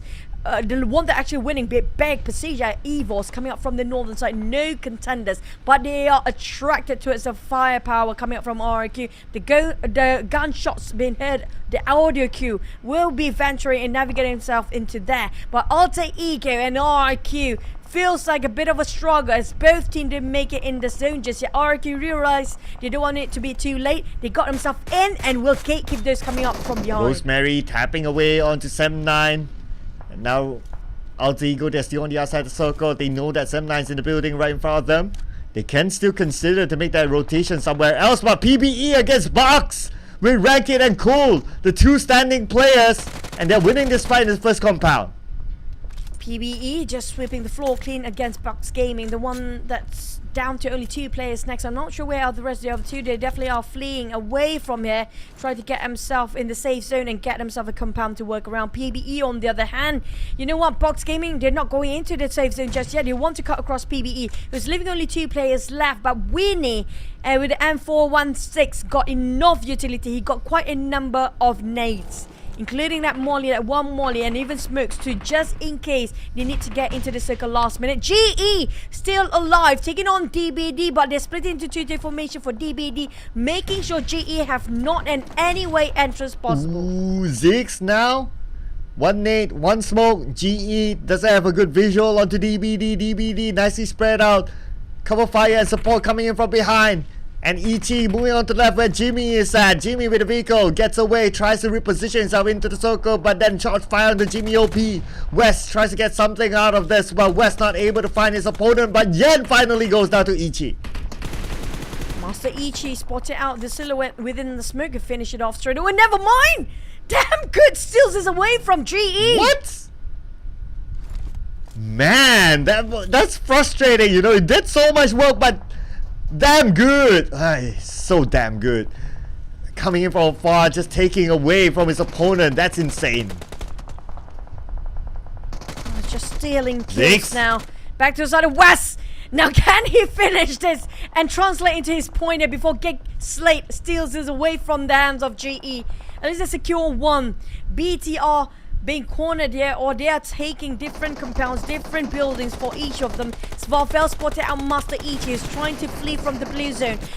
This is going to be Liquid taking the fights to his side on a small shack, but a bit too late as DBD already get himself away from the Echo, already get out from the small shack, and DBD D-Act still as a 4. Ooh, look at this. BTR DBD. Just when they had a little bit of hope to get onto the other side. They are still on the other side of the road though. But look at this, GE is out. Box, they are 2 points shy away from taking over that spot from GE. So GE, you don't want to be the last team at the end of the day. But you don't want to be last into the circle as well, as the circle will shift into the middle where the airdrop is at. Nobody's in the center as well. Sam9 got themselves in the right side. Is a clear pathway for them to actually get in the center. FaZe on their end will be gatekeeping Box. PBE will have a lot of problems to get into the circle. If it's not going to be FaZe, it's going to be BTR on the southern part. Hill as well as Bacon being spread so wide apart amongst each other. I'm loving this. They're so confident about their firepower. Everybody for themselves here. VOIN Esports having a 4. No elimination just yet. Trying to scout out for Sam9. going on the southern part, slowly over approaching to the side of Sem9, but still have to be extra careful because that audio coming up from the vehicles will be so loud. And GEEK SLATE spotted out the entire cavalry of DX, left with only Lamborghini alive, but giving away with a smoke just now. DX in trouble. Ooh, DX definitely in trouble right now. Only Lamborghini left, and Lamborghini, oh no, he's out in the open. Mika will finish it from the high ground, and that is it for DX. Number 14, despite them surviving longer this time around, but it's only number 14. Oh boy. At least they got themselves 1 point here. We don't have any team with 0 points just yet. Liquid or Deals this time. The Qs come out from GEEK, stuck themselves in between. VOIN, Lapar coming out the other end, shredded almost as fast. Now going for another round of spray to the side of GEEK SLATE. BTR at the same time. VOIN and BTR have the tails of GEEK SLATE being chased the heck out of them. There's no way out for GEEK SLATE right now. Oh, GEEK SLATE. At least they are somewhat within the circle, so they can still defend their ground until the next phase of the circle. They'll figure that out later on. But Sarvel is going to shoot from another angle onto Stuxnet as well as Snipes. They don't have much to play with. They don't have a vehicle, even the vehicle has been blown up. The taps coming out from Satar from indoors. Dap again, giving us such deliverance. But VOIN Esports box out of nowhere now being eliminated as well. But VOIN taking their eyes onto the side of GEEK SLATE. They're not giving any way of loose end for GEEK SLATE to come into the safe zone. Now slowly Stuxnet and making him just carving the path for the rest of the team. But Alter Ego will be eliminated next. We're down to only 10 teams left here. Sem9 taking on PERSIJA, EVOS, Red Face down on his knees. Adips keep the pressure onto his side of VOIN and GEEK SLATE at the same time. Ooh, Adips, yes, covering 2 angles. That's good footwork there by him, or more like finger work. And now PBE out, number 10, 2 elimination points. Not even a top 10 finish. Not even a below top 10 finish for PB, unfortunately. Hail! With that chicken dinner, now they are number 9 with 1 elimination point. Loyu tries to get one for himself. At this moment, we can still see that Lung is still being subbed out for Putra. Putra being enticed to play in the next 2 rounds, perhaps. At Sem9, they're currently by the edge of the circle will shift in 8 more seconds. Sem9 has been very cheeky with this lineup. We're talking about their rotations, their dips. You know what? He just picks over the other side. It just gave a bit of a problem for these guys and just go back with the team. He just go back and for so many times here. VOIN start to get confused. You can see they're a bit frantic when it comes to which direction they should focus on. They're not clear about their way or the position of these guys. We can't see a thing here in the crate, but Dap and the other hand slowly being covered with so many teams at the same time. VOIN spotted out the side of GEEK SLATE. Mika will be knocked down and finished off straight away. I'm not sure how damn good and the rest of GEEK SLATE will respond to this, but so far they're staying it as quiet as possible. The fact that they don't have a vehicle, it's really hard for GEEK SLATE. Blown up vehicle, damn good alone, and his vehicle's blown up as well. It's all on foot for them, and the fact that it's an open area right in front of GEEK SLATE, I mean, what's their plan B now? Now that the circle is going to shrink, it's going to fall onto them. They need to decide how they're going to do this, but Sem9 has an active vehicle, tries to get into the circle, still on the outside, being spotted out by PERSIJA EVOS. Zaxi tap it over to Sem9, feels like a perfect one alongside with Midri knocking on a different angle entirely. They are making it 2-2 formation. Another 2 inside of a circle, the other 2 is just playing on the outskirts of it. Keenan and the rest of VOIN Esports still frantic, trying to find damn good. GEEK SLATE are barely alive. We're talking about tanking out the blue zone, and now the zone finish off damn good. There's nowhere for them to run nor hide. Now they have to force themselves to take the fight here, like it or not. Stuxnet trying to make a way, trying to be the opener for the team with that Molly and all those grenades being tossed around. Did hit and clip quite a lot on Alva, but Alva will respond. It's gonna be just reverse here while Red Face taking on Sem9. Stuxnet get hit by Maxius Nate just now. Oh man, this is crazy. Unfortunately, they failed to take down anyone for the side of VOIN. Right now, 4 players of VOIN are trying to find the rest of GEEK SLATE. Snipes the last man. Stuxnet, I don't think it's going to be worth it to try and save him. He's being held ransom at this moment. Snipes 50% of health, resets himself. Still not known where his position is at. He's going to play for survivability now. Stuckness bleeding out. I don't think he's going to go and save it. And that's going to be leaving GEEK for last player. For VOIN, on the other hand, they are thirsty for blood. They're craving for it. Trying to find the last member of GEEK as much as they can. And VOIN, they still just secured 2 eliminations. It's so hard for them to see through what's happening going on. Due to the terrain surrounding them, it's just difficult. But they found it out, sniped. And that's going to be the end. He'll be burned alive. A nade being tossed down. It's going to be a boom. And that's it. QEON finish off GEEK as entire team out on 7 players. But the good news for GEEK is that they managed to get 7 elimination points, which is not too bad. 7-9 now in trouble against VOIN. But we have Adibs at the forefront. Dev tries to go for an off angle, but he needs to reset himself as soon as possible. Adibs gets the information. He sees Alpha moving, so he knows exactly where his opponents is at. And they're currently in the circle. 10 seconds before we know where the next sphere circle will land. As PERSIJA EVOS, they are on the other side. So right now, basically 7-9 is caught between 2 teams. At the same time, do they want to move forward? For VOIN, they feels like they do. PERSIJA and also VOIN will compress 7-9 on both ways here. 7-9, if they don't flee, they don't get themselves vehicles, it's so hard for them to actually keep the boat alive. Back to the side of Lapa, he spotted out the rest of BTR, shredded almost his defense entirely. No utilities whatsoever on the side of Lapa, not even mat kits going on. They're hopping into a tree for that vehicle. Bacon time push to the side of PERSIJA EVOS. They want to finish this team flying car! And Red round flying cars everywhere. Red face greeted them with those shots, but he got a respawn back to the side of Bacon time. Misery been pulled back with a UMP. Misery! Almost got one, never mind. Bacon, run and go. Alright, that was fast and furious. Now, Micro Boy, he'll be furious if he gets knocked down right now. Zaxi, still alive and healthy though. Shirty tries to spot out the rest of PERSIJA EVOS. Right now, they'll be taking the blue. At the same time, Victorious will secure that next elimination point. Micro Boy gets 1 for himself on the Shirty. Beautiful by Micro Boy. Not done yet. Micro Boy lost little. Well, that's it. He just got his limelight and just shut down entirely by the teams, placing himself at 6. We're down to 5 here. My oh my, that just went really fast with FaZe Clan shooting from off angle. But now they're going to go into save moment up against BTR next. At the same time, we can see that Bacon time, number 5, 6 elimination points. Adib will be finished off by Max here somewhere else. That means that's the end of Sem 9. Victorious just going to go forward and push for the rest of the team with those nades going in. And now hopping onto this vehicle, trying to bait them out with Yoodo Q. Face down to 3, 1 knockdown, still can revive. But at the same time, BTR with 3, they are a bit of disadvantage. They're being forced to fight against FaZe. The ones winning this, it's going to be definitely VOIN Esports. They can be the third party. Nobody actually know where they're at right now. Oh yeah, absolutely. Because they're too focused with each other, and they should, because they're just next. But now VOIN, like what you say, they can do the team secret. Team secret just stay back, wait for the opponents to come to them, and they just clean up from there.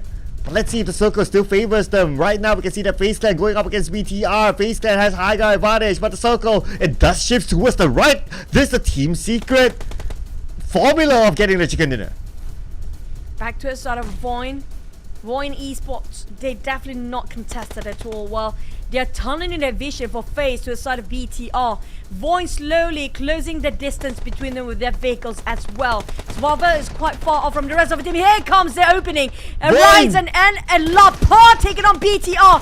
BTR have to deal with things 2 ways now, but it's going to be really tough. BTR losing this down to FaZe. Taking almost shredded entirely every single game they have faced, have no time to reset as VOIN push in full force, all cylinders out, taking the fight into FaZe Clan. Prime position for VOIN, and plus they did have the airdrop, so a little bit of a bonus for them. VOIN, high ground, FaZe Clan, lower ground, VOIN securing half of the circle, FaZe Clan by the edge of it. It's all onto VOIN right now to get the chicken dinner. Now, they do have the elevations, but FaZe, they're smart enough to separate themselves into a different angle entirely. Mela trying to go for the flank side, but it's a bit too risky. Joining back to the rest of the team here as a whole. They got themselves smokes to cover themselves for a bit more. Venturis tried to scout and just to see if there's any weaknesses coming up from the back line. Spit it out, just gonna spit those bullets to a side of Alva and just gonna push forward. This is it, they have to rush now. There's no time, don't let them reset. But FaZe coming in. Mela switch over to a side of AOS. Beautiful! Down on the ground. VOIN, they had this, but now they're losing it down to last player for VOIN. This is going south. But FaZe, can they finally make it a closure? Oh, looks like they can. Only one left to go. But Venturis will be gone down. Will we finish off? Mela will come in for the other side. It's going to be FaZe Clan getting the chicken dinner against the odds, if you ask me. And that was thanks to that opening. Because of that opening, that first knockdown, FaZe Clan took the courage to just rush in. That is the perfect moment for FaZe Clan. Beautifully executed. Feels like it worked things out with Onzans playing for the side of FaZe Clan now. And they really went to the drawing board again and fixed things through. They are so in need, desperate for this chicken to have their morale boosted up, to have those confidence back up in play. It just shows they are really happy. Just enjoy right now. Coming up from Venturis, they needed this 876 damage. 878 damage, 2 elimination. That did not tally up. It just shows how much these guys have been trying to get those eliminations. It's just always a knockdown but never a kill. Back to side of FaZe, they've been traveling one of the furthest away alongside with Bacon Time. But look at the utilities usage. They have been tossing so much, dishing out so much damage. It's always the closure, the deal to seal it over that they have a bit of a problem with, and now they got it. Yeah, the man, the myth, the legend, Venturis. He's been around for forever. And with him still able to get this MVP, man, he still got it though. But besides that, at some point we were talking about VOIN might lose that #1 spot, but every time when we were just speculating that, okay, they might lose it this round, they might lose it this round, they somehow made it happen. Second place finish. I think they got a good number of elimination points at the same time. This will definitely still maintain them at the top spot for sure. So VOIN is just proving everything wrong game by game. But for me personally, I do love REQ playstyle this time. I'm talking about their strategy, the way they communicate between teams, how they unfold every single compound one by one. I'm loving how confident they are when it comes to that 1-1, you are your own sort of strategy. But on the side of G, again, they always falls those early skirmishes. It didn't work out quite well. DX again being nitpicked by almost so many teams. I think it was like 4 teams they're picking a fight towards DX, and DX has been trying to run instead of trying to fight. I think the ones who start to run here, always the ones who start to lose. Yeah, it does feels like there's a voodoo curse onto D Xavier, not gonna lie about that. Even though they had a good start this time around, peaceful one, and they lasted longer in terms of minutes, but they still got eliminated at number 14, so different, same. That's what they say. D Xavier, I think today's performance from D Xavier alone is arguably one of the worst. We need to tabulate the scores again, but before that, we gotta celebrate FaZe Clan with 22 points. VOIN, 14 points, not too shabby despite a second place finish. This is going to push them quite high up there when it comes to the overall rankings. They are not in the bottom, they are in the middle bracket, so I'm not sure if they're going to get and make it in the top 5. But for VOIN, this consistency just going to pull the stretch to the first and second place. They want to start off week 1 really strong. They show it, they have the consistency, they have everything that they need. Look at that, they already cracked the triple digit here with 20 points almost off difference between Hale and RRQ. With only 1 chicken, they don't care, they go for the elimination. They got the most elimination points out of everybody else across the board. Yeah, and it's only day number 2. It's crazy for them, and we still have 1 more match to go, meaning that it could go like 120 depending on how they perform in the next round. It's crazy though. But hey, looking at the current stats of VOIN, I must say they are still doing a miracle run right now, and Lapa have to be in the stats. I mean, like, every single person in VOIN is just so darn good. That's just how they are. I mean, they don't have anyone sort of under the spotlight player. Every single person, every single player in VOIN Esports just pulling on their own weight. Yeah, I mean, like, those are the top performers when it comes to the last map. But the next one is still going to be another Miramar. If the FaZe got that under their belt for those chickens, but these days, if you compare chickens and eliminations or kills here, definitely just go for the kills. Yeah, of course. Elimination points are very, very valuable in the new format or the new system. And one more thing, right? So far we have seen like teams getting chicken dinners in one round. Like the next round, they get kind of shaky. So hopefully that's not the case for FaZe Clan. And the fact that FaZe Clan is not the most performing team out of all, you get a little bit worried there based on the statistics, but they are at the end of the day FaZe Clan. So let's see if they can live up to it. And today, just to summarize, so we got 2 from the Malaysian region getting chicken dinner. We got 2 from the Thai region getting it, and 1 from Indonesia. Let's see who gets the final one for today. Could the tiebreaker happen between Thailand region and Malaysia region for today? That's one thing, and also, I mean, like, this is what worries me sometimes. The main concern is, yeah, when it comes to the first few days, the first week, you don't see a lot of Thais, you don't see a lot of, other than Hill, you don't see a lot of Vietnam, right? But they are the team who love to bounce back.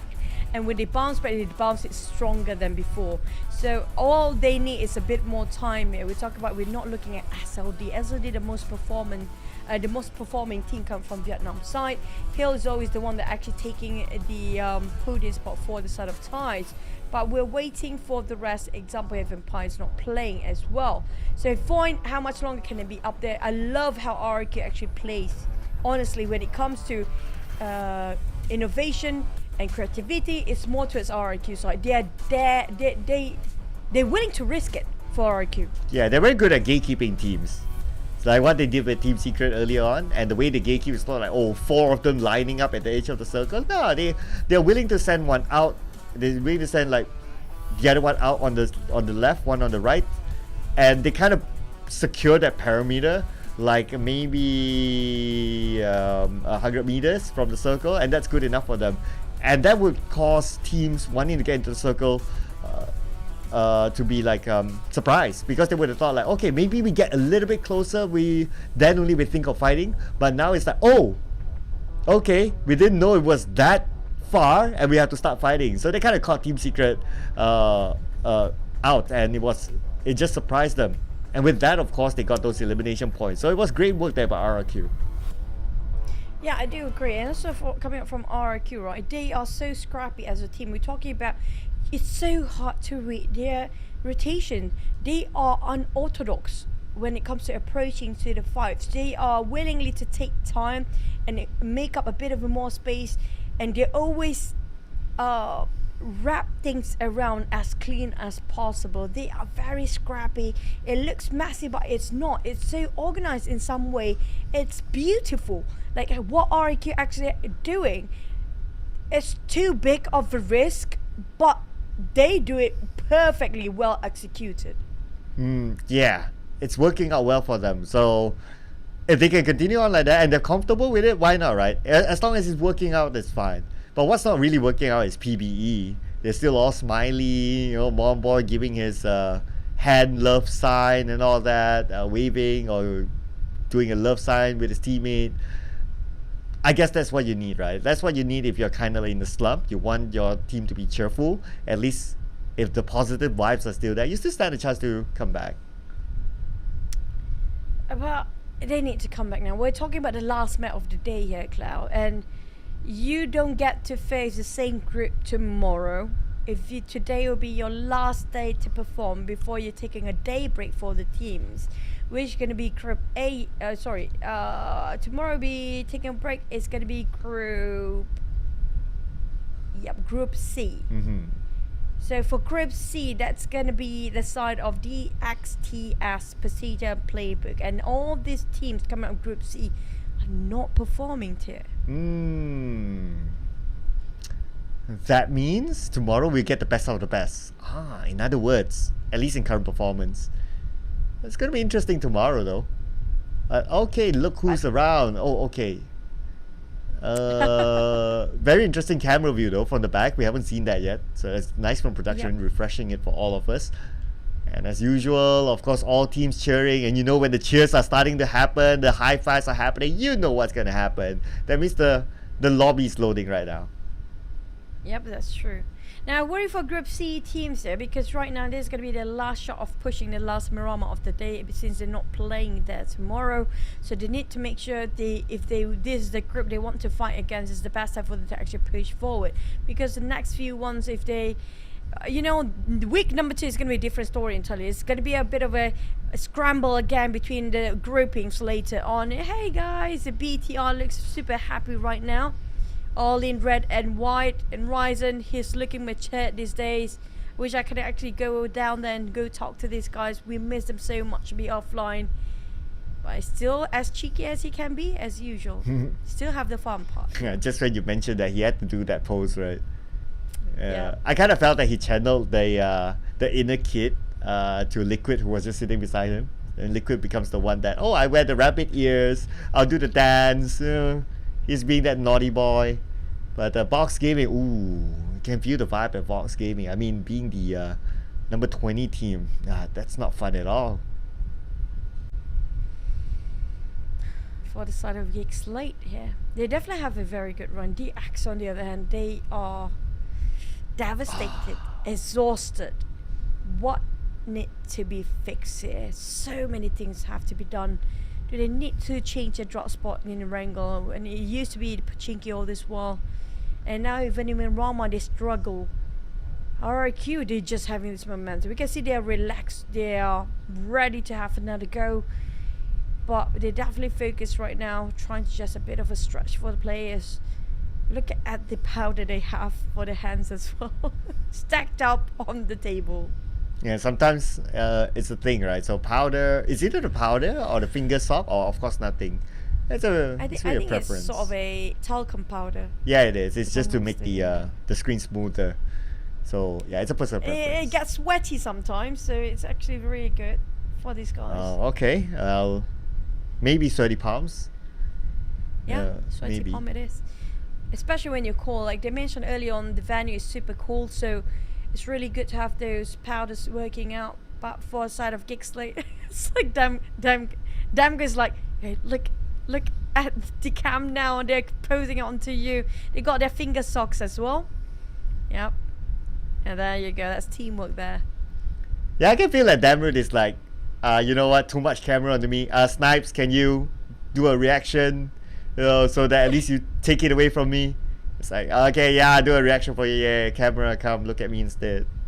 Because but he has improved in terms of like his confidence in terms of camera, like over the years. I remember back then he's not willing to be in front of camera at all. But nowadays you see a lot of it.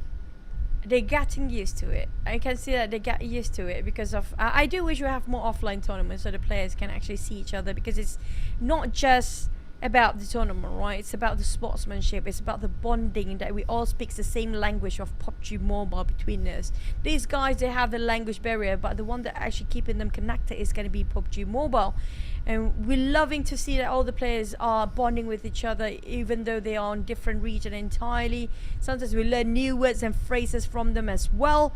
But feels like the lobby is up here, Cloud. Oh yeah, we can see them. Okay, they are probably in Spawn Island right now. That's why they're like flexing it, warming it up, getting used to their own screens. The marshals looking. This is standard procedure, I must say. DBD, okay, DBD, I don't know what that. Man, okay, I think we'll have a final interview before we wrap up the show today. I really want to hear what Moscow Crew has to say about DBD.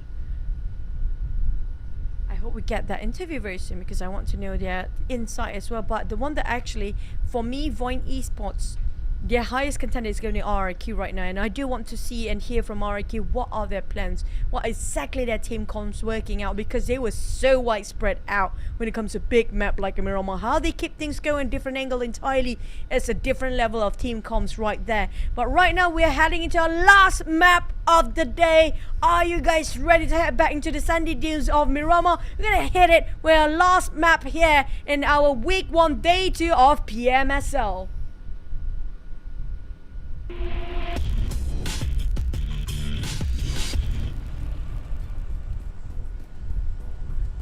Miramar, here we go. I'll be interested to see how Xavier will perform in this round. Like, at least let this final round allow them to do well, please. It's been a I can't even describe anymore what kind of day it's been for Xavier.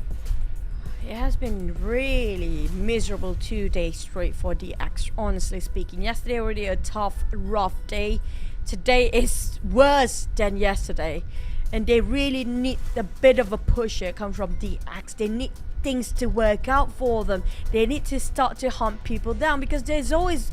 It's either you being the hunters or you're being hunted down. And right now feels like DX will be the hunted ones instead of the hunters. You used to be the hunters back then. You used to be the apex of all the predators out there, but feels like now they're being the victims down at the bottom, the very bottom, coming out from the side of Puerto Porriso for the flight path. Now whoever wants to drop on top of Torre Ahumado or Tierra Broga, it's going to be a far journey for them, but it's still down towards the circle. The circle pops right in the center. Never mind, it's going to be crater fill. It is. We've seen this yesterday, but okay, I'm keeping my eye on to Valide Mar, PBE, Alter Ego, same area, and now we look at the mini screen. Looks like it's going to be a race towards who gets what, as Moonboy a little bit closer, but oh wait, Octa had to stop it in tracks. Moonboy, the first one to go out. Not even a minute into the game. They were definitely smiling for PBE before we start the map and stop the lobby, and now I don't think they're smiling anymore. Losing one man too early on is down to Cool to actually clutch this out. I don't think he got enough for himself to work around. So I think PBE just have to leave this right now. You have to get an exit out, because Fnatic and the rest of Alter Ego is literally chasing the tail to the side of Cool. He doesn't have any gears on him except for the M16 and also that UMV to work around. Nothing else to heal himself back up if he got tagged. Yeah, he can still try to slither away, which is exactly what he's doing right now. But who's landing behind him? Wait a second, there's someone else, but okay, he's heading towards the southern island, so that's gonna be okay. His teammates seems to be able to pick up a vehicle, so probably go pick him up later on. But then again, we can't think about it. Losing Moonboy is huge, but oh man, just when it was free, Fnatic, seriously, let the boy go. Nope. Fnatic, why should I? I can get extra point by this. An Alter Ego is on the first page on the top 5 as well. They are eyeing out for that #1 spot for the bonus point weekly. But back to the side of GEEK SLATE. Oh, at least these guys are having a good day here. They're not being challenged. I'm not sure about DX. I think it's going to be Lost Learners drop for them again. Yep. Back towards the side of Box. If they happen to be on top of Lost Learners, so we have to assume that VOIN Esports is around the corner too. Yes, so they shared same drop spot with them, but but they have that kind of 50-50 thingy. I mean, Lost Learners, we've seen it so many times, but it wasn't VOIN that took them out that time though. I mean, the previous round. So but it doesn't help that this circle is far away too, so it'll be interesting to see how Xavier they manage that. Satara, very high climb and a bit of a height there. Seekers for Ice struggles. Come on, you can do it, buddy. Come on, Ice. That's it. A bit more. Push the gas. Take another way. Need a bit of momentum. There you go. You made it. Congratulations, buddy. Going up and Ice. Here we go. Another hurdle to go through, and that's it. Good climb for Ice, but the moment he climbs out, it's gonna be Satar waiting on the other end. Okay.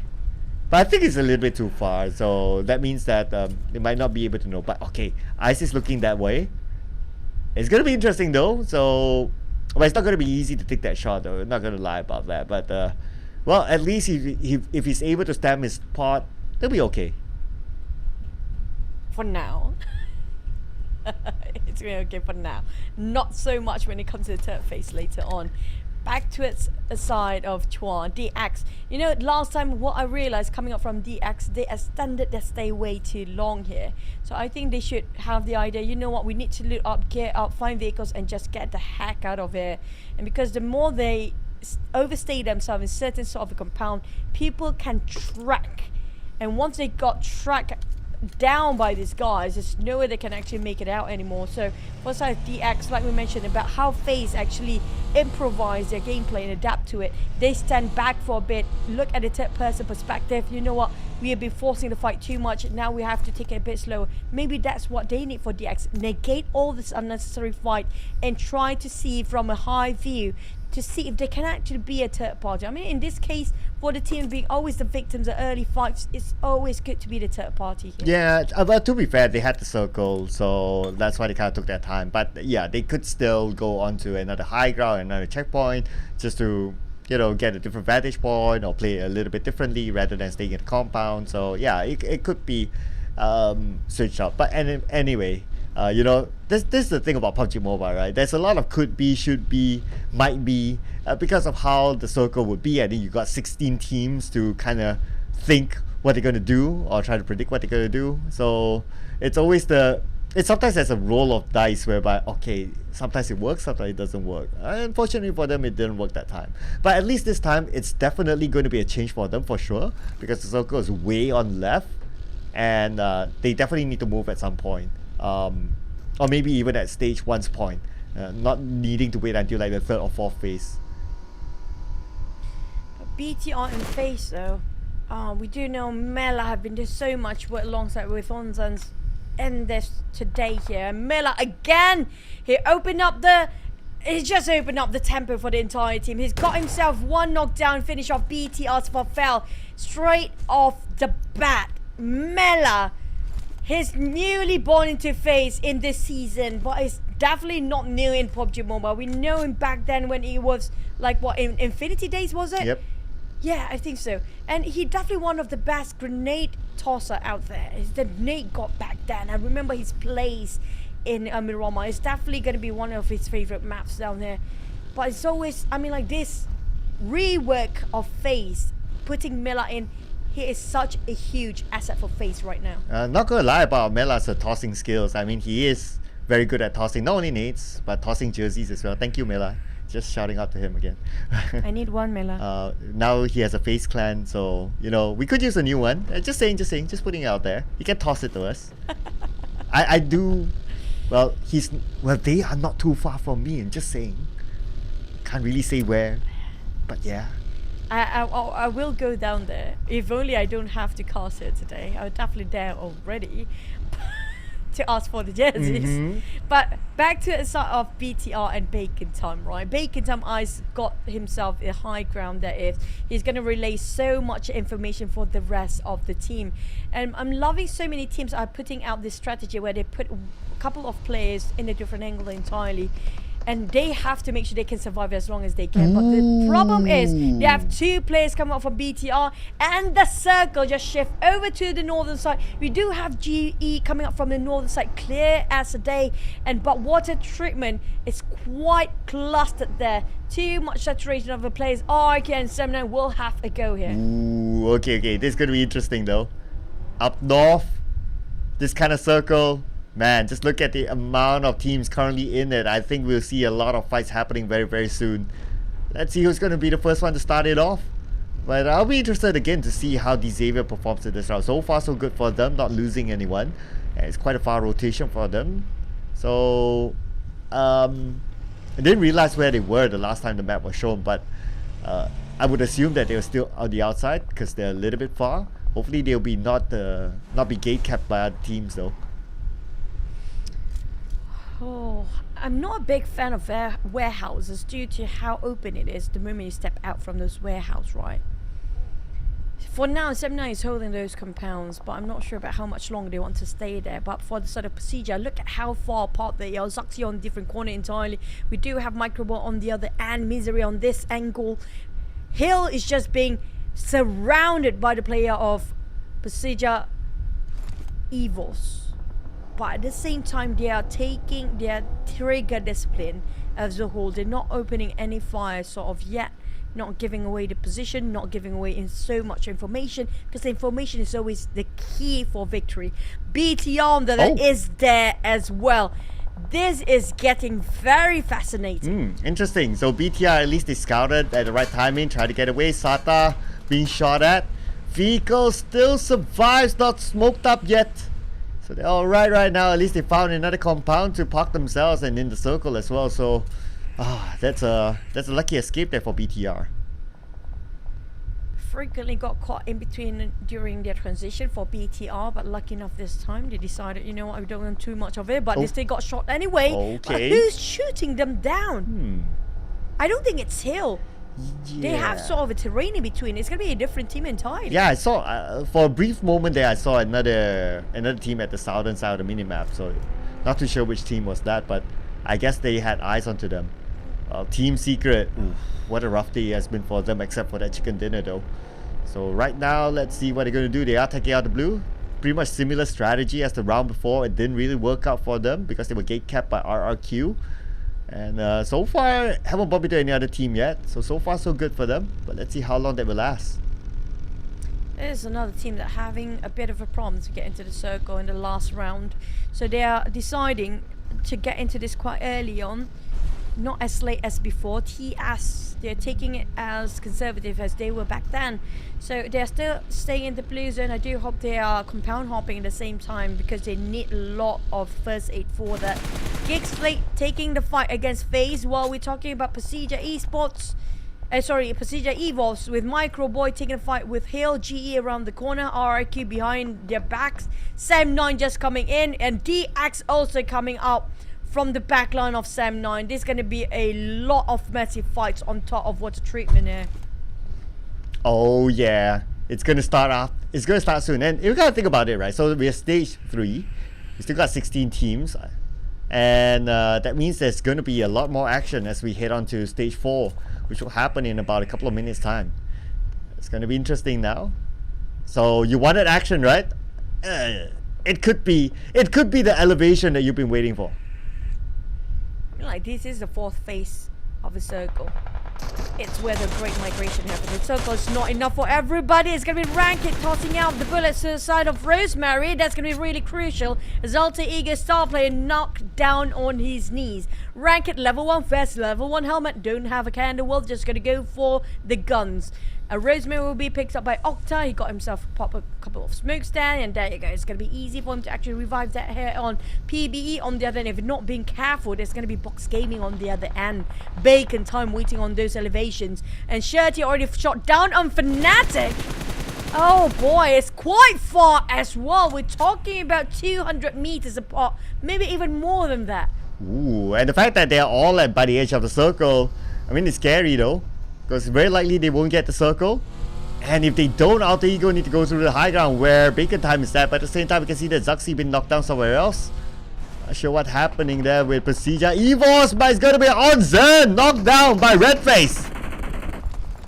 PERSIJA EVOS, Microboy cooking up the nade, waiting for them to actually go for the rush. And Microboy already got himself an exit out, playing a bit of ring around the Rosie. FaZe on there and trying to find the rest of PERSIJA EVOS. Where are they? The twin, one of the twin being knocked down here. Well, the other's waiting at the coach bench. We're talking about Luxy's not playing still, but Zaxi need help from Microboy. FaZe are trying to circle, taking over, and the flush is real coming from FaZe here. But PERSIJA Red FaZe also being knocked down, being tagged from afar. But Taurus slowly closing into their compounds there. We're looking at him cooking up the nade, but it's an off angle a bit. Hale taking the fight against Red FaZe. It's going to be a 4-way war out here. 4 teams right on top of each other, and this is not great for those actually indoors. Oh, not at all. But look at this, FaZe Clan and PERSIJA EVOS. At least they're on the high ground as compared to other teams. Right now we can see that Nepeko goes down to Alva or somewhere else. It's going to be VOIN. They're starting their own fight. And Nepeko will be finished off by Keenan. It's probably a long range jab. No, it's not. It's going to be a short range as Asa been splattered down by Lapa. Oh, VOIN is here as well. They are running down and hunting all those kills by themselves. Lapa will go straight into RRQ's lair. VOIN, they are split it into a different compound for each of the player. RRQ being shushed away and being taken out by these guys from their compound. PERSIJA, on the other hand, still stuck in here fighting against FaZe. FaZe Mormon trying to find them for the longest time. TS taking on BTR. Satai is on the ground as well, kneeling down to help and to wait for the help coming up for him. But Mela cooking up the molly and now switching over to just see where are the shots coming up from. Mort taken down, none other than VOIN Esports player, but there's quite a distance between them. Still kind of a bit of a revive, but Mort trying to just toss down, need to find a perfect angle. He knows exactly where they're at. The one name is so important. Bam! Nicely done there. Found an angle. Managed to get a knockdown onto RRQ members, and now VOIN defended their ground, but they got to do it fast. They got to reset quickly as GEEK SLATE is coming in. GEEK SLATE trying to take advantage about what they are left for the side of VOIN Esports, but Alva is so important to keep PJEV at their bay. Misery hovering his crosshair to take a fight in as well, but GEEK SLATE, they're not wasting time. They want to go for the rush. PBE finish off by the play zone. I think that's going to be the last PBE players there. Is it going to eliminate it at 16? Rosemary being picked up again, taking on PBE Ranked. That's going to be the end of it. Sem9 taking on TS.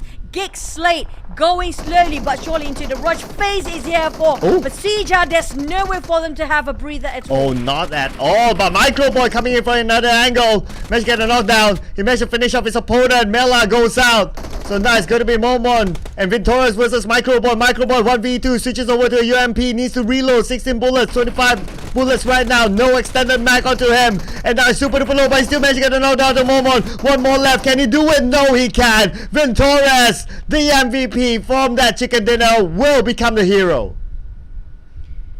Dealing heavy casualty on the side of FaZe. They're down to only 2 men. Lucky enough, Victoria wasn't inside the compound. If he's staying indoor as well, the entire team of FaZe is being obliterated just now. But for the side of VOIN, they got himself a bit of a reset. Lucky enough, GEEK SLATE is not pushing in. If not, the entire team don't have time to have a breather. Back to the side of VOIN, they're trying to clear all the corners before they get into the circle. But Bacon Time just having the most sweetest place to see through what's happening. Shirty got the walls, covering himself back up to just make sure he can reset himself with a lot of damage being taken into. Ice, on the other hand, no more on top of this high heels, but now back with the team as a team, and they're trying to cohesively working about which angle they want to hold for each of the players. Absolutely beautiful spot here for Bacon Time. Alter Ego will have trouble trying to get into the circle. If they move towards the southern side, it will be DBD waiting for them instead. If they move north, it will be Box Gaming. So pretty much pick your poison at this point. But it looks like they're going towards the high ground, and they will go towards Bacon Time. Bacon Time, we need to prepare for the defense as the circle moves behind Bacon Time. This will force Alter Ego to fight. But at the same time, Bacon Time don't have to move as much. But those come out from the southern part. We do have VOIN Esports, BTI, and one more team fighting against them. 3 teams coming up from the southern part. But the north is way too much saturation here. Bacon Time, yes, they got the paramount view. It's going to be a sweet spot for them. They don't have to move as much. They can gatekeep Alter Ego all day if they need to, but at the same time they have to be more than careful because Box Gaming start to close in as well. They have to got to as 2 angles, different angles entirely.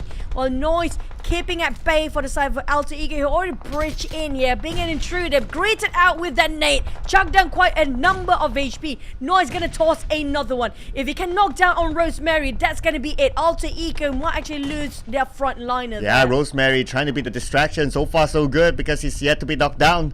But his teammate on the other hand, Potato, knocked out by Echo, by DBD from the other side. Bacon Time will want to steal this away, but Nino is gunned down from afar. Beautiful counter fire onto him by Rosemary. Just need to expose himself a little, and Rosemary will take advantage of that. Now they know where Rosemary is at.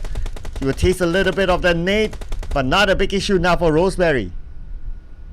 At the same time, he's running out of resources, and Box Gaming is here as well. JE has been waited there for the longest time and being greeted by the side of Box Gaming, while Alter Ego still have exchanging fires and utilities against Bacon Time. And Alter Ego Rosemary don't have any more grenades to flush out this, guys. He needs to figure out a different approach here. We'll talk about tagging team with Fnatic as well as Potato just to go for the flanks. Found it out. Ice is going to be the opening for Alter Ego. They're going in for the rush. Rosemary finish off the flank side first, while Touch and also Shittyas have to hold their ground. Yeah, they're ensuring they cover all angles. Now the last two members of Bacon Time will need to defend this building. They're coming in. Fnatic at the forefront. 10% health. Fnatic will be knocked down. Fnatic. But they need to reset Shirley quickly. Right now we can see that Rosemary is still active. 1v2. Can he pull off a clutch here? 1v2. And at the same time we can see that Retouch. He tries to take off his opponent. Rosemary super low. Can he do it? Can he pull off an insane clutch here? Will this be the moment that we've been waiting for the entire day? As Retouch! No heroic story for him. But Box Gaming is here. Oh boy. Housekeeping team at Box Gaming, sweeping the floor clean after the massive fight between the teams of Alter Ego and Bacon Time. Almost got an advantage at first for Alter Ego, but it's just so hard for them to close things over. But Box Gaming make it a run, and there's DBD on the other hand as well, and it's going to be Bacon Time bowing out next, and we're not done yet as DBD now greeted Box Gaming. You know what? You got that fight. Now we're going to fight you next. Hill is coming up from behind too. It feels like a graveyard on top of this compound right now. I know, right? How many boxes are there by now? It's going to be heaven for whoever wins this fight. There'll be a lot to loot. Now Box Gaming going up against DBD, playing by the edge at the circle. The circle might move away in 3 more seconds. They gotta be prepared for that. They gotta plan ahead as DBD is surrounded, but DBD playing as a trio. Now the circle did move away, so this fight needs to end fast. They have to wrap things up really swiftly here. DX taking on GEEK. SLATE snipes on the ground, while we're looking over the side of Yen and the rest of DBD, trying to figure out where exactly the players of Box. GE got them caught from behind, and now GE start to move as well. Box being boxed in every way possible. Should not try to carve the pathway for the rest of the team to push forward, but they need to take down DBD. They have to cut across. Winnie on his ground, bleeding out, while DBD decided, you know what, this is going nowhere. It's going to be a bit of a stalemate. Jimmy reposition himself, but there's going to be Hill Flash waiting at the other end. GE waiting from the inside, gatekeeping them from moving and pushing forward. Where would they go by now for Box and DBD? They have to settle this down as swiftly as possible. And Jimmy carving up a way for his teammates, and he's also opening up an off angle in case Box Gaming tries anything funny. Now Box Gaming, they are opening. The circle is starting to close in onto them as Yen starts to fire. Yen gets one knockdown. Can he get the second one? Changes to an M4, shoots, resets himself. At the same time, we can see that Jimmy is swapping over. Jimmy at the forefront at this point with a UMP in hand as Trismay tries to defend his ground with an M4. Trismay trying to get one. No, he will not. Jimmy is still surviving. Jimmy is alive as Box Gaming goes down. Frantic response coming up from Box Gaming, trying to fight that one. They are the one that actually have to revive themselves for a bit after finish off so many fights in between. DBD winning that one, but not much longer. We're talking about they barely make it into the circle right now. Hale spotted them out, definitely got shot from afar, and there's going to be one knockdown, leaving out only Yan, the last man remaining on the side of DBD. No matter how much you win on the outskirts, the moment you step into the circle, somebody gonna gatekeep you. FaZe Venturas, last thing of Hell Sky, and finally down. It was an open field for Hill. It was tough anyway. I mean, he did dance gracefully, but unfortunately, that was his last dance. Now Yen tries to get away. He's being spotted out by Hill. Hill has the high guy advantage. Sky only will be knocked down by Venturas. I believe that should be from afar. As FaZe Clan secures 5 elimination points, they're currently dominating. Yen, the last member of DBD, still survives. Hill leaving down to 3. Now trying to find the last player of DBD. Yen, I feel it's so close for a deathbed right now. Yen definitely heard the audio cue. Tiger taking a small shot. Flash coming in from behind.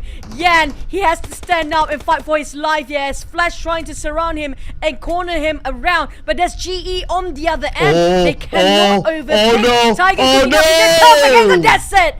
DBD have to settle down at 8th place. Yen didn't know what hit him. The nade was cooked up to perfection, and it eliminated him. Now Hale will focus in on to getting to the circle. FaZe Clan on the other hand still has Sata to deal with, but Sata super duper low. Sata, he's always known as the survivor, comes with multiple names, just as the ninja he is. Sata right now will play for placement points, but Mama knows that someone's there, but he doesn't have a name.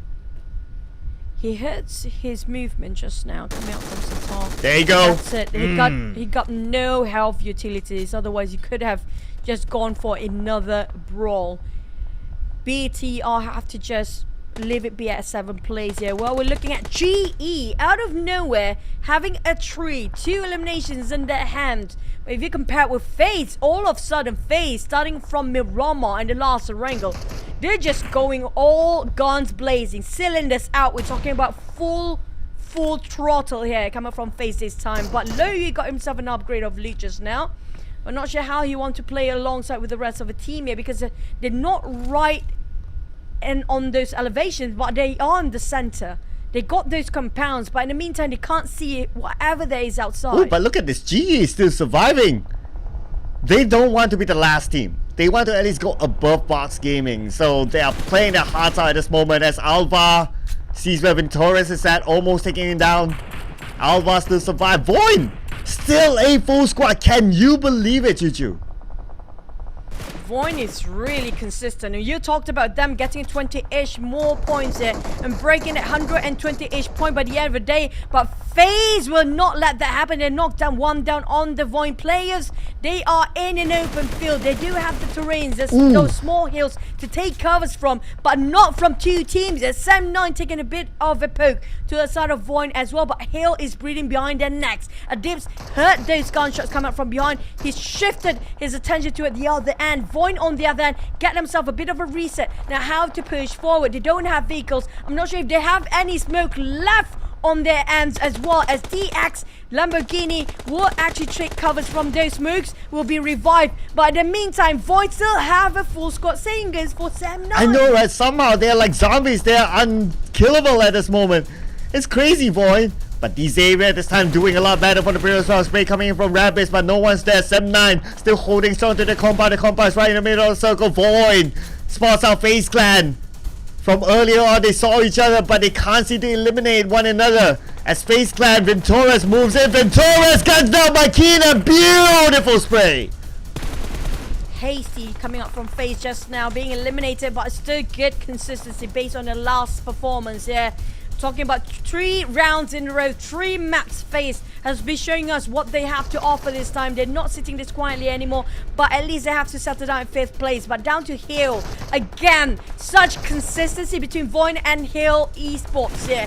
DX finally make it in top 4. This is the best round so far by the side of DX, but Sam9, Dab, as long as he's alive, the entirety of Sam9 can breathe, because they can actually clutch it with Dab being such a powerhouse for the team. Dab again making an entry. DX cannot move towards his side, but Tiger going out and down on his knees. Adibs with a DBS and that finish of Maxius.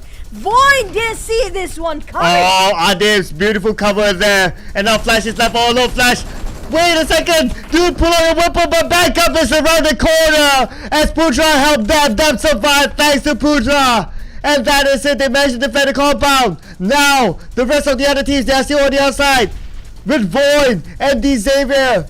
Unless Xavier chooses to crash it on the Sam9. If not, Sam9 will just be waiting at the compound in a comfortable position. But Keenan is there.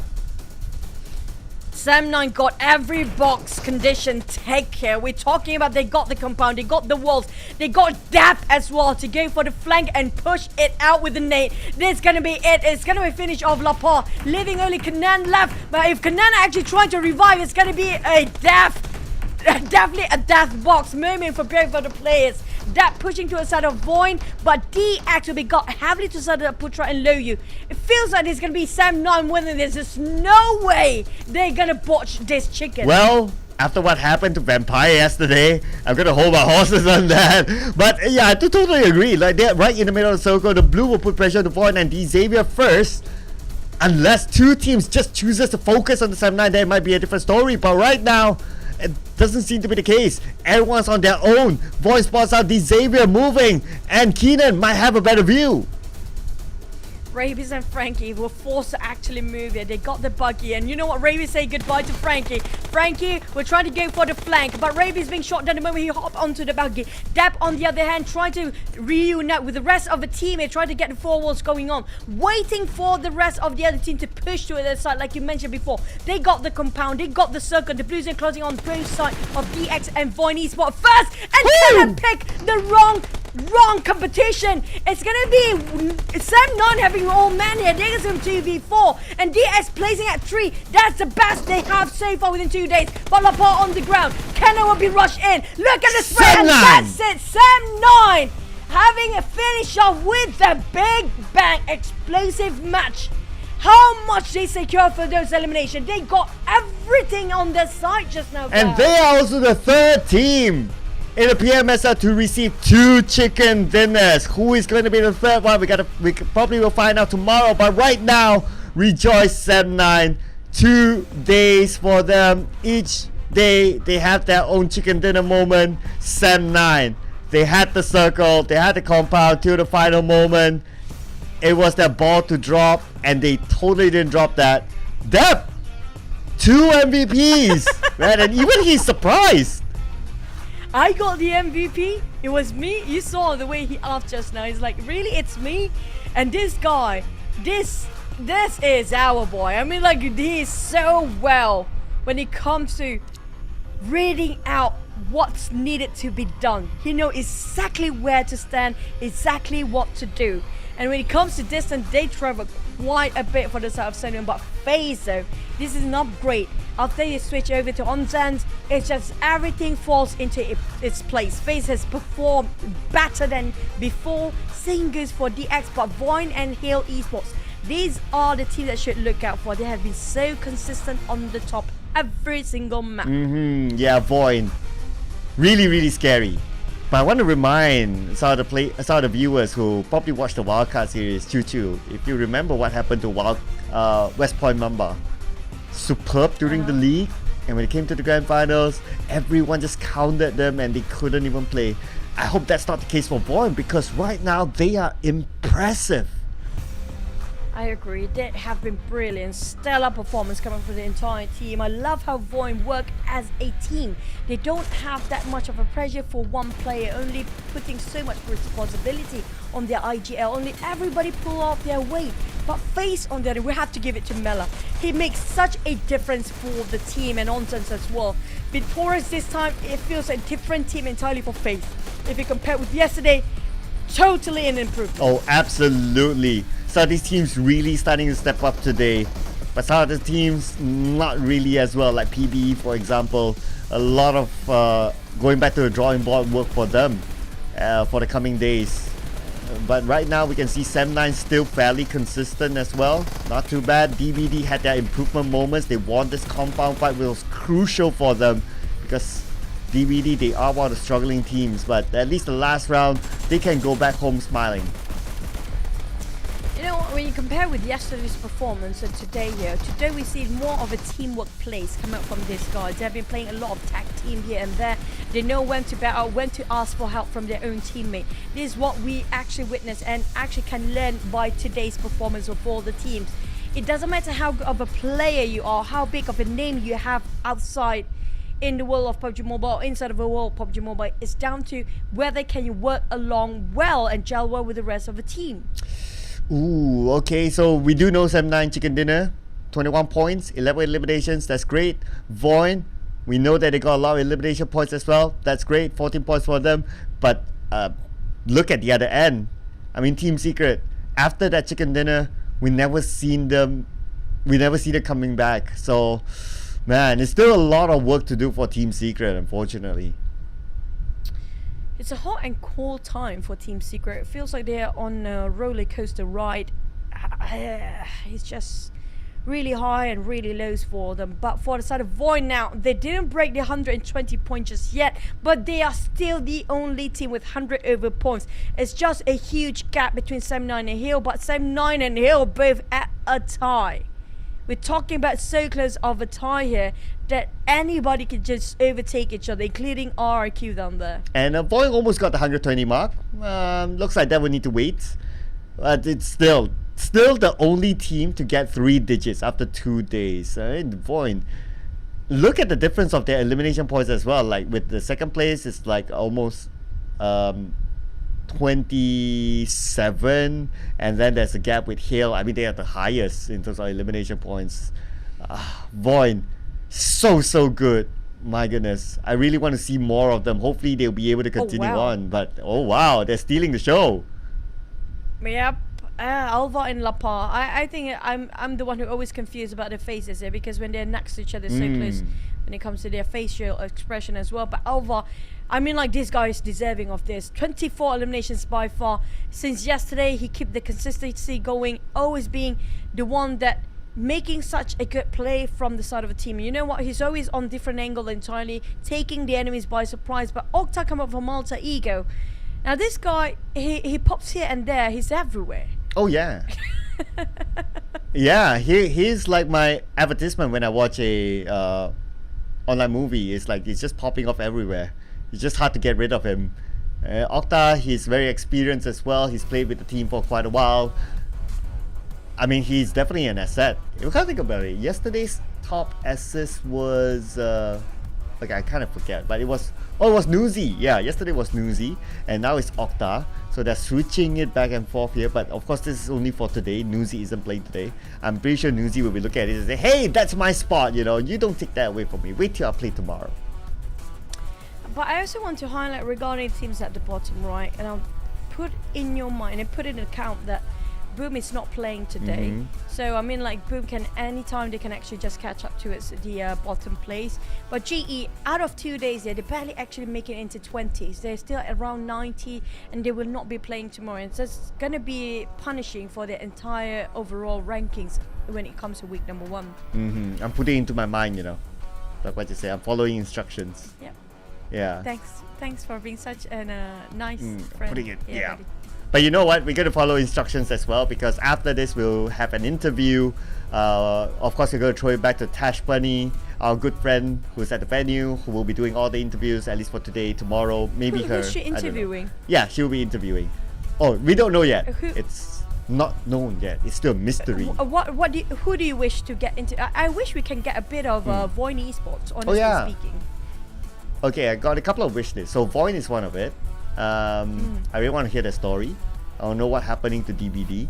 I want to hear PBE maybe, because a wildcard representative, I think that'll be nice. GE, I want to hear what they have to say as well. I want to hear DX. DX! But today we heard DX already, so probably unlikely to get DX. We got Tiger. Did we actually get, I don't think we got any DX. We got Tiger from No, we got DX. We got Rabbids, was it? The first one, the first interview. Oh, the first one. Yeah, okay, the first one. I mean, it feels like that's ancient times, but okay. I know, how time flies. Speaking of DX, right? Oh, DX is just, I don't know. Everything feels wrong for them today and yesterday. Yeah, it's definitely not working out. Oh, one more. I'd like to hear from Bacon Time, just for them to explain the Pachinki thing. That'd be nice as well. Oh yeah, we want to see what's the rivalry between DX and Bacon Time. Like, are they gonna, you know what, pull back from Pachinki just for the sake of friendship against DX, or DX have to back out from it? I do want to listen from DX side as well. We only can have. Sorry, Chichu, I'm going to disappoint you. We're going to go towards one of our favorite choice. Let's go. Because with me I have Team VOIN here, where they ended day number 2 on the very top spot. You guys, before we start, can you guys introduce yourselves? So hi, my name is Jangs, and I'm with. Halo, nama saya Septiadi. In-game name saya VOIN Lapar. Alright, so we're here with the 2 teams that ended today on a very strong start. So, question for you guys right now is, congratulations on being the top spot for match day. Did you guys plan to get such a good result today? Jadi dia ngucapin tahniah karena udah berjaya dudukin tempat pertama dia 2 hari ini. Jadi dia nanya, apakah kita ngerasa yang kita bakal dapat result seperti ini? Baik, yang aku rasain nggak nyangka sih bisa di STX 1, karena sebelumnya hasil scrim tuh buruk, atau turnamen sebelumnya buruk, tapi kami belajar dari kesalahan dan improve, bisa ke stage 1. Semoga kami bisa mempertahankan lah. Okay, so first of all, they not expecting to have such a good result on these 2 days because in the previous scrim or previous tournament, they didn't perform so well, and they hope that they can make they hope they can make it consistent, be a consistent team until the very end. That's actually very exciting to hear because we all know that the best way to grow is through mistakes. Now, for today's game here, for which team do you guys think that possesses the greatest threat for your team, and how do you guys think that you guys can deal with this team? Jadi dia nanya selama 2 hari ini kira-kira siapa tim musuh yang kita rasa adalah threat kita, kayak ancaman buat kita, dan gimana caranya kita ngadapin mereka? Tim Yal sih, karena di Miramar dia tabrakan kompon di LL, kami harus bagi-bagi sharing kompon. Ya paling kami harus pintar-pintar liatin gameplay dia sih, gimana dia rotasi. Okay, so VOIN Esports actually think that Yoodo Alliance is our biggest threat is because of at the Miramar map, we actually share the compound with them and it's a bit hard for us to play. So how can we deal with them is actually by looking at the map stream back, looking at the replay back, so that we can learn how they play and we can anticipate with them. That's all. That's actually very fair. Now, given the fact that they actually had a few chicken dinners, especially on day number 1, I think this is something that you guys definitely want to look out for. And finally, do you guys have anything you guys want to say to your fans out there who are supporting you guys? Okay, kata-kata terakhir buat fans-fans yang dukung VOIN Esports. Buat fans dari Indo, jangan lupa dukung terus VOIN Esports dan kasih support terus apapun. Jangan lupa juga VOIN Gacor. So they actually talking to the Indonesian fans out there. Don't forget to support VOIN Esports and the other Indonesian team. So let's see Indo pride in the comment section more, and especially not to forget VOIN Gacor. VOIN Gacor? Gacor. Gacor. What does that mean? It's actually like VOIN Grid, I guess. VOIN Gacor. Okay, I love that. Can we have that spammed in the comments? And for now, we're going to pass it over to our casters. See you guys tomorrow for day 3. Day 3, actually. Yeah, day 3. And I'll see you guys later. Bye. VOIN Gacor. Gacor. I learned a new word today. Yeah, I didn't know. I have not got a clue about what Gacor means. Yeah, but at least we learned something. But you know what? I think a lot of people are confused. Is Junks there as a translator? Or what is it? But he's wearing the jersey. What does this mean? I'm very confused. I think we talked about this since day number 1, right? We know for a fact Junks are coaching for them. And plus, I'm surprised coming out from VOIN Esports stating that the biggest threat in Miramar was Yoodo Alliance instead of DX. We've been sharing Los Leones with them. Yeah, correct. So today we didn't have a Yoodo Alliance, so fair enough, they had a little bit more space up there. But tomorrow is probably going to be a different case. It's going to be exciting tomorrow. Tomorrow's going to be a fun day. It's down to the circle, man. Okay, I know it's very hard to please Choo Choo. Mr. Manager, you got to work something out, you know. It's down to Mr. the Manager, do something. The circle, we can't predict anything from the circle anymore. It's like this season, I'm like, whatever. The circle, drop it, you know. Yeah, drop it like it's hot, right? Yeah, yeah. But overall, it's been great. But anyway, we gotta go right now. So thank you so much for watching. Choo Choo, it's been a pleasure today. I want to do what Mom Boy does as well. But can oh. See you guys tomorrow. Da.